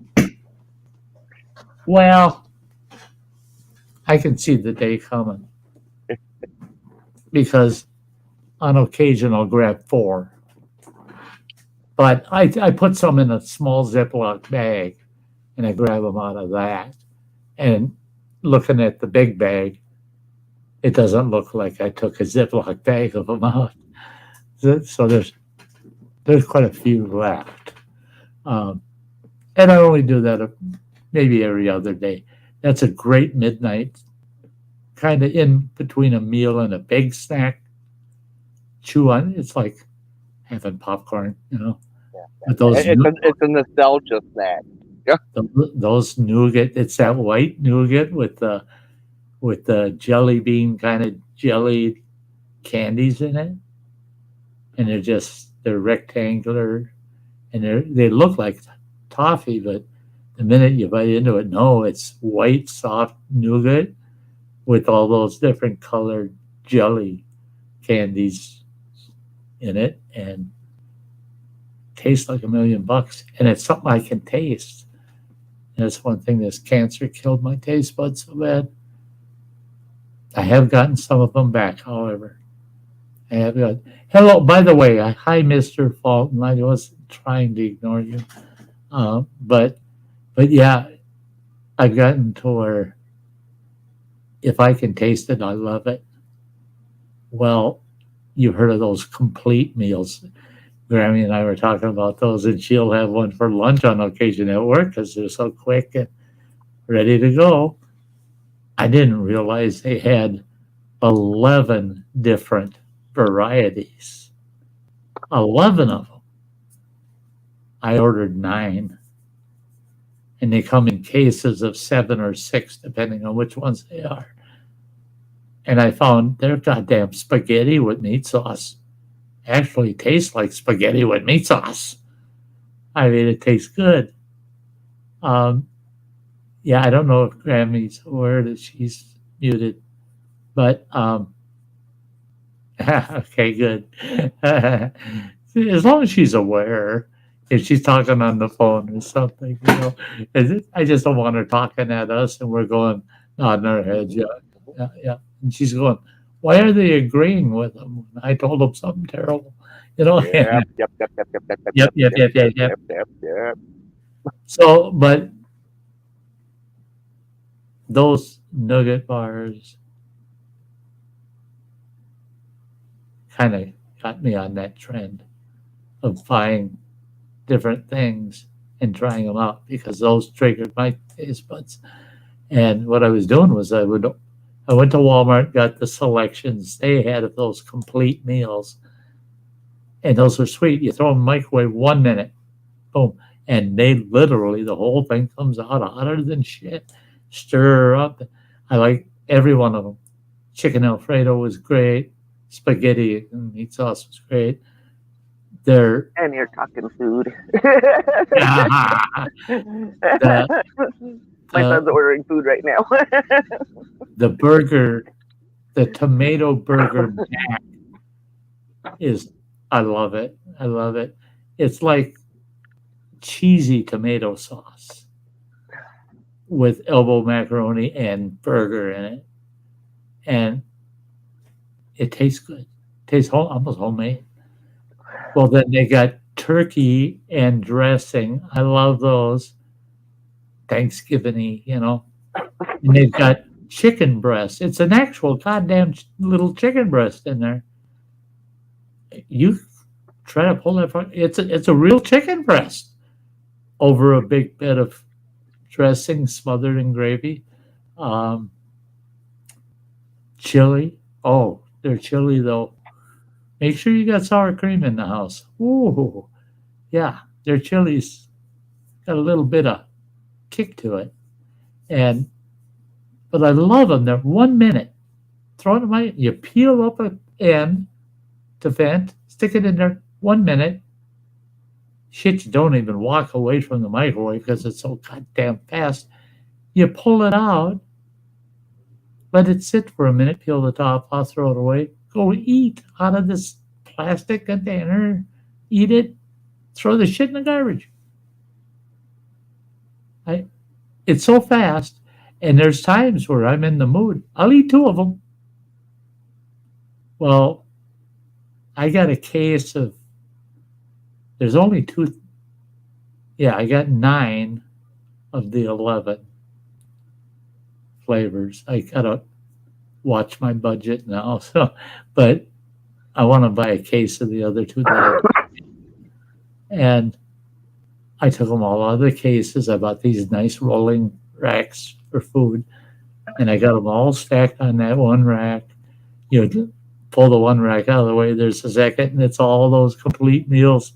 And you got to stand there and go, oh, shit, I got to make a choice. Look at it, I got 9 selections. And I've got extra case of the spaghetti and meat sauce. And I think the other extra case is of the chili. Otherwise, they're all ready. All the rest of them are right there, grab and go. Love it, love it. And I get a bug up my ass and I feel real hungry. I could do that tonight, but I'm thinking, I'm going to have liverwurst sandwiches tonight, I think. But I am craving liverwurst for some reason. But I'll take 2 of them, microwave one, pull it out. It's got to sit for a minute. Well, I pull it out. The second one, I already got to peel back, throw that in, hit it for a minute. When the second one is done, I got the top peeled off of the other one, and I'm going to the trash, throw that away, grab my fork. The beeper goes off. It's been a minute. I carry 2 in the living room, sit down, watch TV, and I eat 2 of them. Well, there's over 500 calories when I eat 2 of them. Yeah, they're 200 some calories a piece. Yeah, Some those of are pretty good. I like those. Yeah, some of Or if them you're in a 380. and if you're in a real hurry, we got 2 microwaves. So, Oh, I could double up the microwave. Cross room. A minute would be just enough to be able to interchange back and forth between 2 and keep them cooking. And I kind of your nephew Tevin, my grandson, and his wife Amanda, and their little boy Josiah are coming up next weekend. Next Friday, I believe it is. No, they're coming up on Saturday. Saturday, I believe. Take care, And Joe. I told him, "Hey, Joe. Yeah, it's good to see you, buddy. I understand. But those 3 are coming. Well, if they can't afford to come up here, they'll still come up here. But damn well they can't afford a damn room. So that means they're going to borrow it from your sister, from their mother, or one of the other kids, one of the other my grandkids. They'll borrow the money, and then they probably won't pay it back, and blah blah blah blah. Well, we got the king, the master bedroom with the big queen bed in it, and I'm not telling them till they get here. But I know they're going to say, well, we better go because we got to get a room. And I'll just tell them, just stay in one night. Go up there, sleep. I got enough fucking food here to feed an army. Just goddamn go to bed here. Save that $200. It's gotten to the point where all of the cheapest you can get in Ashland is $165, and it's these strip motels we got that are crackhead havens, $165 a night. well, And that's what I was planning with Allie. put her upstairs. Put her upstairs instead of Yes. her getting a room. Yes, it's not fancy in my room, but it's a place to sleep. Yeah, well, that's all the time going to be up there sleeping. Right, and it's comfortable. The bed is comfortable. I mean, you can't beat the bed, and so yeah. Oh, Joe, yeah. Fighting with this for 8 years. I'm tired. I've been fighting this cancer for 2 now, and I'm beat. Yeah. When they told me, Sty, you only got 3 to 6 months, and we don't think you'll make 6. I actually told the doctor, well, there's been 3 times in this two-year journey where I didn't think I was going to make it another fucking day. You're going to beat that prognosis. You get that damn tired of fighting it. And that's, my doctor said, this last chemo I'm on, there's nothing stronger than this approved for use in the U.S. That's why it's my final option. This shit will burn holes through arteries and veins. They got to have 2 nurses present every second that you're getting it. Within 20 minutes of the administration of it, there's a 60 to 75% chance of you soiling yourself, shitting your pants. Severe diarrhea caused by it. Severe. For example, Imodium is to stop diarrhea. Imodium prescription, what an adult should take at the maximum is 2 of those, and 1 for every incident of diarrhea after that, but no more than 4 in a day.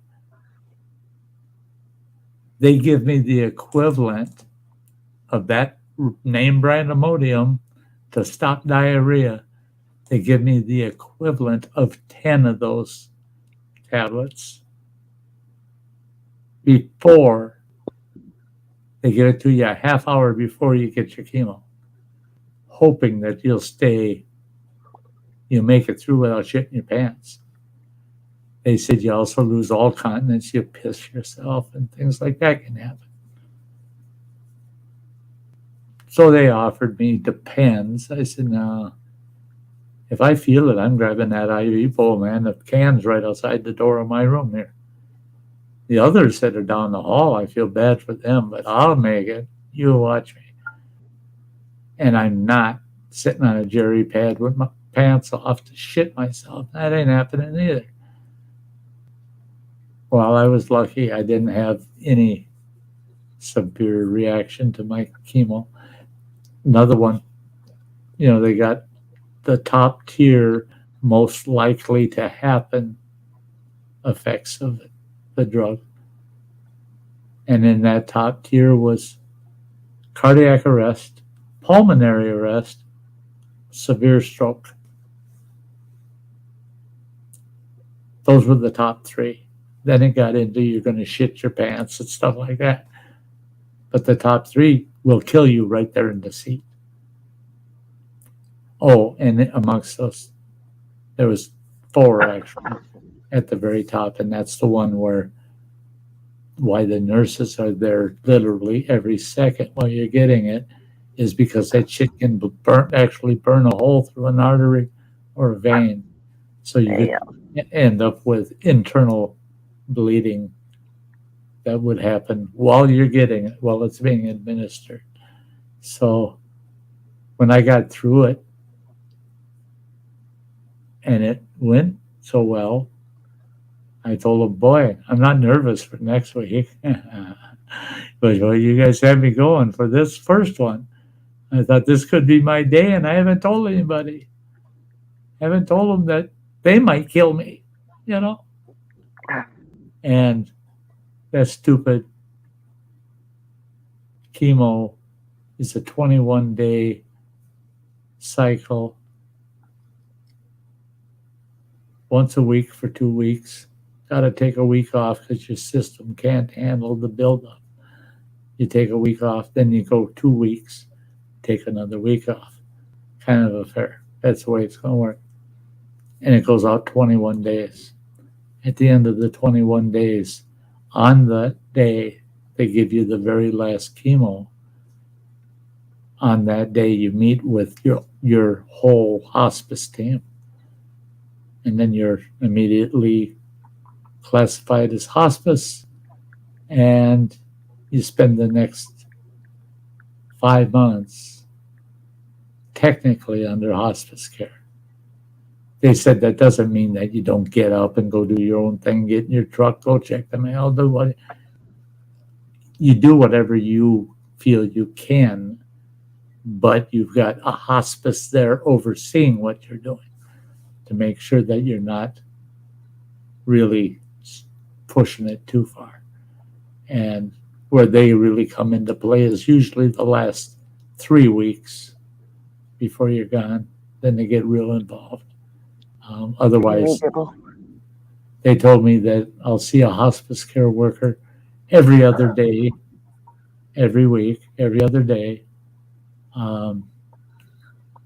until I get to the next stage of passing. And that's where you really need someone to be checking on you daily. You need somebody doing things for you. There's certain things you won't be doing. They said, like keeping your pill case. Yeah, because of running water, I got this big, awesome pill case, but it takes you about an hour and a half to fill that fucker, because it's every day. It's its own. I got one right here, but every day you've got one of these, and there's 31 of these in that case, and this one is for the 31st, right? It's odd, right? It's the first. Well, I haven't filled it. I got to fill it this evening. But the 31st was inadvertently filled, so I grabbed that. It's got the right place and grabbed it. But after you use it, you put it back, and they stand in the box vertically. You just grab them, pull them out. So when you get a prescription, if it's a 30-day prescription, you pull 30 of these out, and you just put them right back in that box, and every day you grab this out and it's got all your pills in. Well, it's red on one end, green on the other. So you pick whichever color you want. To me, the red stands out more. So red means that thing's full of pills. It's hot. It's ready to go. If it's green, it's short on pills. It needs something added to it to be my full daily routine.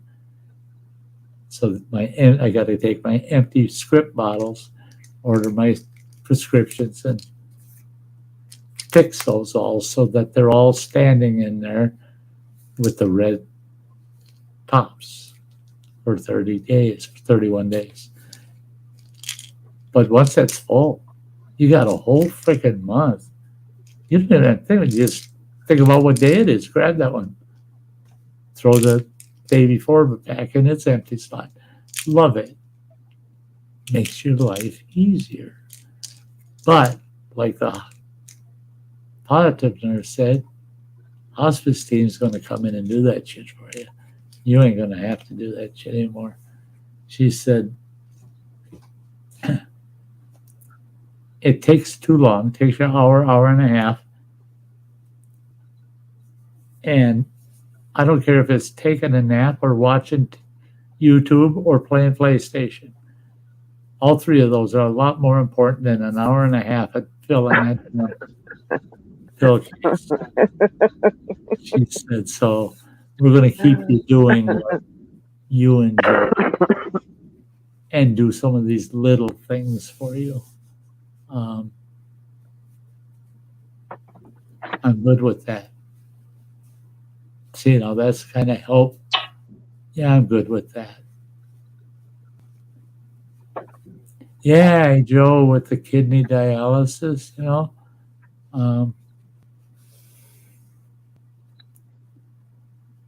I asked them, what are the risks to my kidneys with the liver going to shit? And they said it's there. It's there.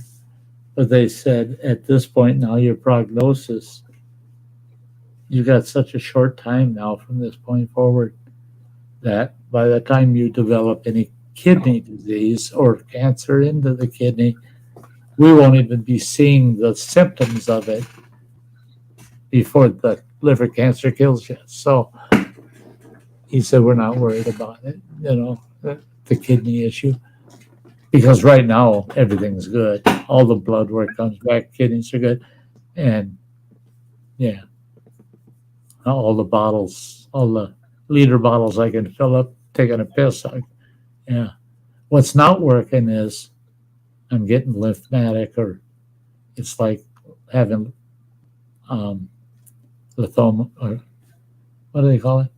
When the legs fill up with fluid, lymphoma or something like that. But I'm retaining fluids around my ankles and up my legs. Now my right ankle's gotten about that big around. without the fluids in it. It's about that big. So it's huge. And I wear compression socks that come up to my knees. It takes 20 minutes to put them bastards on. Yeah, God. yeah, I know. Try yanking. I wore those for a long time. Taking them off, I like because it only takes 15 minutes instead of 20. And on top of those are a full sock, but they come right up to the back of my knee. On top of those, I wear compression leg sleeves. They go from just above your ankle up to about 5 inches below your crotch on your thighs. So your whole leg's under compression. You got the socks underneath that. Oh, you wear thigh highs, huh? And yeah, thigh highs. Boy, throw them fuckers Yeah, on. there you go. I just gotta buy a nice starter to go with them. And then today I'm wearing my back brace like Matt J does. He wears one. But I gotta wear the back brace because I get sore across the abdomen and my back because my liver is enlarging because when your liver goes to shit, someone that's got cirrhosis of the liver, crazy, yeah. It just inflates. Your liver gets large, and you end up with a big lower abdomen. It pushes out, just below your rib cage, and this back brace is at just the right height in the front that it supports my liver, and it also provides the back support, and it reduces the pain. So that's what the back brace is. Then I wear, but I don't do it on the lives. They're sitting right in the other room. I've got full-on, then wrap compression hand supports for both hands and wrists. They go halfway up my forearm. And then I've got compression sleeves I pull on that go from my wrist all the way up to my armpit. I was standing there, and plus I've got $25, $30 a pair of fucking off-road bicycle, mountain bike, ass-padded shorts. And I was wearing a pair of those. I got no ass. I can sit on these comfy light pillows, but anything else? No, I can't. There's no ass. It hurts. It's bone on. If I sat on a wooden bench, either the bench or my bone's going to break. There you go. Matt J's out there. Good. It's good to know you're out there, buddy.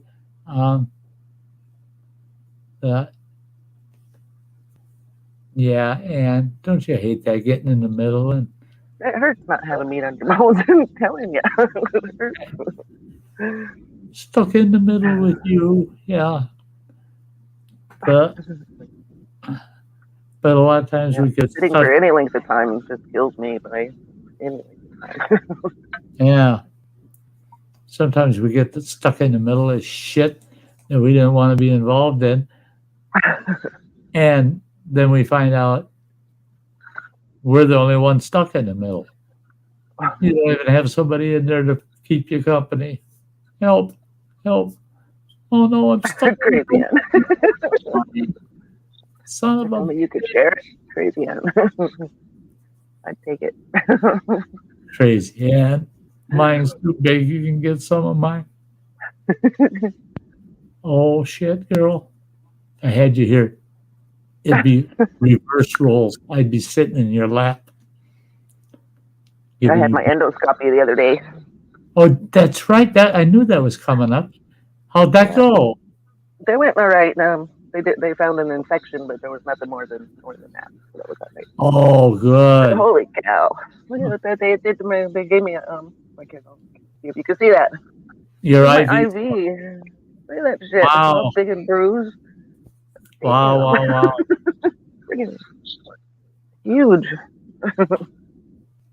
A bruise on my arm. So they only stuck it once. Ew. Huge. Yeah. But I bet you what they did when they. I have never bruised like that with an IV before. Like, damn. We figured it out. It takes blood and everything all the time. Yeah. When I got diagnosed in March of 2022, from then all the way till January of this year, I mean, that's 14 months. In that 14 months, I had received, and I just felt pissed in my pants when they said it, I had received 106 IVs in that 14 months. They had put 106 IVs in my arms. And then I went in and had to put the port in. Well, fuck, they put you to sleep. You wake up. It's just one incision. And then they stick that line up. It goes into your jugular vein. And you got that thing under your skin. Well, all they do is stick one. And it's a different kind of needle. It's kind of curve shaped. It's weird. They put it up there and it pops in to that port under your skin. They tape it down. And that's your new IV, man. They put all your shit in you. And that never bruises ever. And I go, son of a bitch. You guys told me back in March of 2022 that I should get a port put in. If I'm going to go they through test my blood every 6 months. They test it. I have never bruised. Never bruised. Yeah. See, that's the way I was. Is maybe once or twice a year I'd get an IV at the most and never bruised up. And then them fuckers, when they start poking me quite a bit, oh, shit, black and blue, both arms. God. Bitch, what the hell? Yeah. Yeah. Well, it actually hurt. Me, devil. Once you put that in there, it actually hurt. I was like, damn, lady. That's it. Thank you. If a person can put an IV in me and I didn't feel it, you know, I love people like that. real minor. I several times I've asked for a pen and a piece of paper, and I write down that nurse's full name, man. I got some down at the clinic that can take my blood. They take 3 vials of blood about every 6 months, and that can't hardly feel it. So. Yeah. Nice. I really like that projector thing they can take and put over and see where all the veins are at. They used to man, I wish you had that back in really the 80s. Oh shit. When they started, one of the nurses started using the one that the cancer clinic got. And she must end up with 5 other nurses in the room watching her, trying to find certain veins on me. And I go, you don't need that thing to find my vein. She goes, no, this is my first chance to use it. I'm playing. And she was just playing, looking at all my veins and shit. And I'm right with her, face to face with, oh, look at that shit. Look, oh, that's cool. You got 17 people in the house. Yeah. Yeah, we've been holding between 16 and 20 for about the last 2 hours. But I just woke up and I'm like, holy shit, what time is it? what time is it? Well, see, that's my problem is my sleep. Last night I got 2 hours. But yesterday afternoon I got a 2-hour nap.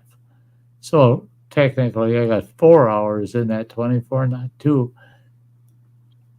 Now, I got chemo tomorrow, so an alarm will wake my ass up. But the day after, my son just woke up too. Yeah. Tuesday, I can guarantee you, Tuesday, I'll wake up at noon, 1, 2 maybe. What I really hate is when I don't go to bed until 9 or 10 in the morning, and then I wake up at fucking 7 o'clock at night and the sun's setting, and I think it's morning. I think it's still morning. I slept so hard that when I woke up, it felt like minutes. And I went to bed after the sun was coming up. And it's the same level of light. So I think it's morning still. And I get up and I'm trying to figure out and I go to do my morning routine and shit. Wait a minute, but dinner time is fucking moron. Nighttime is my daytime, though. I've had that happen a couple times. That's why on like my phone and stuff, I've got it on military time, the 24-hour clock. Right. Because I've had times where it's like, it just happens. I parked at like 3:00 in the afternoon, and it was like, late fall. We're getting close to winter. I go to bed, have my alarm set for like 2 a.m. I need to be up at 2 a.m. and get rolling. And then I wake up, I look at the clock, and it says it's 5 o'clock. I'm like, oh crap! So I'm getting dressed, get up, I get the truck pre-trip, I'm ready to go, and realize that no, it's not getting any lighter out because 5 o'clock at night during the fall and winter That's what just the same as 5 o'clock in the morning. Yeah, that's it. If it looks like the same time, you get all fucked up. I did that when I drove over the road. I walked in the truck stop and I ordered a full breakfast. They cook breakfast 24/7. At least back then they did. So I ordered big breakfast special and everything. And the waitress is looking at me kind of odd, like, oh, okay, he's a breakfast guy, right? Well, the guy left to me at the counter. He orders a fucking porterhouse steak, all the sides and shit. And I go, Jesus, man, if I were to start my day off eating like that, I wouldn't get nothing done. I'd be going right back to bed. He goes, well, yeah, you wouldn't eat something like that for breakfast. And here comes the waitress with my breakfast. And I go, no, this is what you eat for breakfast. And he goes, did you eat that this morning for breakfast? Well, no. Well, I am. I haven't eaten it yet. He goes, I hate to tell you this, bud, but you're going to have to wait about 12 hours if you're going to eat that for breakfast. Say what? Here it's fucking PM, not AM. I was a full 12 hours behind on a delivery schedule because of that. Because I slept through the whole fucking day. Son of a bitch, I was pissed. Thank God I schmoozed and convinced the goddamn destination to take it and not bitch, Don't bitch about it, please. And so they didn't. They did me a big turn there, a big favor. Except that my dispatcher was, why didn't you call in yesterday afternoon when you got unloaded? We were expecting your call because I had a load all arranged for you. And he said, you're lucky I found another one for this morning. But where the hell were you all afternoon? Oh, they had me doing all kinds of shit. I'm sorry. No, I was sawing logs, getting ready for breakfast in the evening. Shit, Hey, Kathy, good to see you. Good to see you. Yeah. Well, I'm taking creative license myself this weekend when it comes to my loads. Because I was out there Wednesday night. I got out to Grand Island with a transfer load of metal coming from Rensselaer over to Grand Island. Sure.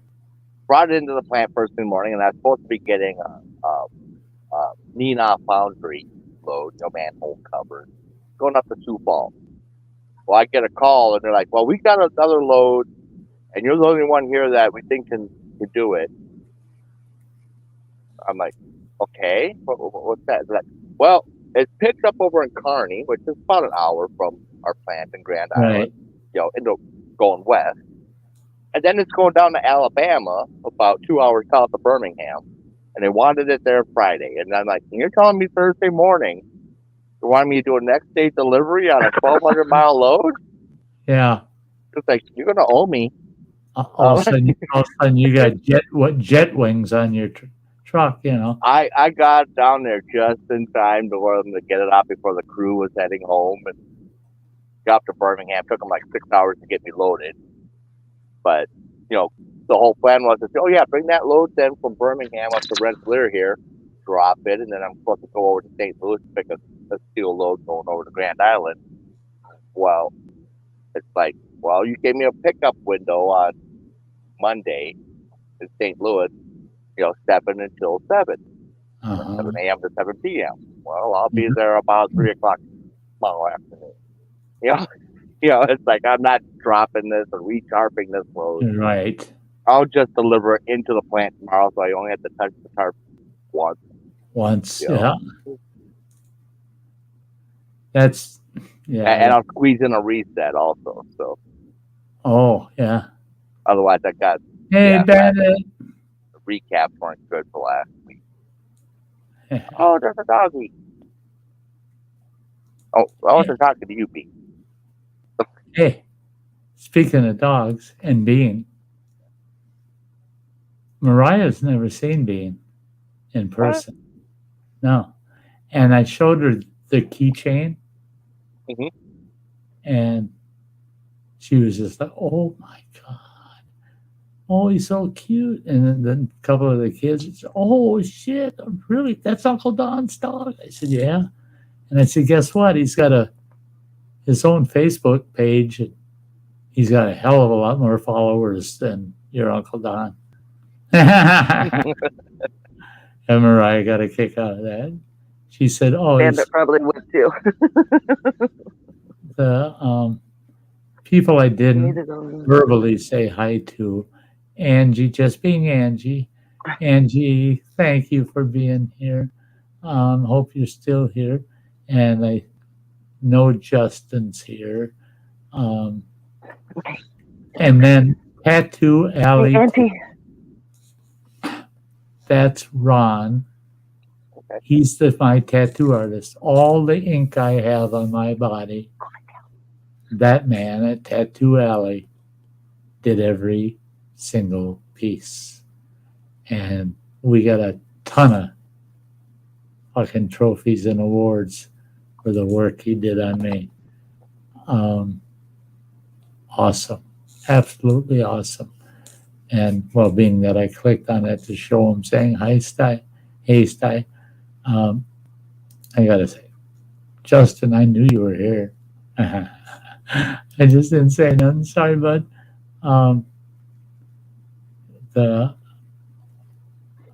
It's tough to. He just got a treat. Yeah, treats. Who the hell was I talking to the other day about?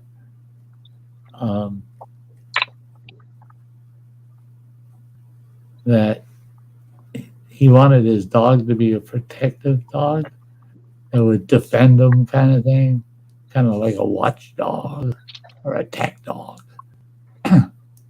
He said, that fucking dog, he said, you turn him loose on somebody and all he does is jump up on them and lick the shit out of them. And he says he's friends with them. And he said, just by accident with his brother-in-law, he took one of those big milk bone biscuits, the bigger ones, and he said he slipped that in his brother-in-law's back pocket, and he said his dog's name was Roger, and it's a pit bull mixed with something. He says, Roger, snack, and he pointed at that guy's ass. That dog went up and ripped this guy's jean pocket right off his jeans with the goddamn milk bone. He goes, I know how to protect myself now. Smother the bad guy's milk bones. He says, that's what I gotta do. And then the dog will attack him. But the dog didn't bite the guy. He just ripped his jeans to shit. And he said, it's kind of like pepper spray. It's non-lethal. You got a non-lethal attack dog. he'll just make you naked. You know, he's going to rip all your clothes off. Looking for that. Just hope he doesn't find that one last milk bone that you didn't want him to find. Yeah. Well, yeah, I can't help but laugh when everyone, anyone sees Bean and is like, "Oh, yo, you got your little guard dog on the truck." It's like, Yeah. no. He doesn't do security. Someone breaks in, he's going to show them where the treats are at. Oh yeah, hoping they'll open one up for him. Yeah. And I noticed that Bean,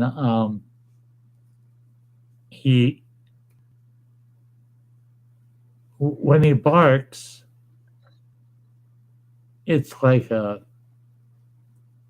on a whim, because when he barks, he doesn't even have a reason, but he only barks maybe once a week. I mean, he just don't bark a lot, and he doesn't do anything mean, nothing mean. He don't know how to do mean, and there's even times where you're trying to be nice to him that he acts like, "Well, I'm sorry. I'm your friend, I mean, Bean, he's a lover. He ain't a fighter. He ain't a hater. That's bad. He uses a different voice at all, and he's all sad and he's mad at him. He thinks you're mad at him. Yeah. Hey, is that Timberwolf one of those trolls?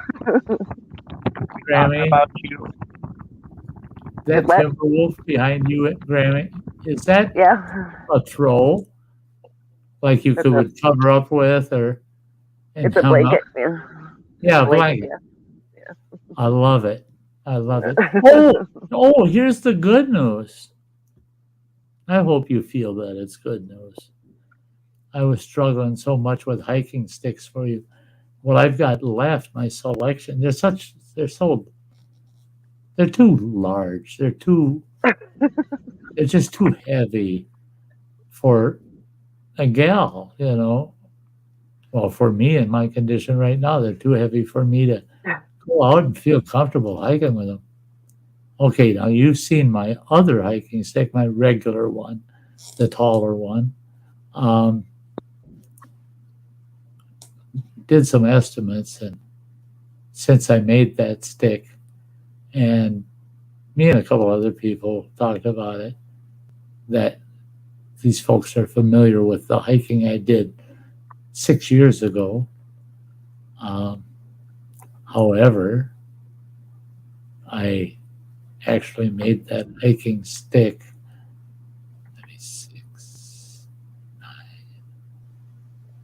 12 years ago.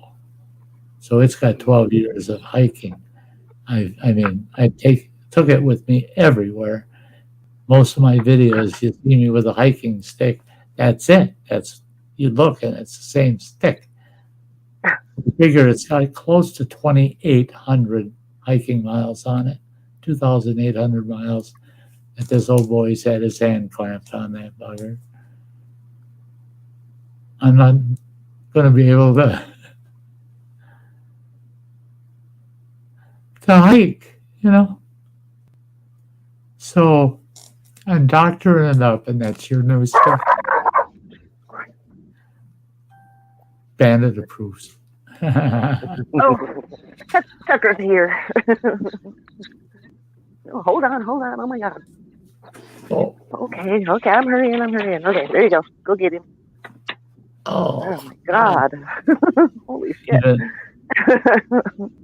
Even with the best pillow made in the world, my ass is hurting. The neighbor dog. It's the neighbor dog came over to visit. Yeah, shouldn't be there. He hasn't been over for weeks. Ben is excited. Yeah. So you're getting my personal stick. Tricked out a little bit. I get your personal stick. Awesome. Yeah. Cool. I'm excited. And when you get it, we're going to do a private, okay. Video chat, so I can tell you so I can see you with the stick and tell you exactly on the stick, exactly where you're going to need to have do it yourself or have somebody else saw the stick off. So it's the exact right height for your hiking. I think you'll find that you'll enjoy that. Your handle wrap on it's so nice, and I think I think you'll enjoy it. And I talked to Samantha about it. Her and I were trying to figure out what I should do with the sticks I had that I was trying to make work for you, and she kept agreeing with me. No, that stick's too big. That's it. And then I said, why don't I just give her my personal hiking stick? Because that stick is me. I mean, been in every camp with me. It's been on every trail with me.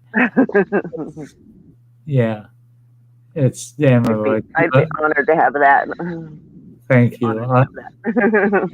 That will be coming fairly within the next few weeks, because all of those things that I promised people out there, I'm trying to get them all together as I'm cleaning my studio now. Stickers off the mat and guani, and stickers with your stick and everything. And then Amanda's 3 instruments. I'm trying to get all that all in order so I can go to the post office and go send. Get them the hell out of here before I die. But Samantha told me, she said, make sure that you give Grammy your stick, not one of the ones you would have sold for $20 on the street. Give her yours. You're not ever going to hike like that again. So pass it on to her. And I said, yeah. Thank you. Bingo. Love it. I know where it's going. I know it's getting a good home. And so, hey, Blake.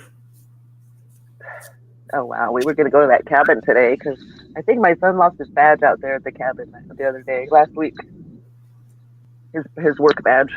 So I think we were going to go out there today and we both kind of slept in. He didn't even work last night. Yeah, he slept in. Hey, Blake, you little devil. Dances so low. I was going to PM you, buddy, with a question about that. Well, now your stick's going to be even a little more tricked out. Blake gave me, basically, it's an actual arrowhead that he found, and he searches for arrowheads and spearheads and things, and he found a beautiful blonde colored napped arrowhead, mounted a short stick on it, and cool. a necklace. And I wanted to put that on the hiking stick. I wanted to adorn the hiking stick with that as one of the pieces of art on the stick. And I kept thinking, I got it written down on my table in there. Contact Blake and ask about it.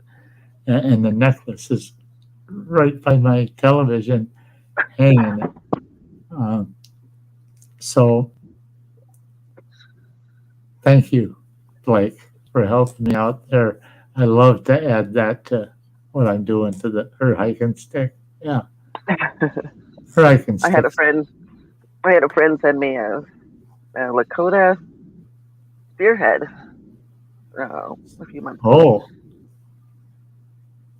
In January. It was in January. A spearhead. A spearhead. Yeah, it was pretty awesome. Cool. Awesome. There you go. There you go. Holy cow. Yeah, this was like she said it's something you lost but you've never seen before. I was like, oh really? Okay. Yeah. I couldn't figure out what the heck she was talking about. Yeah, what are you talking about? Now this arrowhead It's awesome. I've worn it. I've worn that fucker so much. And That would be awesome.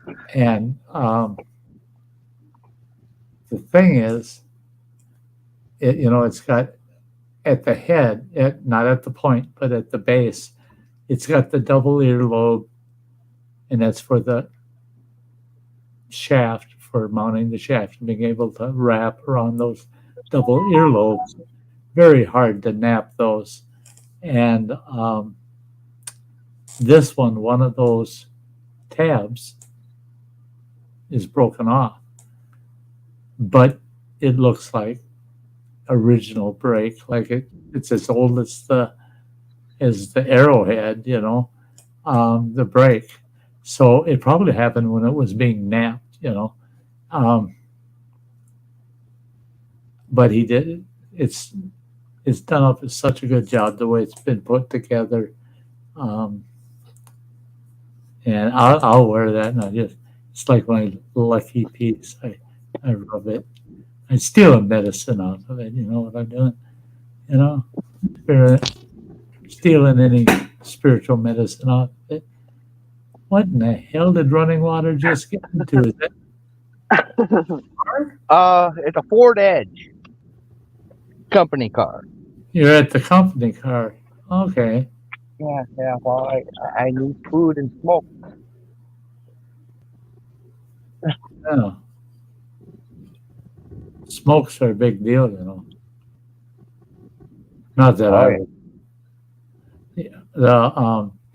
This one, Blake said, Grammy, this spirit arrowhead, it was from the creek, right, in Georgia.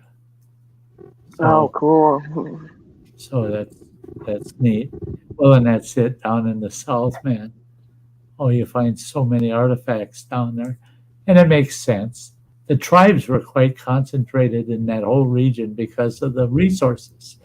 I mean, they could support large tribes and multiple segments of tribes because they had the resources were in the South. The climate, everything was good, and you move north, and all the northern tier tribes, they had it a lot tougher, so they didn't have quite as many kids. They didn't have these huge populous tribes, except for the nomads, like the Lakotas.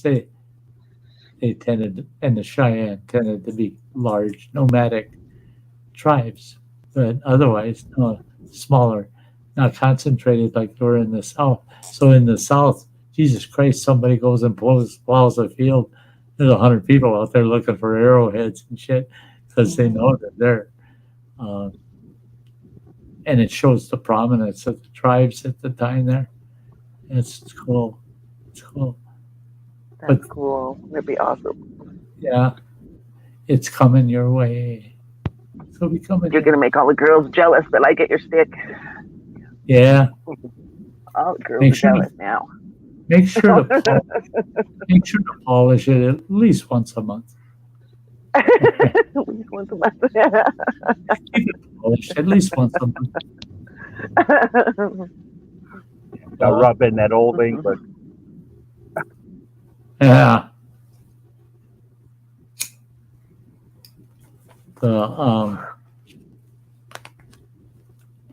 And the nice thing with that stick is it's narrow diameter from once you leave the handle, get below the handle, it has a narrow diameter, but it's hard maple. And I swear to God, I have put 250 pounds of weight against that son of a bitch out in front of me against a tree falling and never heard a crack or nothing on that stick. That son of a bitch's stick is tough. That stick has been the trick to saving my ass about 4 times now too.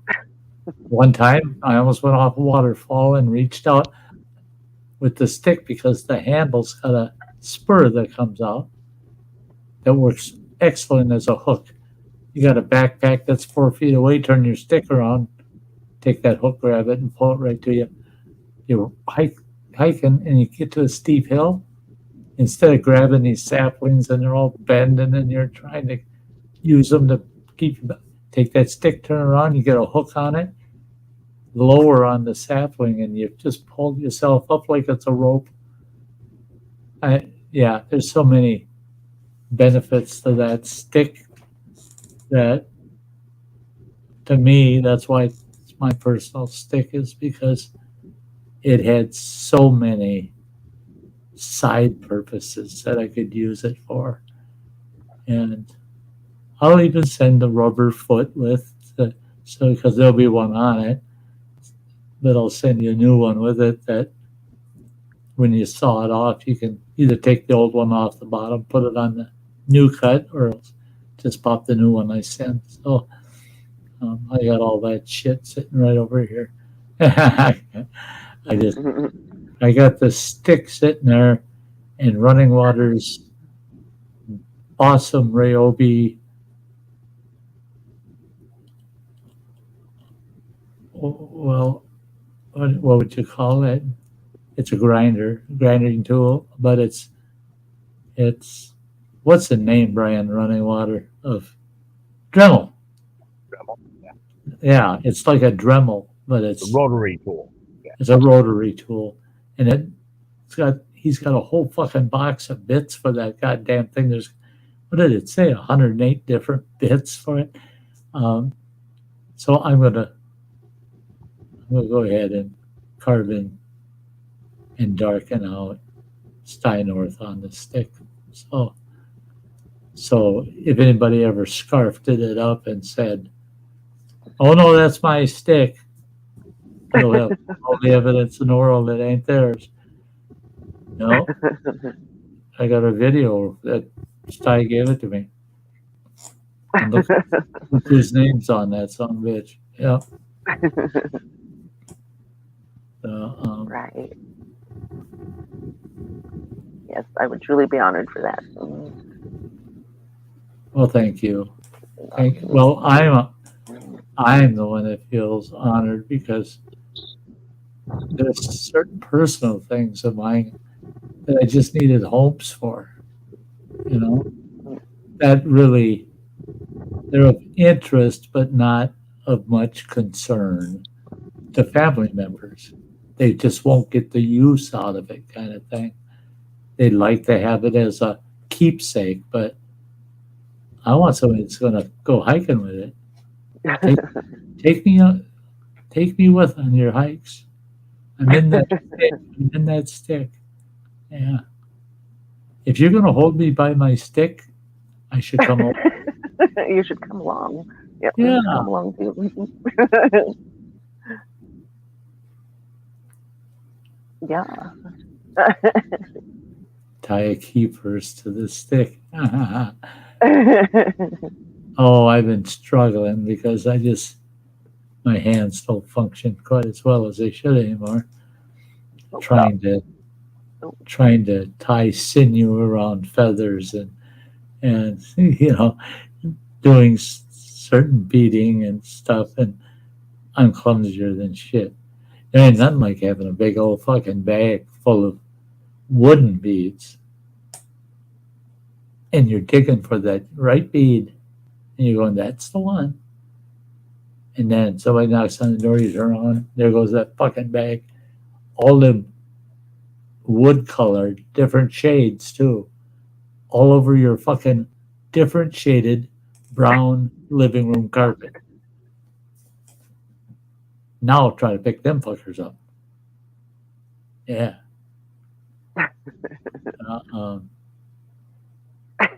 Marine mom.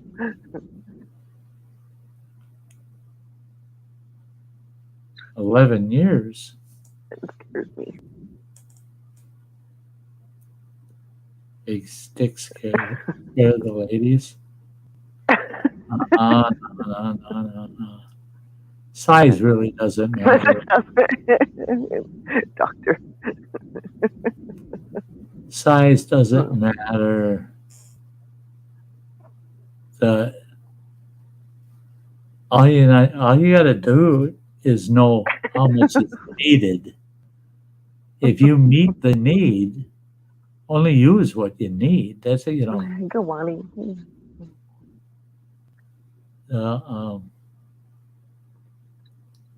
I've heard gals say, "Oh no, she likes one gal said, I like the really long guys." I said, "You do? Why? Because they can only use so much of it." And she said, "I like him because the guy that I actually like, he got bad breath." I go, "What?" She says, "Well, it keeps him an extra Keep him at a distance. distance from me. Helps keep him farther away." I said, "You're fucking goofy. You're fucking goofy." And she said, "No, it works." I said, "Yeah, okay." Some of us are too handsome for such games. The fat sticks. Doctors.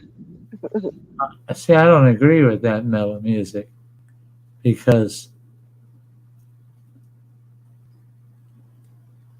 if it's not overly fat, It can't be too fat. other things don't wear out.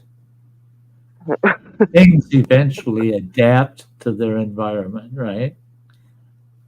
So once the person gets used to the fat one, they want a fatter one. They want a fatter one, and a fatter one, and then they want to settle down. But the guy they want to settle down with has a standard one, and he has to bring 6 friends with him. So, yeah, that kind of size issue.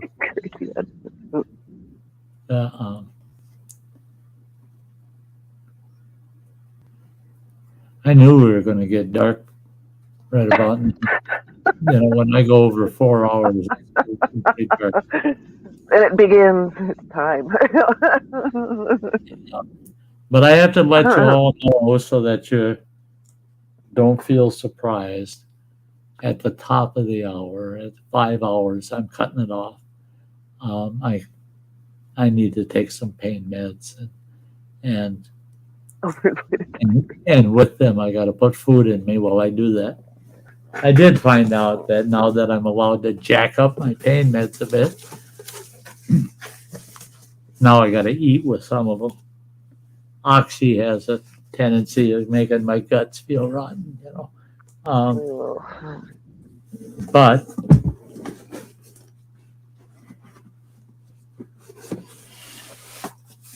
I did enjoy the period of time where I didn't have to. I literally did not have to eat anything just to take my goddamn pills. Now I'm at the point where, no, you got to eat something with a pill. Shove a banana down your throat. And I ain't got no bananas. I got no fresh fruit in the house. No fresh fruit. My cherry tomatoes, tomorrow I could pick the last of them. They're done for this season. But I got to keep my cherry tomatoes out on the porch. I don't bring them in the house. And I saw a fruit fly about a month ago. Just one little fruit fly. He goes through the kitchen. Couldn't catch him. Hey, we'll see you, Freeman James. Give Sis a big hug for me. I will down the road here within the next couple of weeks give you a call, and we're going to have a long chat, guys. Yeah. There's some things I need done down your way that I won't be able to do, but they'd be pretty simple for you guys on a day off where you ain't got nothing to do. Just say, oh, we'll go do what Sty needed then. So, yeah, I'll get a hold of you. But yeah, I totally forgot what I was talking about. God damn it. I can blame age or something on that shit. I'm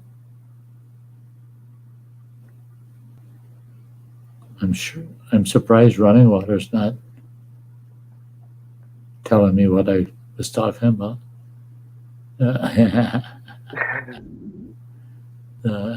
But he's obviously in the drive-through. You getting food at the drive-through. Yeah, McDonald's. McDee's. Mm-hmm. Yeah, good old burgers. Made out of horse meat. Hey, I want a chicken nugget and I want Bubble bath. a fillet of fish with extra tartar sauce, and I want a medium order of fries and a chocolate shake. I haven't seen a bubble bath for a long time, Crazy Ann. Oh God, I miss those days. Oh, all the baths with Anne. I had a special place. Taking a bubble bath with her hat on. Yeah. I had a special place down at the foot of the tub. Yeah, down at the foot of the tub. And now all these other guys, well, I'm sitting down here. No, you're not. That's Sty's spot. I get in the bubble bath, I get the foot of the tub. Well, we could take showers too. Oh, hey, showers work too. Yeah, you just turn the flow down and really lather up. Oh, I was watching these videos on some of these Japanese showers, fancy, multi-function. Like it's a whole wall. Got Yeah. 8 different sprayers and misters, Yeah. rainfall. It's like, why would you ever leave? Yeah.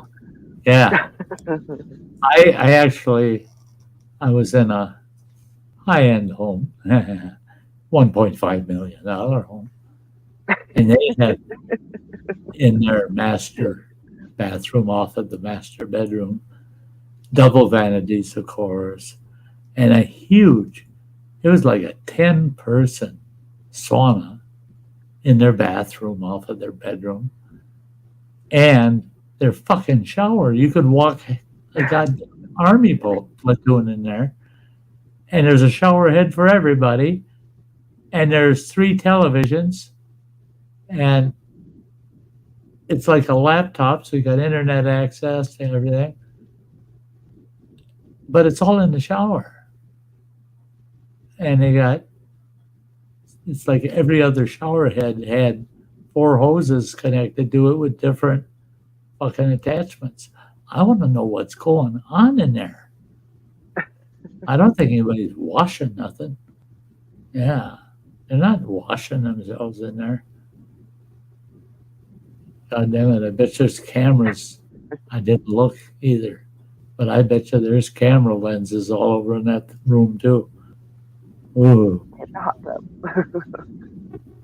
Oh, hitting the hot tub. Oh, my ex-wife and I, the last home we had together, she talked me into that one. That one was expensive. It was, you take the rent and utilities combined on an annual basis, then divide it by the 12 months. The monthly cost to have that house and just keep it, the power and water and sewer running and everything, was outrageous. It was about $3,200 a month, but it was a huge Victorian home with a smaller, wasn't tiny. It was kind of a smaller backyard. But right smack in the middle of that backyard was a 12-person hot tub that ran year round. That's some bitch. You go out there in January and crawl in there in that nice toasty water. Yep. I used it half a dozen times the first month of the late fall, and then throughout the winter, at least once a week, sitting out in that hot tub, snowing like a sumbitch out, and I'm out in the hot tub. Ex-wife never used that fucking hot tub except for once in the summer. Oh, that upset me. I rented Wow. big beautiful house for her because she wanted that place because of all these wonderful features. And the dining room didn't have a ceiling light in it. I shopped and I shopped and I shopped. Finally settled on a $900 chandelier that sat over a table that sat 14 people. And it was just her and I living in the house. And our dining room table sat 14. Fucker was huge. Dining room had a fireplace in it. The kitchen, I can't remember for sure. If I remember correctly, it was about 420 square feet for a kitchen. Jeez. That's the size of a one-bedroom apartment. So, yeah, that was a beautiful, and the whole kitchen, windows, 2 walls, all windows, all the way around the whole kitchen. You could look outdoors anywhere from the kitchen. All that natural light would come in. It was beautiful. Oh, God, that place had 3 bedrooms upstairs, and it was really hard to determine which one should be the master bedroom because all 3 bedrooms were as big as the next one. They're all the same size, huge. But the one bedroom did have an access to the bathroom. So we said that'll be the master bedroom because it has an access to the bathroom. Wow. Well, Crazy. Yeah, that sucks. it was nuts. Had everything ready 2 weeks before we was going to meet. The COVID happened and we could not fly. Yeah, wasn't that a bitch, sweetheart? Oh my God. And I was teasing her and Sam so much.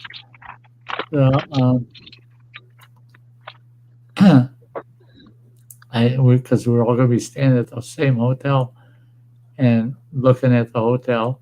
They had an awesome swimming pool and whirlpool hot tub. And I could tell, man, we're going to be in that sumbitch every night, man. We'll be in there drinking margaritas and just hanging out. I'm not getting in there. I'm not going in the pool. I'm not in that hot tub. She gave up. I told her, you're getting in there. If I got to throw you in there, you're getting in there. She goes, well, I am shy. Yeah, but you were going to be with Sty.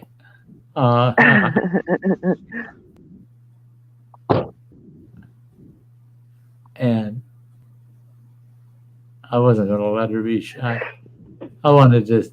You're shy, all right, crazy. I wanted to see her and Samantha so bad at that time, and with all the plans that were made, and some of us, I had reserved a couple of hotel rooms, in case one of them needed a room or anything. And the room I had rented had a smaller 4-person hot tub in it.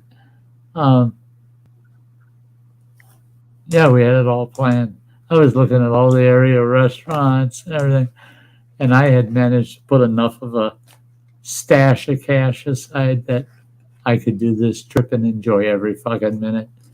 Yeah, don't worry about the money. I got it covered. Just get your butt over here and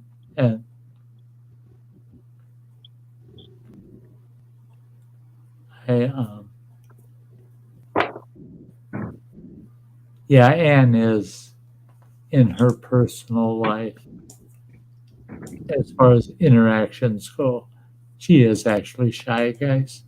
She does get herself embarrassed at times. I really got a kick out of her when she'd embarrass herself in front of her priest. That was pretty hilarious at times. She'd run into him in a grocery store once. I'm watching her. She'd live shopping, and she'd run into her priest in the grocery store, and she's got people on the panel. Holy fuck, you're there with the priest. You could see her; she's blushing, you know.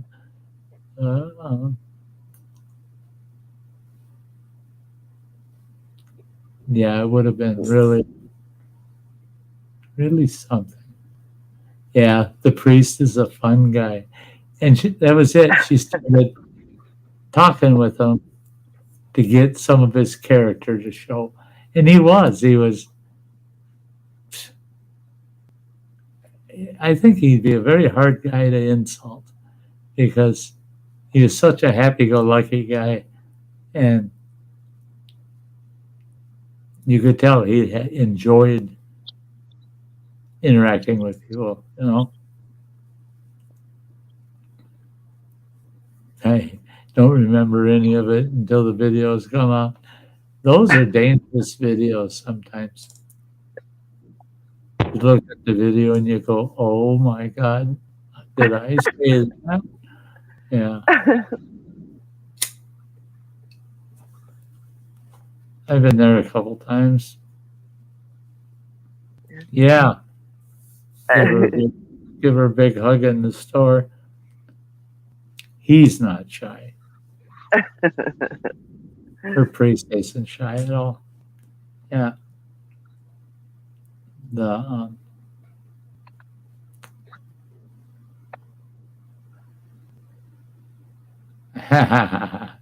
Almost thought he had a thing for you, eh? Yeah, that's a little different than dipping into the church's wine, isn't it? Yeah. Yeah. Yeah, hugging. I agree, Ann.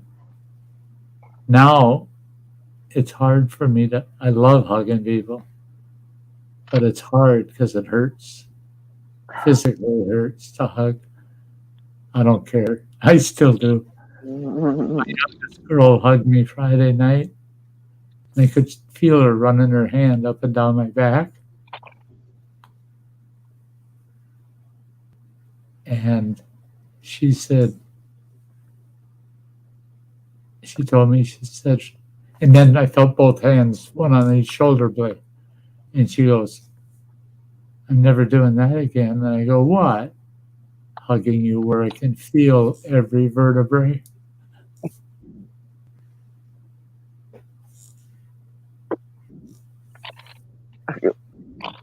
Yeah. She said it was like hugging a literal skeleton that's wearing light clothes. She said, no, I can't do that. She says, I got to put my hands on you where I can't feel the bones. And I said, you got them right in the right spot, right in the middle of the shoulder blades. Everywhere else, you feel the ribs. Hell, you can't touch me on the neck because you feel the line going on into my chest with the port. And if I got the shirt off, which I don't even in front of family, I think running water, only one that's seen me without a shirt more than once. Because you can see the port under my skin, and you can see that line running up into my jugular right through the skin. I've lost so much weight. That used to be embedded in tissue all the way up. Now it's right at the surface. And,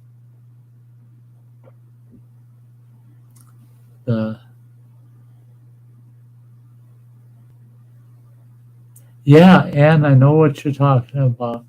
I had gone so long without a hug from a gal, a couple of, man hugs with old buddies. But to hug a gal. Did he go home? Did he go home? It was, for me, it was about 3 years since I had actually hugged a gal. And when I got into this cancer center, oh, Jesus Christ, those damn nurses are hugging you all the time. And but they hug everybody. I mean, they treat everybody so well. And now I find that because of what's going on, the gals ask, can they hug me? Because so many of those that want to hug me know my condition. So they're afraid that they're going to hurt me if they hug me too hard. And I tell them, no, if you want to give me a fucking bear hug, go right ahead. I'll put up with any pain. And anything for a good hug, you betcha.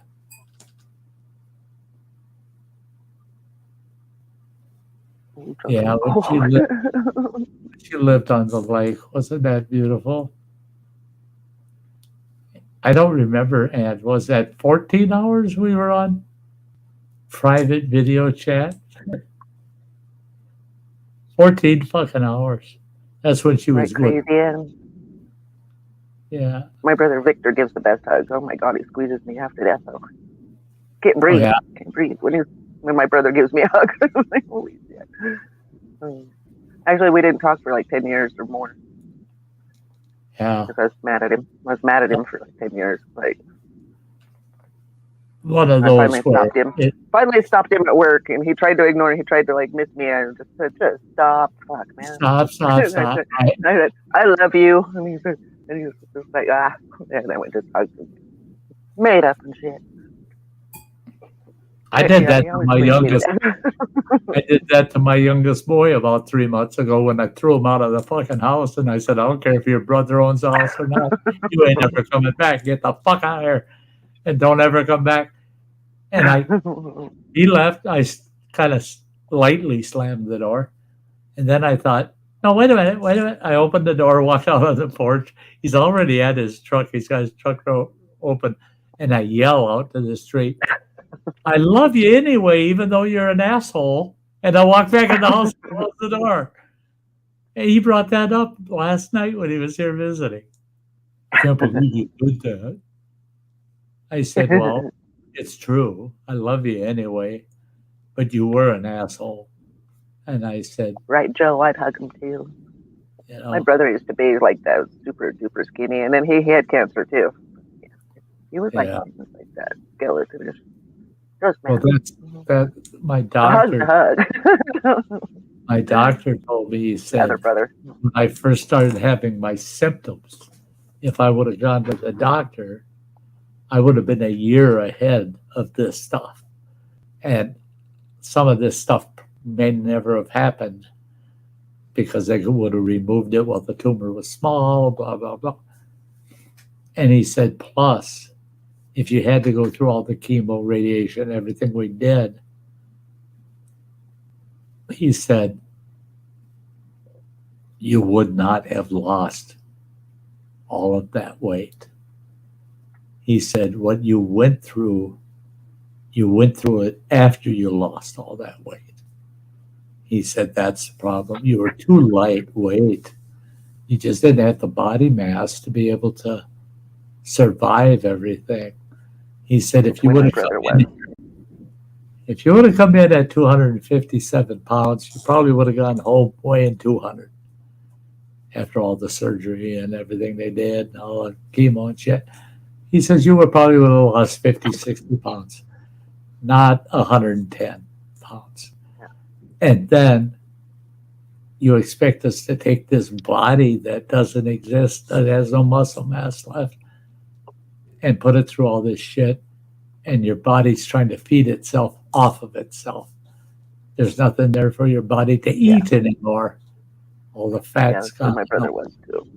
All the muscle's been eaten up. And yeah, that's when I look at myself. I have several brothers. Yes, I had one pass away from pancreatic cancer. Pancreas, yeah. Yeah, he was super skinny. He was like skin and bones too. But he started out that way, so his body didn't have anything to feed off of either. That's it. Well, and that's why the doctor had told me, if I don't take any of the chemos, I just quit. He says, you'll die within a month. He says, because that's about how long it would take for you to starve to death. He said, because that's what would happen. The cancer would be the reason, but the actual cause, well, the cancer would be the cause, but the actual reason for the death would be starving. He said, because you just can't get enough nutrition in you and everything's feeding off your body and you don't have enough body left to last more than 30 days. He said, so you would actually become consumed. You know, you would just, every part of you would just disappear other than the skin and bones and the organs. Okay. So I'd be a skinny, bony organ. Does that mean I'd be a prick walking around town?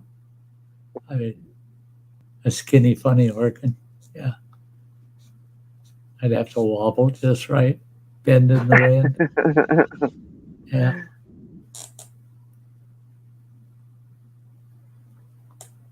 Yeah, that was wow. I let myself gain weight after that. After he passed away from that, it was like, that was when I had gained weight. When I lost it, I don't even know why I lost it. I have no idea. I still don't know. I can't gain any now either. Well, I can't gain any. It's like you changed your metabolism to a new level. And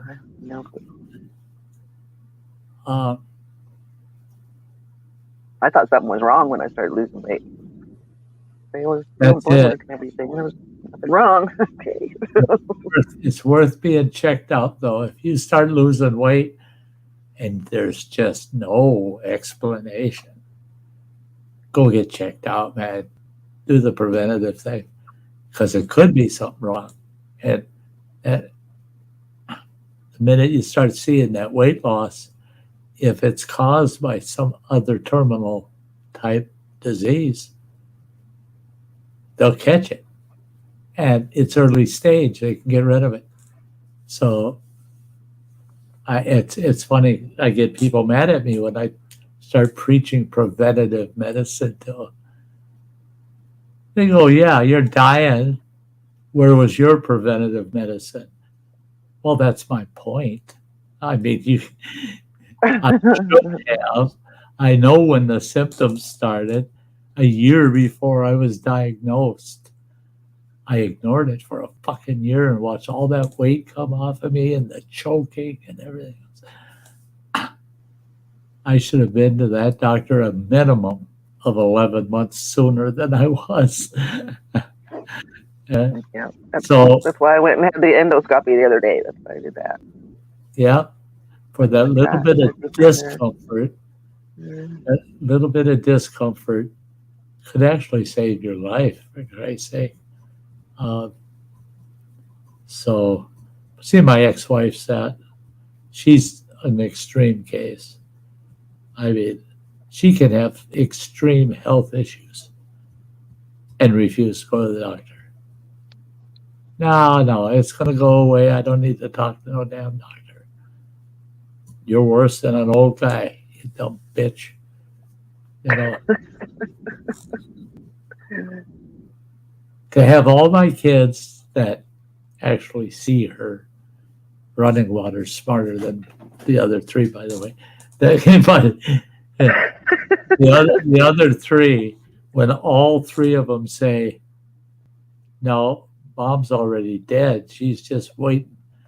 And we're waiting for when is the funeral, because she's just walking dead. She gave up on everything. Just gave up.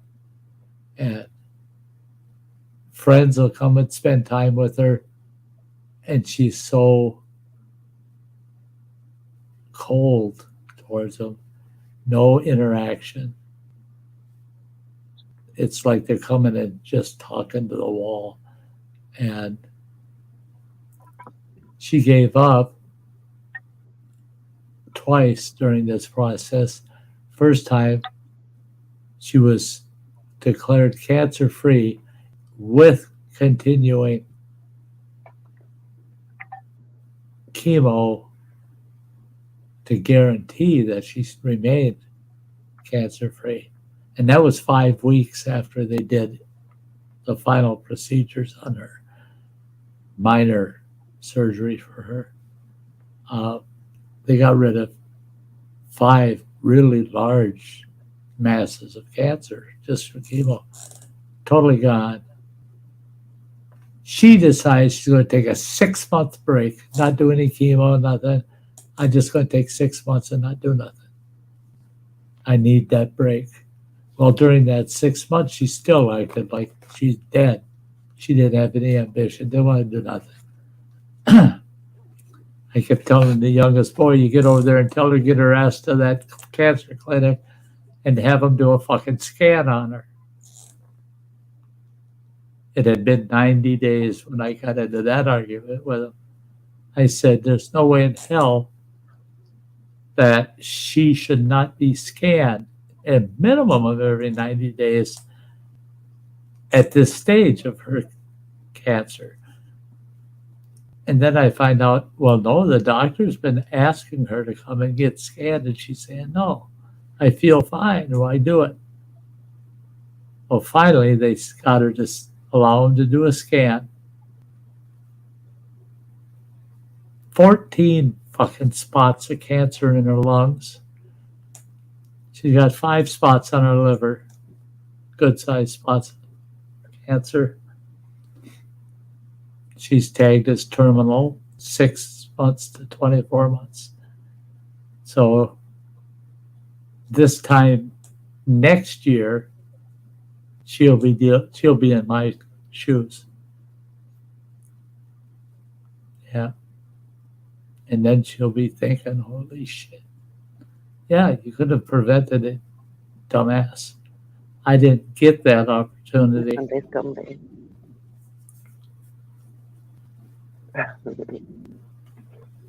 It's scumday, scumcutie. Yeah. Someday, Auntie. I gotta eat a half burger though. My son brought me a burger. Huge. I don't even know. Take me 2 days. Take me 2 days to eat that. That's what I like, is when I can get a burger that I cut that bitch in half and I got another meal. Yeah. I want the burger to come that They big. spoil us. They spoil us up there. We're always buying food up there. I want the burger that big, and I want the order of fries to fill the rest of that container. So I got half. 20-piece nugget. I'll take 6 of them. And then I got 3 triple cheeseburgers. Oh, shut up. You had to say that. I'm going to shut down in 2 minutes. God damn it. God damn it. I wish McDonald's was Burgers for life. closer. Well, no, I wish McDonald's was across the street. So, oh, look at that. Nom, nom, nom. Oh, shit. That's all right. I'm going to go have my big Burgers bratwurst, for life. or not bratwurst, Braunschweiger sandwich. Yesterday, tomorrow, today. Nice sized slices of Braunschweiger smothered in mayo on a multi-grain bread with a side. I'm going to have a side of pickled beets. Oh God, I love the fuckers too.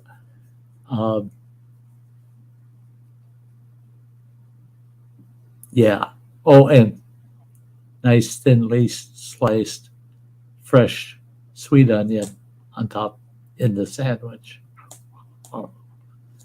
Yeah, I can taste it now. I have people say, well, what about the cheese? I don't know what it is. I'm not a cheese fan on my bratwurst or my Braunschweiger liver sausage. I put it on everything else. Put it on everything. But my liverwurst sandwich is, for some reason, it don't work for me. I got to have my sliced onion and a ton of mayo, and then it's perfect. Put cheese on it. It seems off. I don't know why.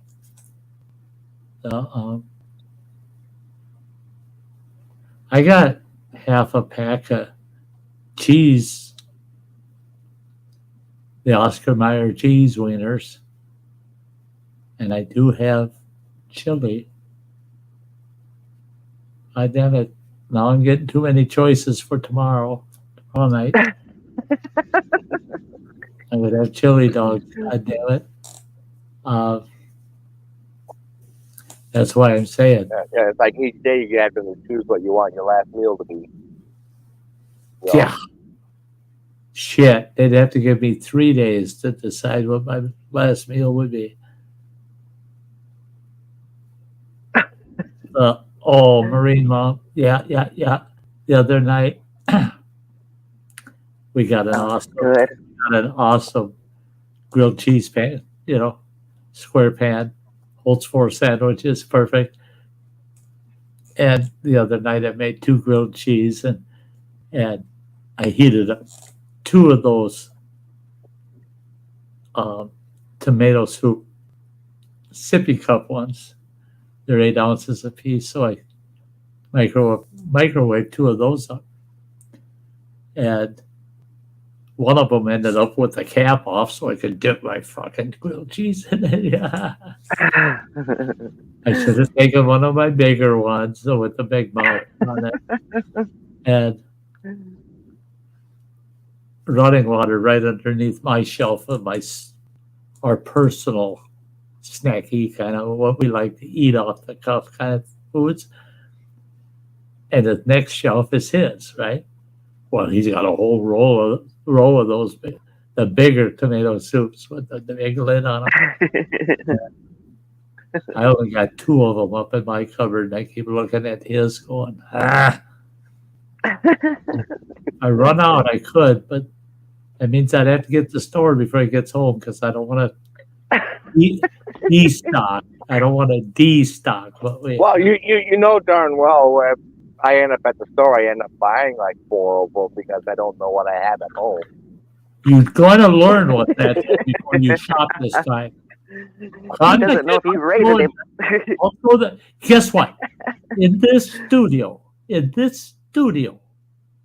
I found a bottle of salad dressing and a bottle of fucking Ortega sauce.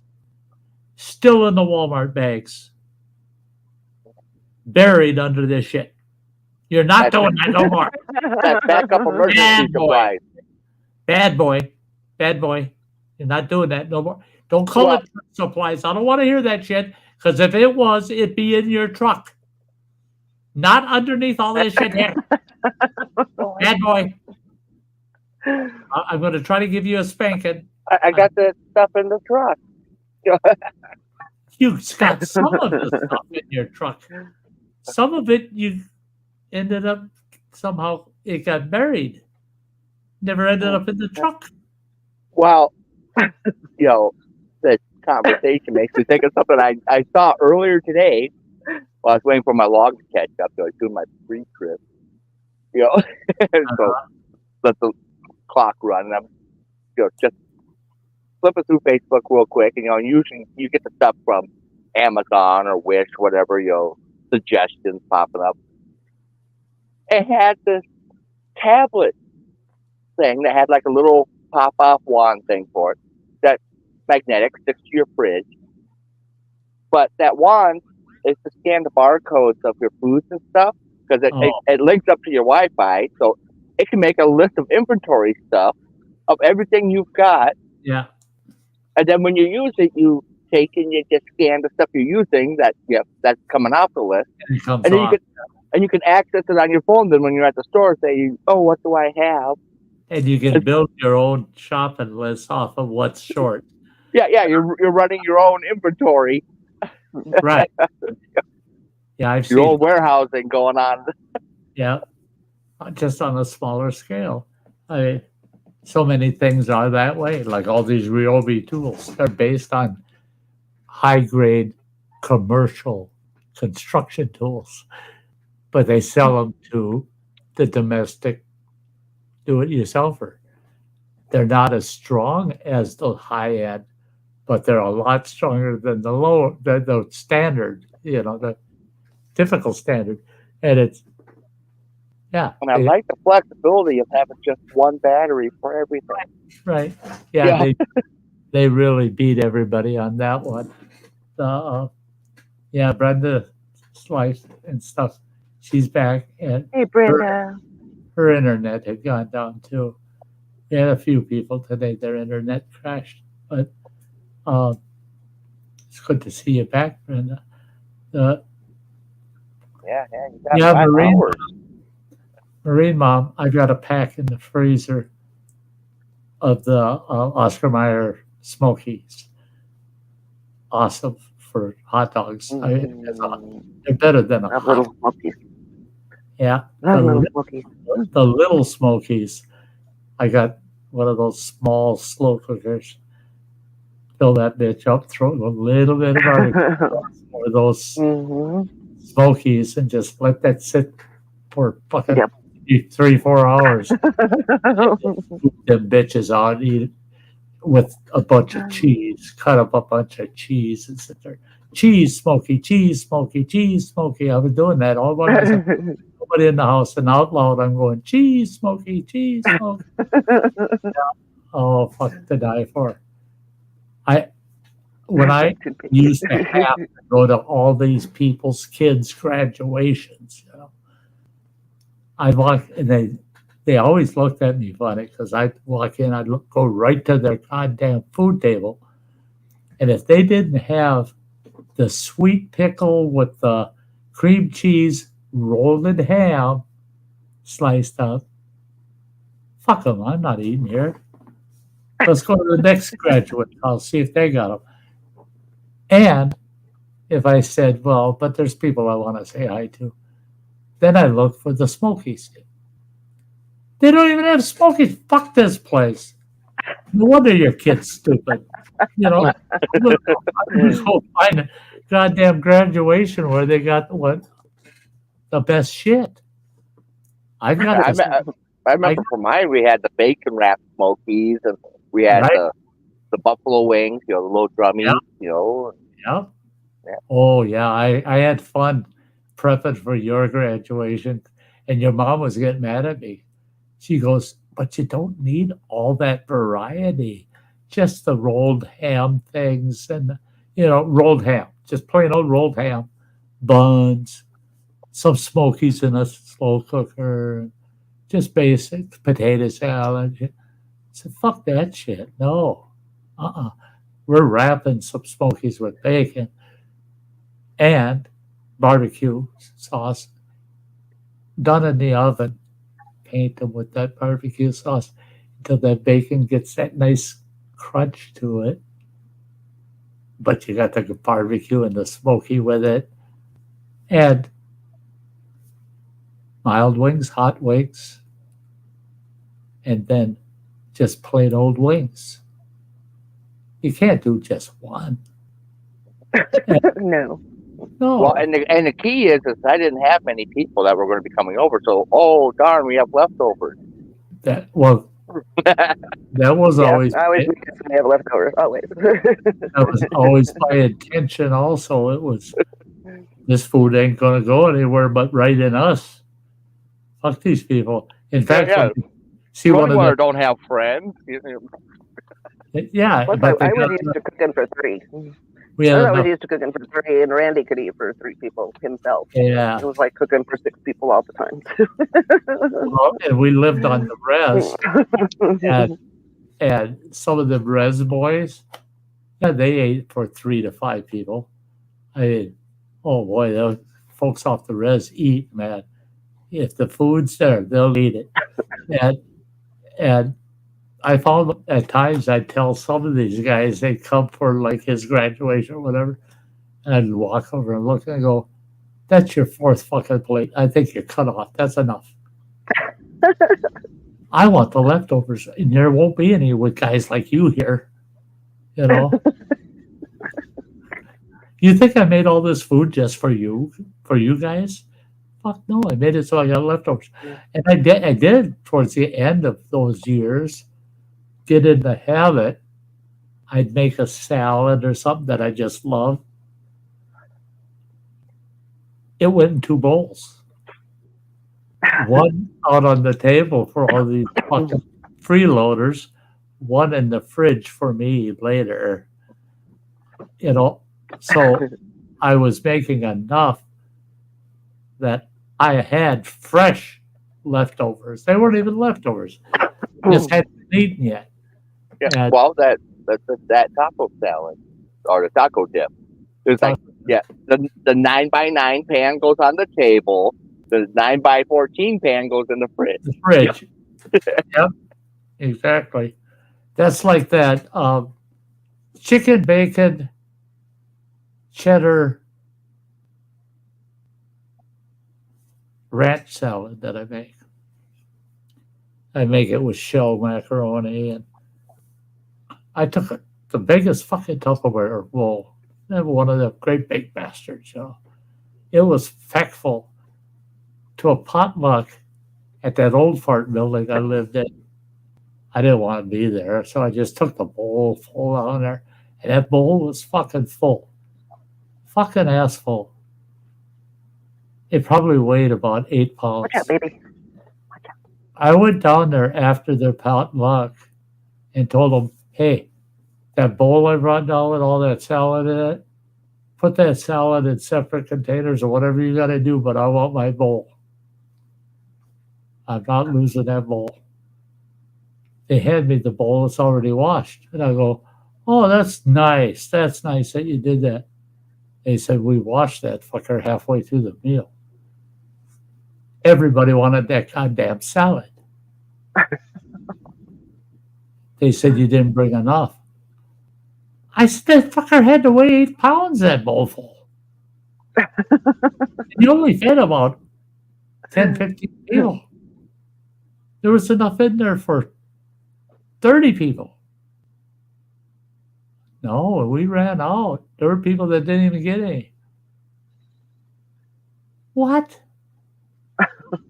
Well, that pea salad I made running water, that was passed down all the way from Grandma Zeman. And you use frozen peas, but it's peas with mayo, diced up Philadelphia cheese, and onions, diced onions, and salt and pepper, of course, and a bunch of bacon.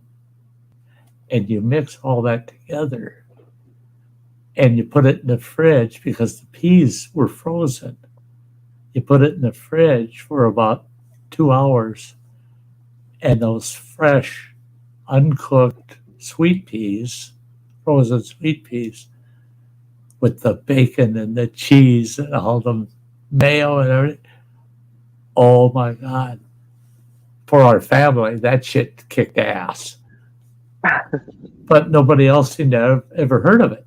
So I took a big bowl of that shit. And that was expensive to make that shit. Well, both of those salads are kind of expensive to make. But just the chicken breasts for that big salad, that was a lot of money. But that pea salad, I took about a medium-sized bowl of that down because you'd only take a big heaping tablespoon. They called me. They said, are you only bringing down that one bowl of that pea salad?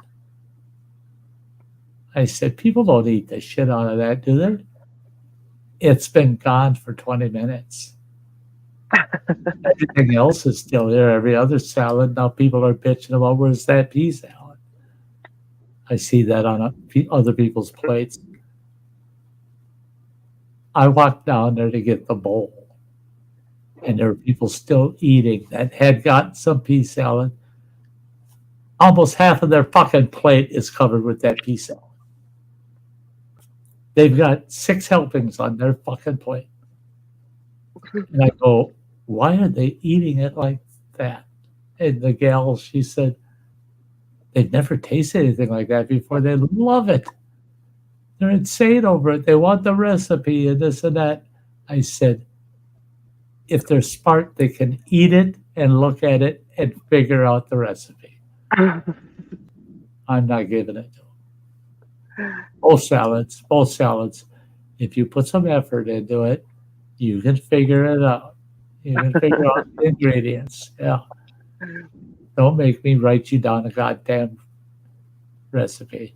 Well, I run into that when I make my sloppy joes, or or I make a beef dip.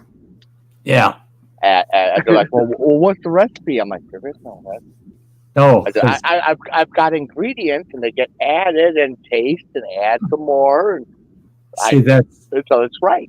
you got to be getting that from me, because when I'm deciding to be creative cooking, it's like when I make cowboy beans. We call them cowboy beans. They usually have between 5, at a minimum of 5, maximum of 9 different types of beans in it. And it's super loaded with hamburger. And the baked bean side, it's nothing but fucking canned beans.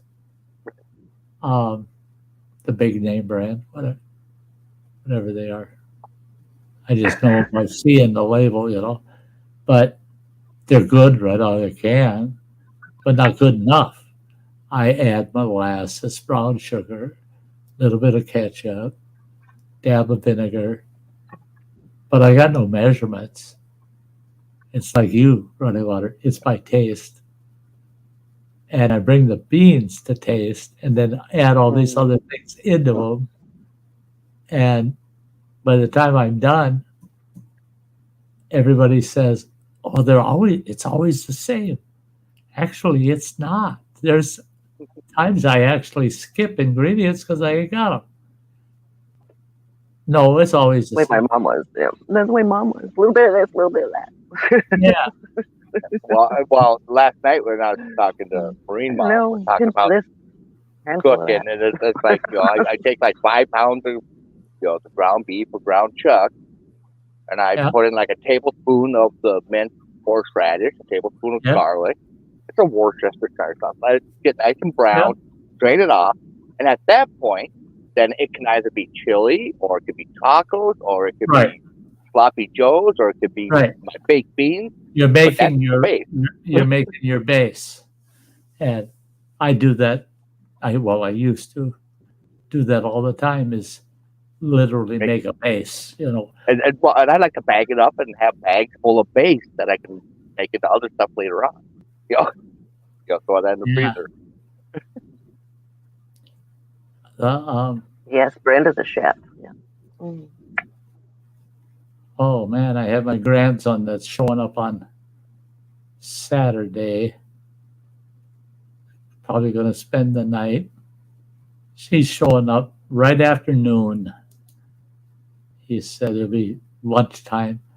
So if there's anything I want for lunch, let them know. And they'll grab it. That's going to be I hope they get my shopping list right. Red Lobster. Red Lobster. Stop it, Red Lobster. Son of a bitch in KFC. Fuckers fuck up ours and leave town.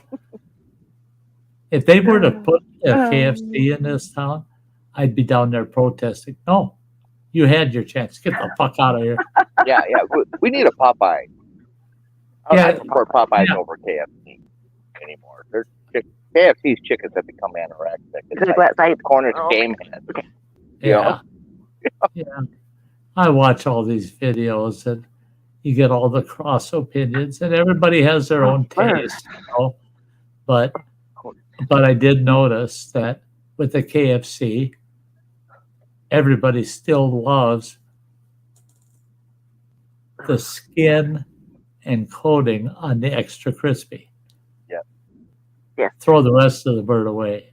They just want the skin and the coating off of those big breasts and the big thighs that are all skin and coating. Because once you get undressed that fucking chicken, you're right. It's an anorexic fucking chicken. But I saw on what's it called? Crab legs. On Twitter, KFC come up as one of my suggestions. clicked on it, see what sort of stuff. See if they're like doing like Wendy for their funny little jab Right. post or whatever. I saw that they're following 11 people. I clicked on it. They're following the 5 Spice Girls and 6 guys named Hurry Herb. up, Bandit. Herb. The 11 herbs and spices. Yeah. That's all they're following on their page. They're like, wait, that's pretty clever. Yeah, it's got its twist to it, But is it going to market? Right. Is it actually going to market something? I see some of these real witty. Oh my gosh, it's cold out there. Base promos, and you go, "Oh, that's really witty," but their food tastes like shit. Potential for great marketing, but their food tastes like shit. Damn it, that ain't right.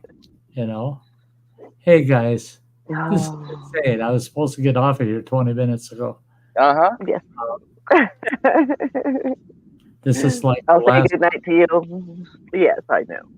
This is like I'll say good night to you. Thanks for having me up, Sty. Hey, sweetheart, you got a key, man. Door's open for you. And you're going to beat that prognosis, Okay. Love you. Yes, you. And I'm going to be busy working on your stick the next week and a half, and it's getting the hell out of here. Okay.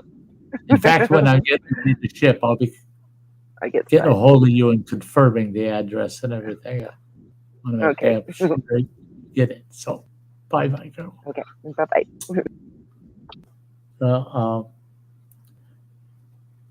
Real quick, Justin says, I was going to put a Cornish game hen in the turkey's chest for Thanksgiving, but I figured the nieces would never eat turkey again. I watched a video of a guy that stuck. He managed to squeeze 3 Cornish game hens in a 30-pound turkey. He baked that fucker, put it on a table whole. There they are for their big fucking holiday dinner.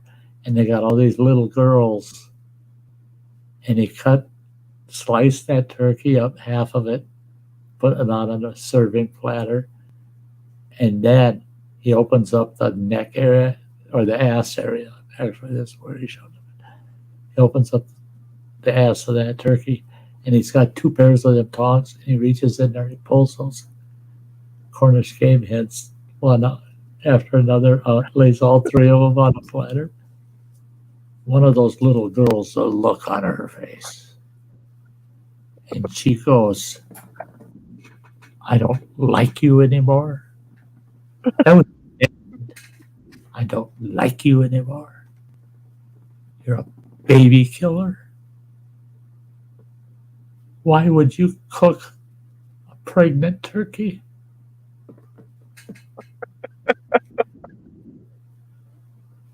He had half the family trying to defend him and tell her, no, those are Cornish game hens. They're these little like chickens, They're turkey babies. No, turkeys lay eggs and then there's babies. No, I saw it with my own eyes. You took 3 little turkey babies out of that. I laughed so fucking hard. I thought, oh boy. Yeah. Joe, Sty can't leave. You're not going anywhere. Try to stop me. Yeah, speaking of turkey, that video is a teenage daughter helping prep the turkey, and he's like, yeah, pull that stuff out of it. Pulling it out. She gets the neck out. She's like, what? This isn't the turkey's pecker. Right. He's like, well, how do you think baby turkeys are made? That's, and I used to tell people all the time, if you are reincarnated, there's one thing I don't want to come back as for sure, and that's a chicken, because there are no female chickens. They all got peckers. They all got peckers on. Peck, peck, peck, peck. So how the hell do they have baby chickens? Every chicken's got a pecker. I don't know. I don't know. A mystery of life, you know. We got to have those mysteries in our lives, you know. Everybody wants an answer for everything. And I tell them, getting an answer for absolutely everything, to me, isn't knowledge. It's boring. Because if you don't have the answers, if nobody has the answer, it's a mystery of life. Oh, what a mystery. I mean, yeah, we need those mysteries in life. Go, oh, we just don't know. What the fuck? You know? Where is that answer? That's the who came first. There you go to the chicken.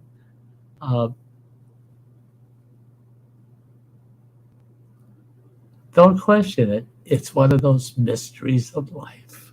You know? If you prove it, now you spoiled it. It's not a mystery anymore. God dang it. So some things, just leave alone and let it be them. One of the mysteries of life.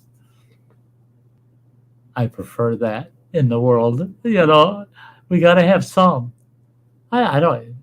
If you think everything's a mystery in life, well, welcome to idiocracy. Yeah, I got that movie last night on my watch list. So I got to watch Idiocracy here in the next few days. Yeah. Why? I saw a comic the other day that was, you know, scientists going up in heaven. And he's like, finally, get all the answers. We get the answers for everything. He's like, so how does all this stuff work? All the different physics and the universe, the planets, and all that. And you have God sitting there, and he goes, magic. Magic. Yeah. It's like, yeah, when it all comes down to it, it's just magic. It happened. I just made it happen. You don't need a reason of how or why. I just whipped it out my ass. I was bored that day. Yeah, you know, and that's it. That's it. It's like, does it matter? Well, and that's the thing too, is the Big Bang Theory, let's say. Let's just pick on that for a second. Big Bang Theory. Well, if that's how everything started, what the fuck's that got to do with us right now? Mm-hmm. Ain't got nothing to do with us. You had to be there. You know what I mean? Right. It's just like with God. He created everything, plopped Adam and Eve in the garden. And I'll tell you what. What were Adam's first thoughts? Where the fuck am I? What is it? Who am I? What am I? Why am I?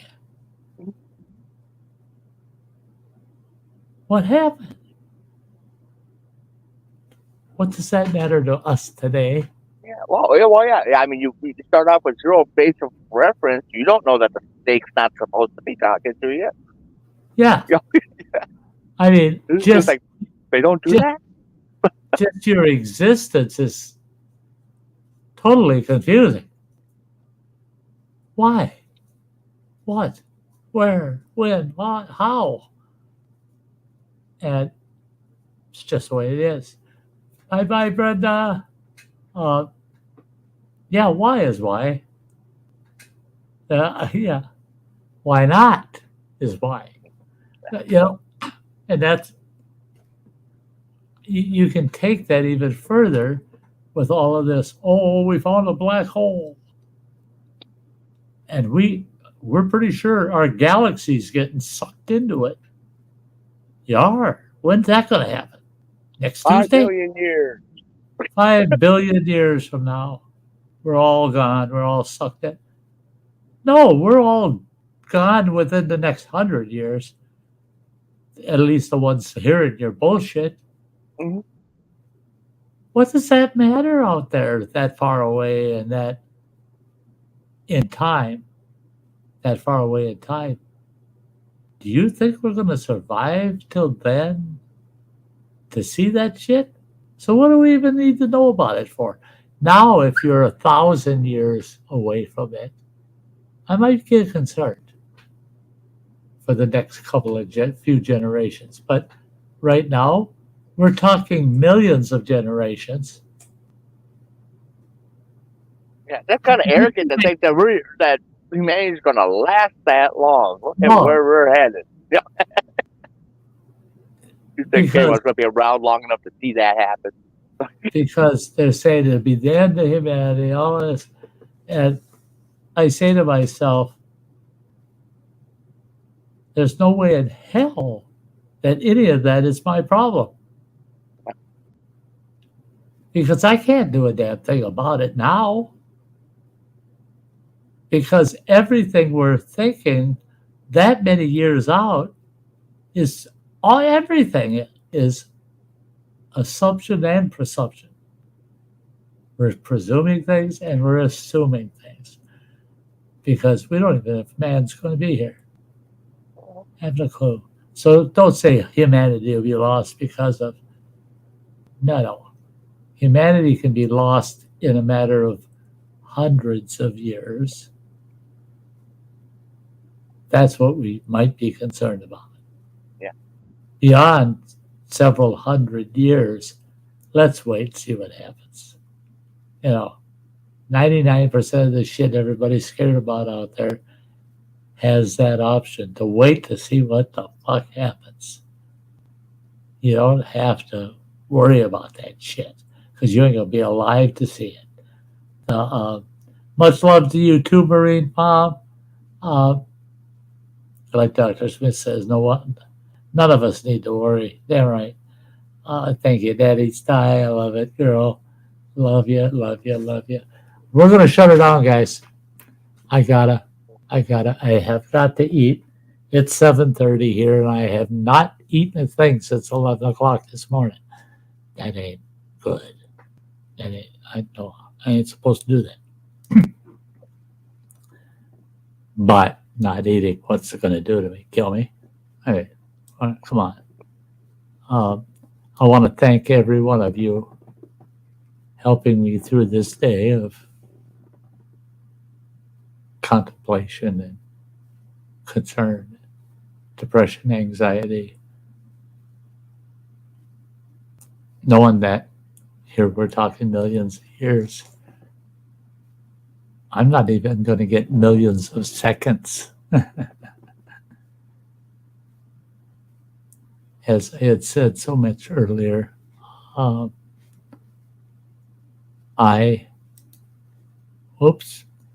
doing things on the side here, but I'm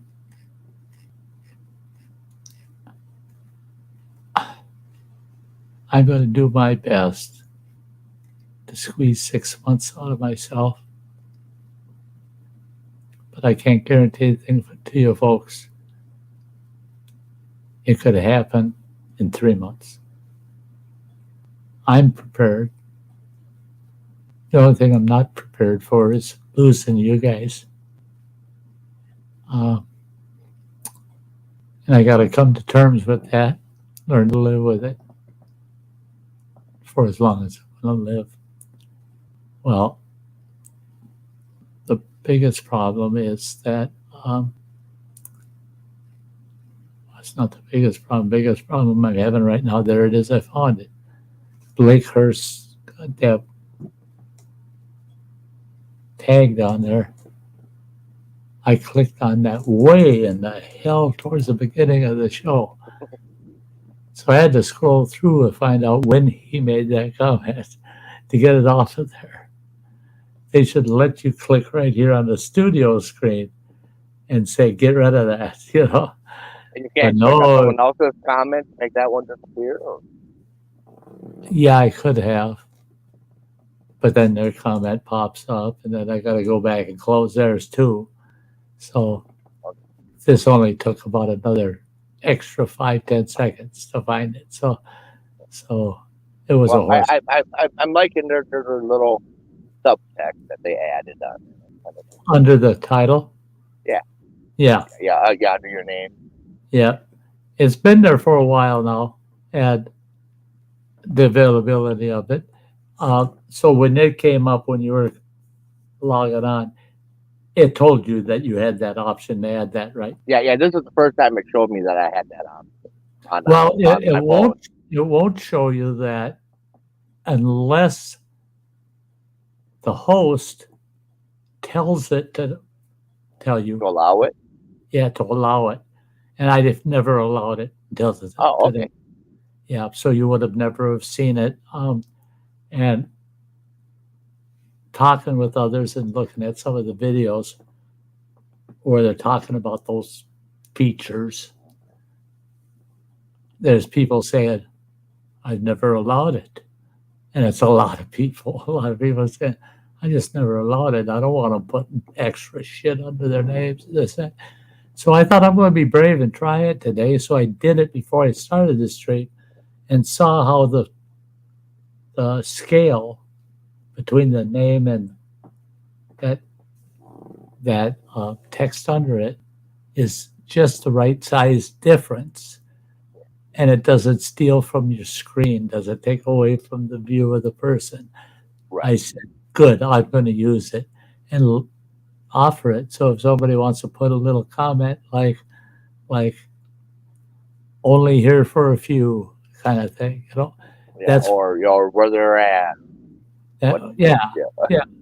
And that's what it is. It's an announcement segment for each panelist to announce something about themselves under their name.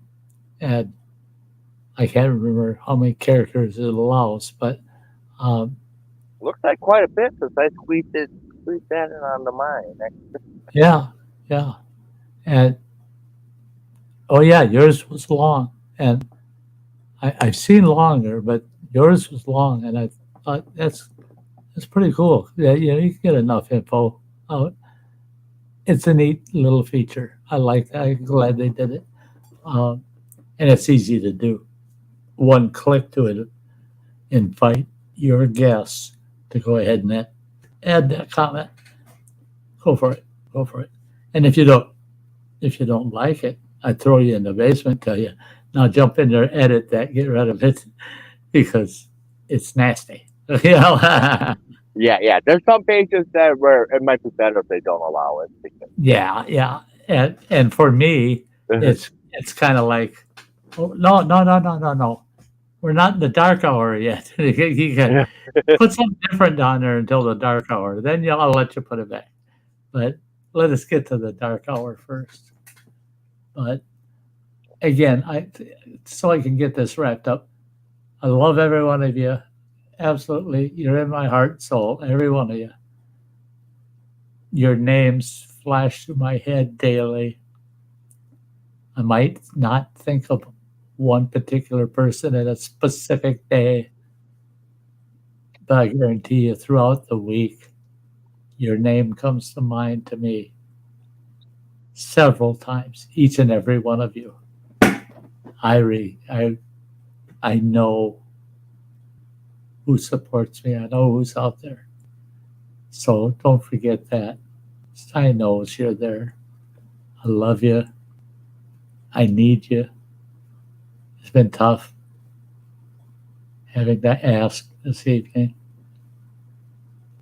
for your guys' support, help, and me getting through. That's the hardest part. Is in its own way. It goes on forever, but again, in its own way, it comes to an end within 6 months. I don't get to be here with fresh material. I don't get to participate. I believe in my afterlife I'll be able to watch, but I don't get to participate. So something a person's got to deal with, Just, I got to learn to do it.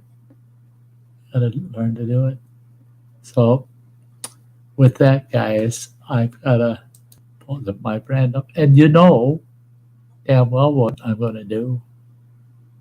If Natty J was up here, he'd be shouting it out. Justin, Crazy Ann, Native Kutsa, everybody, all of you. Love you guys. Love you too. And we're going to let you go. But we're going to do it in the way that Maddie J loves to see it. I got to grab that gal out on the front porch in her fur coat. This is, of course, just a video of the old days when the old man had a beard, a real beard.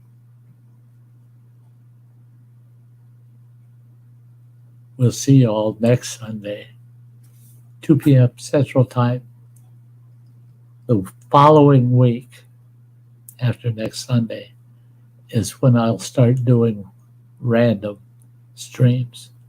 I'll come up with a title for that. It'll be on a playlist as a series. We talked about different titles for it, and some of them are kind of dark, and Samantha's going, I don't think so. I don't think you should go there. Die with Sty. Yeah, that didn't work. Yeah, that didn't go over too good. Let's die with Sty. No. Only one of us needs to go, not the rest. It gives the implication, we're a cult. It's the end. We're all going to drink your Kool-Aid on my panel. No, we're not one of them. And the big gig in the Sty Shack. Yeah. The trying to come up with things that rhyme, like what was that? Oh, Sty in the sky with diamonds. I said, right, diamonds, my ass. Well, but we'll come up with something for that series to call it, so that when those thumbnails come up, that's the kind of show it's going to be. And I think that we're gearing that show to, I'll probably start the show and have a half hour, maybe 45 minutes, depending on the topic. It's going to concentrate at the front end on living with dying. See what I'm saying? What's it like to live with the fact you're dying? All the things that affect a person in that process, the death process. And that'll be the first half hour, 45 minutes of each show. And then it'll be dragging people up on the panel, and we're going to just have a good time. We're going to get the death issues out of the way so that people can have a better understanding of what that is. And then we're going to enjoy life after that. We're not closing the damn show with death. We're going to end it with life. So that's why I'm going to end this. You guys get out there, live your lives, enjoy every moment you can. Because every opportunity you pass up, when your day comes, it'll never happen again. Everything that you could have, would have, should have, can be done right now in the moment. But at the end, it torments you that you didn't do certain things in your life. It torments you. I woulda, shoulda, coulda. So don't do that to yourselves. Take everything you can in right now. Right now. Enjoy your lives every minute. Every fucking minute. And make sure your friends and family know that's the way you feel too. And hopefully they'll follow suit. Start living the same way. Guess what? You'll be a lot happier. You'll be a lot happier. I've seen it in my own family already in the last few months. They're actually talking, saying things nice about each other. And you're talking about two people that hate each other's guts for years. My two youngest, oh, holy shit. You don't put them in the same fucking neighborhood, let alone the same building. And both of them had compliments of each other to me. And over the last 2 days, that caught me totally off guard. You said something that nice about your sister? You said something that awesome about your brother? It's impossible. You two people have hated each other for years.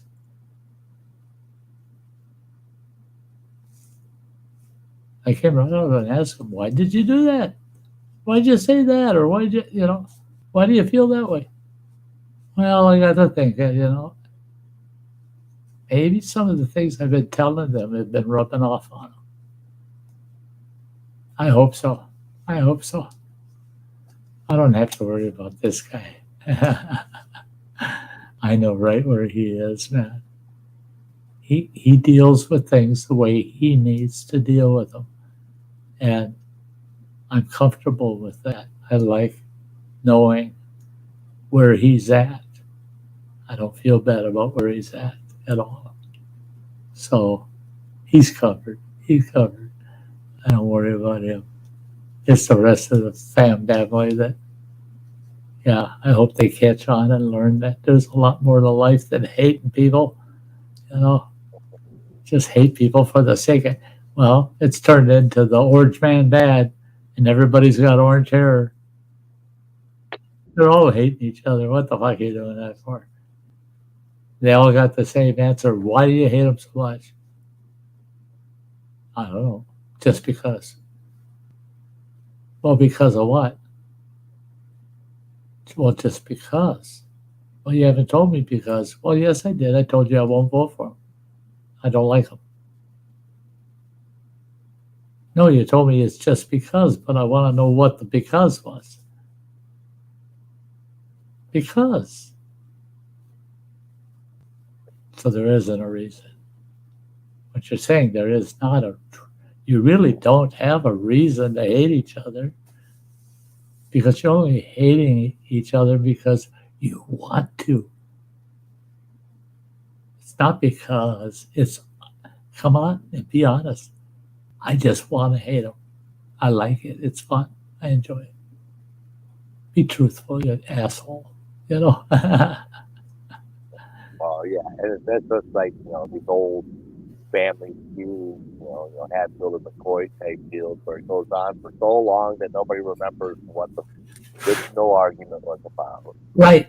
What started it? They don't even know what started it. I come to find out that, you dig far enough and usually it's something stupid like, yeah, he took the last pack of creamer but I wanted it in my coffee. Right. And now you got two halves of the family killing each other generations later. Yeah. Because two old farts in the local cafe were fighting over the last packet of creamer. What? Wait a minute. You remember when Uncle Bob shot Jenny over there? And he said that's for all of the nasty things they did to great-great-great-grandpa in that cafe, coming in there with all their guns and attacking them and shit. But no, really what happened was him and the other side were arguing over a pack of creamer. There were no guns involved. They didn't even punch each other. Sheriff showed up and said, boys, settle down, reached to another table and dropped a handful of creamer on their table and said, no, break this shit up. And they decided to just hate each other over the argument in the first place. And it turned into half the family turning into serial killers because they argued over one packet of fucking creamer. Yeah, that's the way it is. Yeah. That's right. And it's dumb. I got to get this fucking back support off too. So guys, that's it. We're done. We're out of here. Goodbye, everybody. Love y'all. I'm grabbing that girl in the fur coat out on the porch. I'm not going to face plant like I did a few weeks ago. I'm going to just dance with her. And we'll see y'all next Sunday. Bye-bye, guys.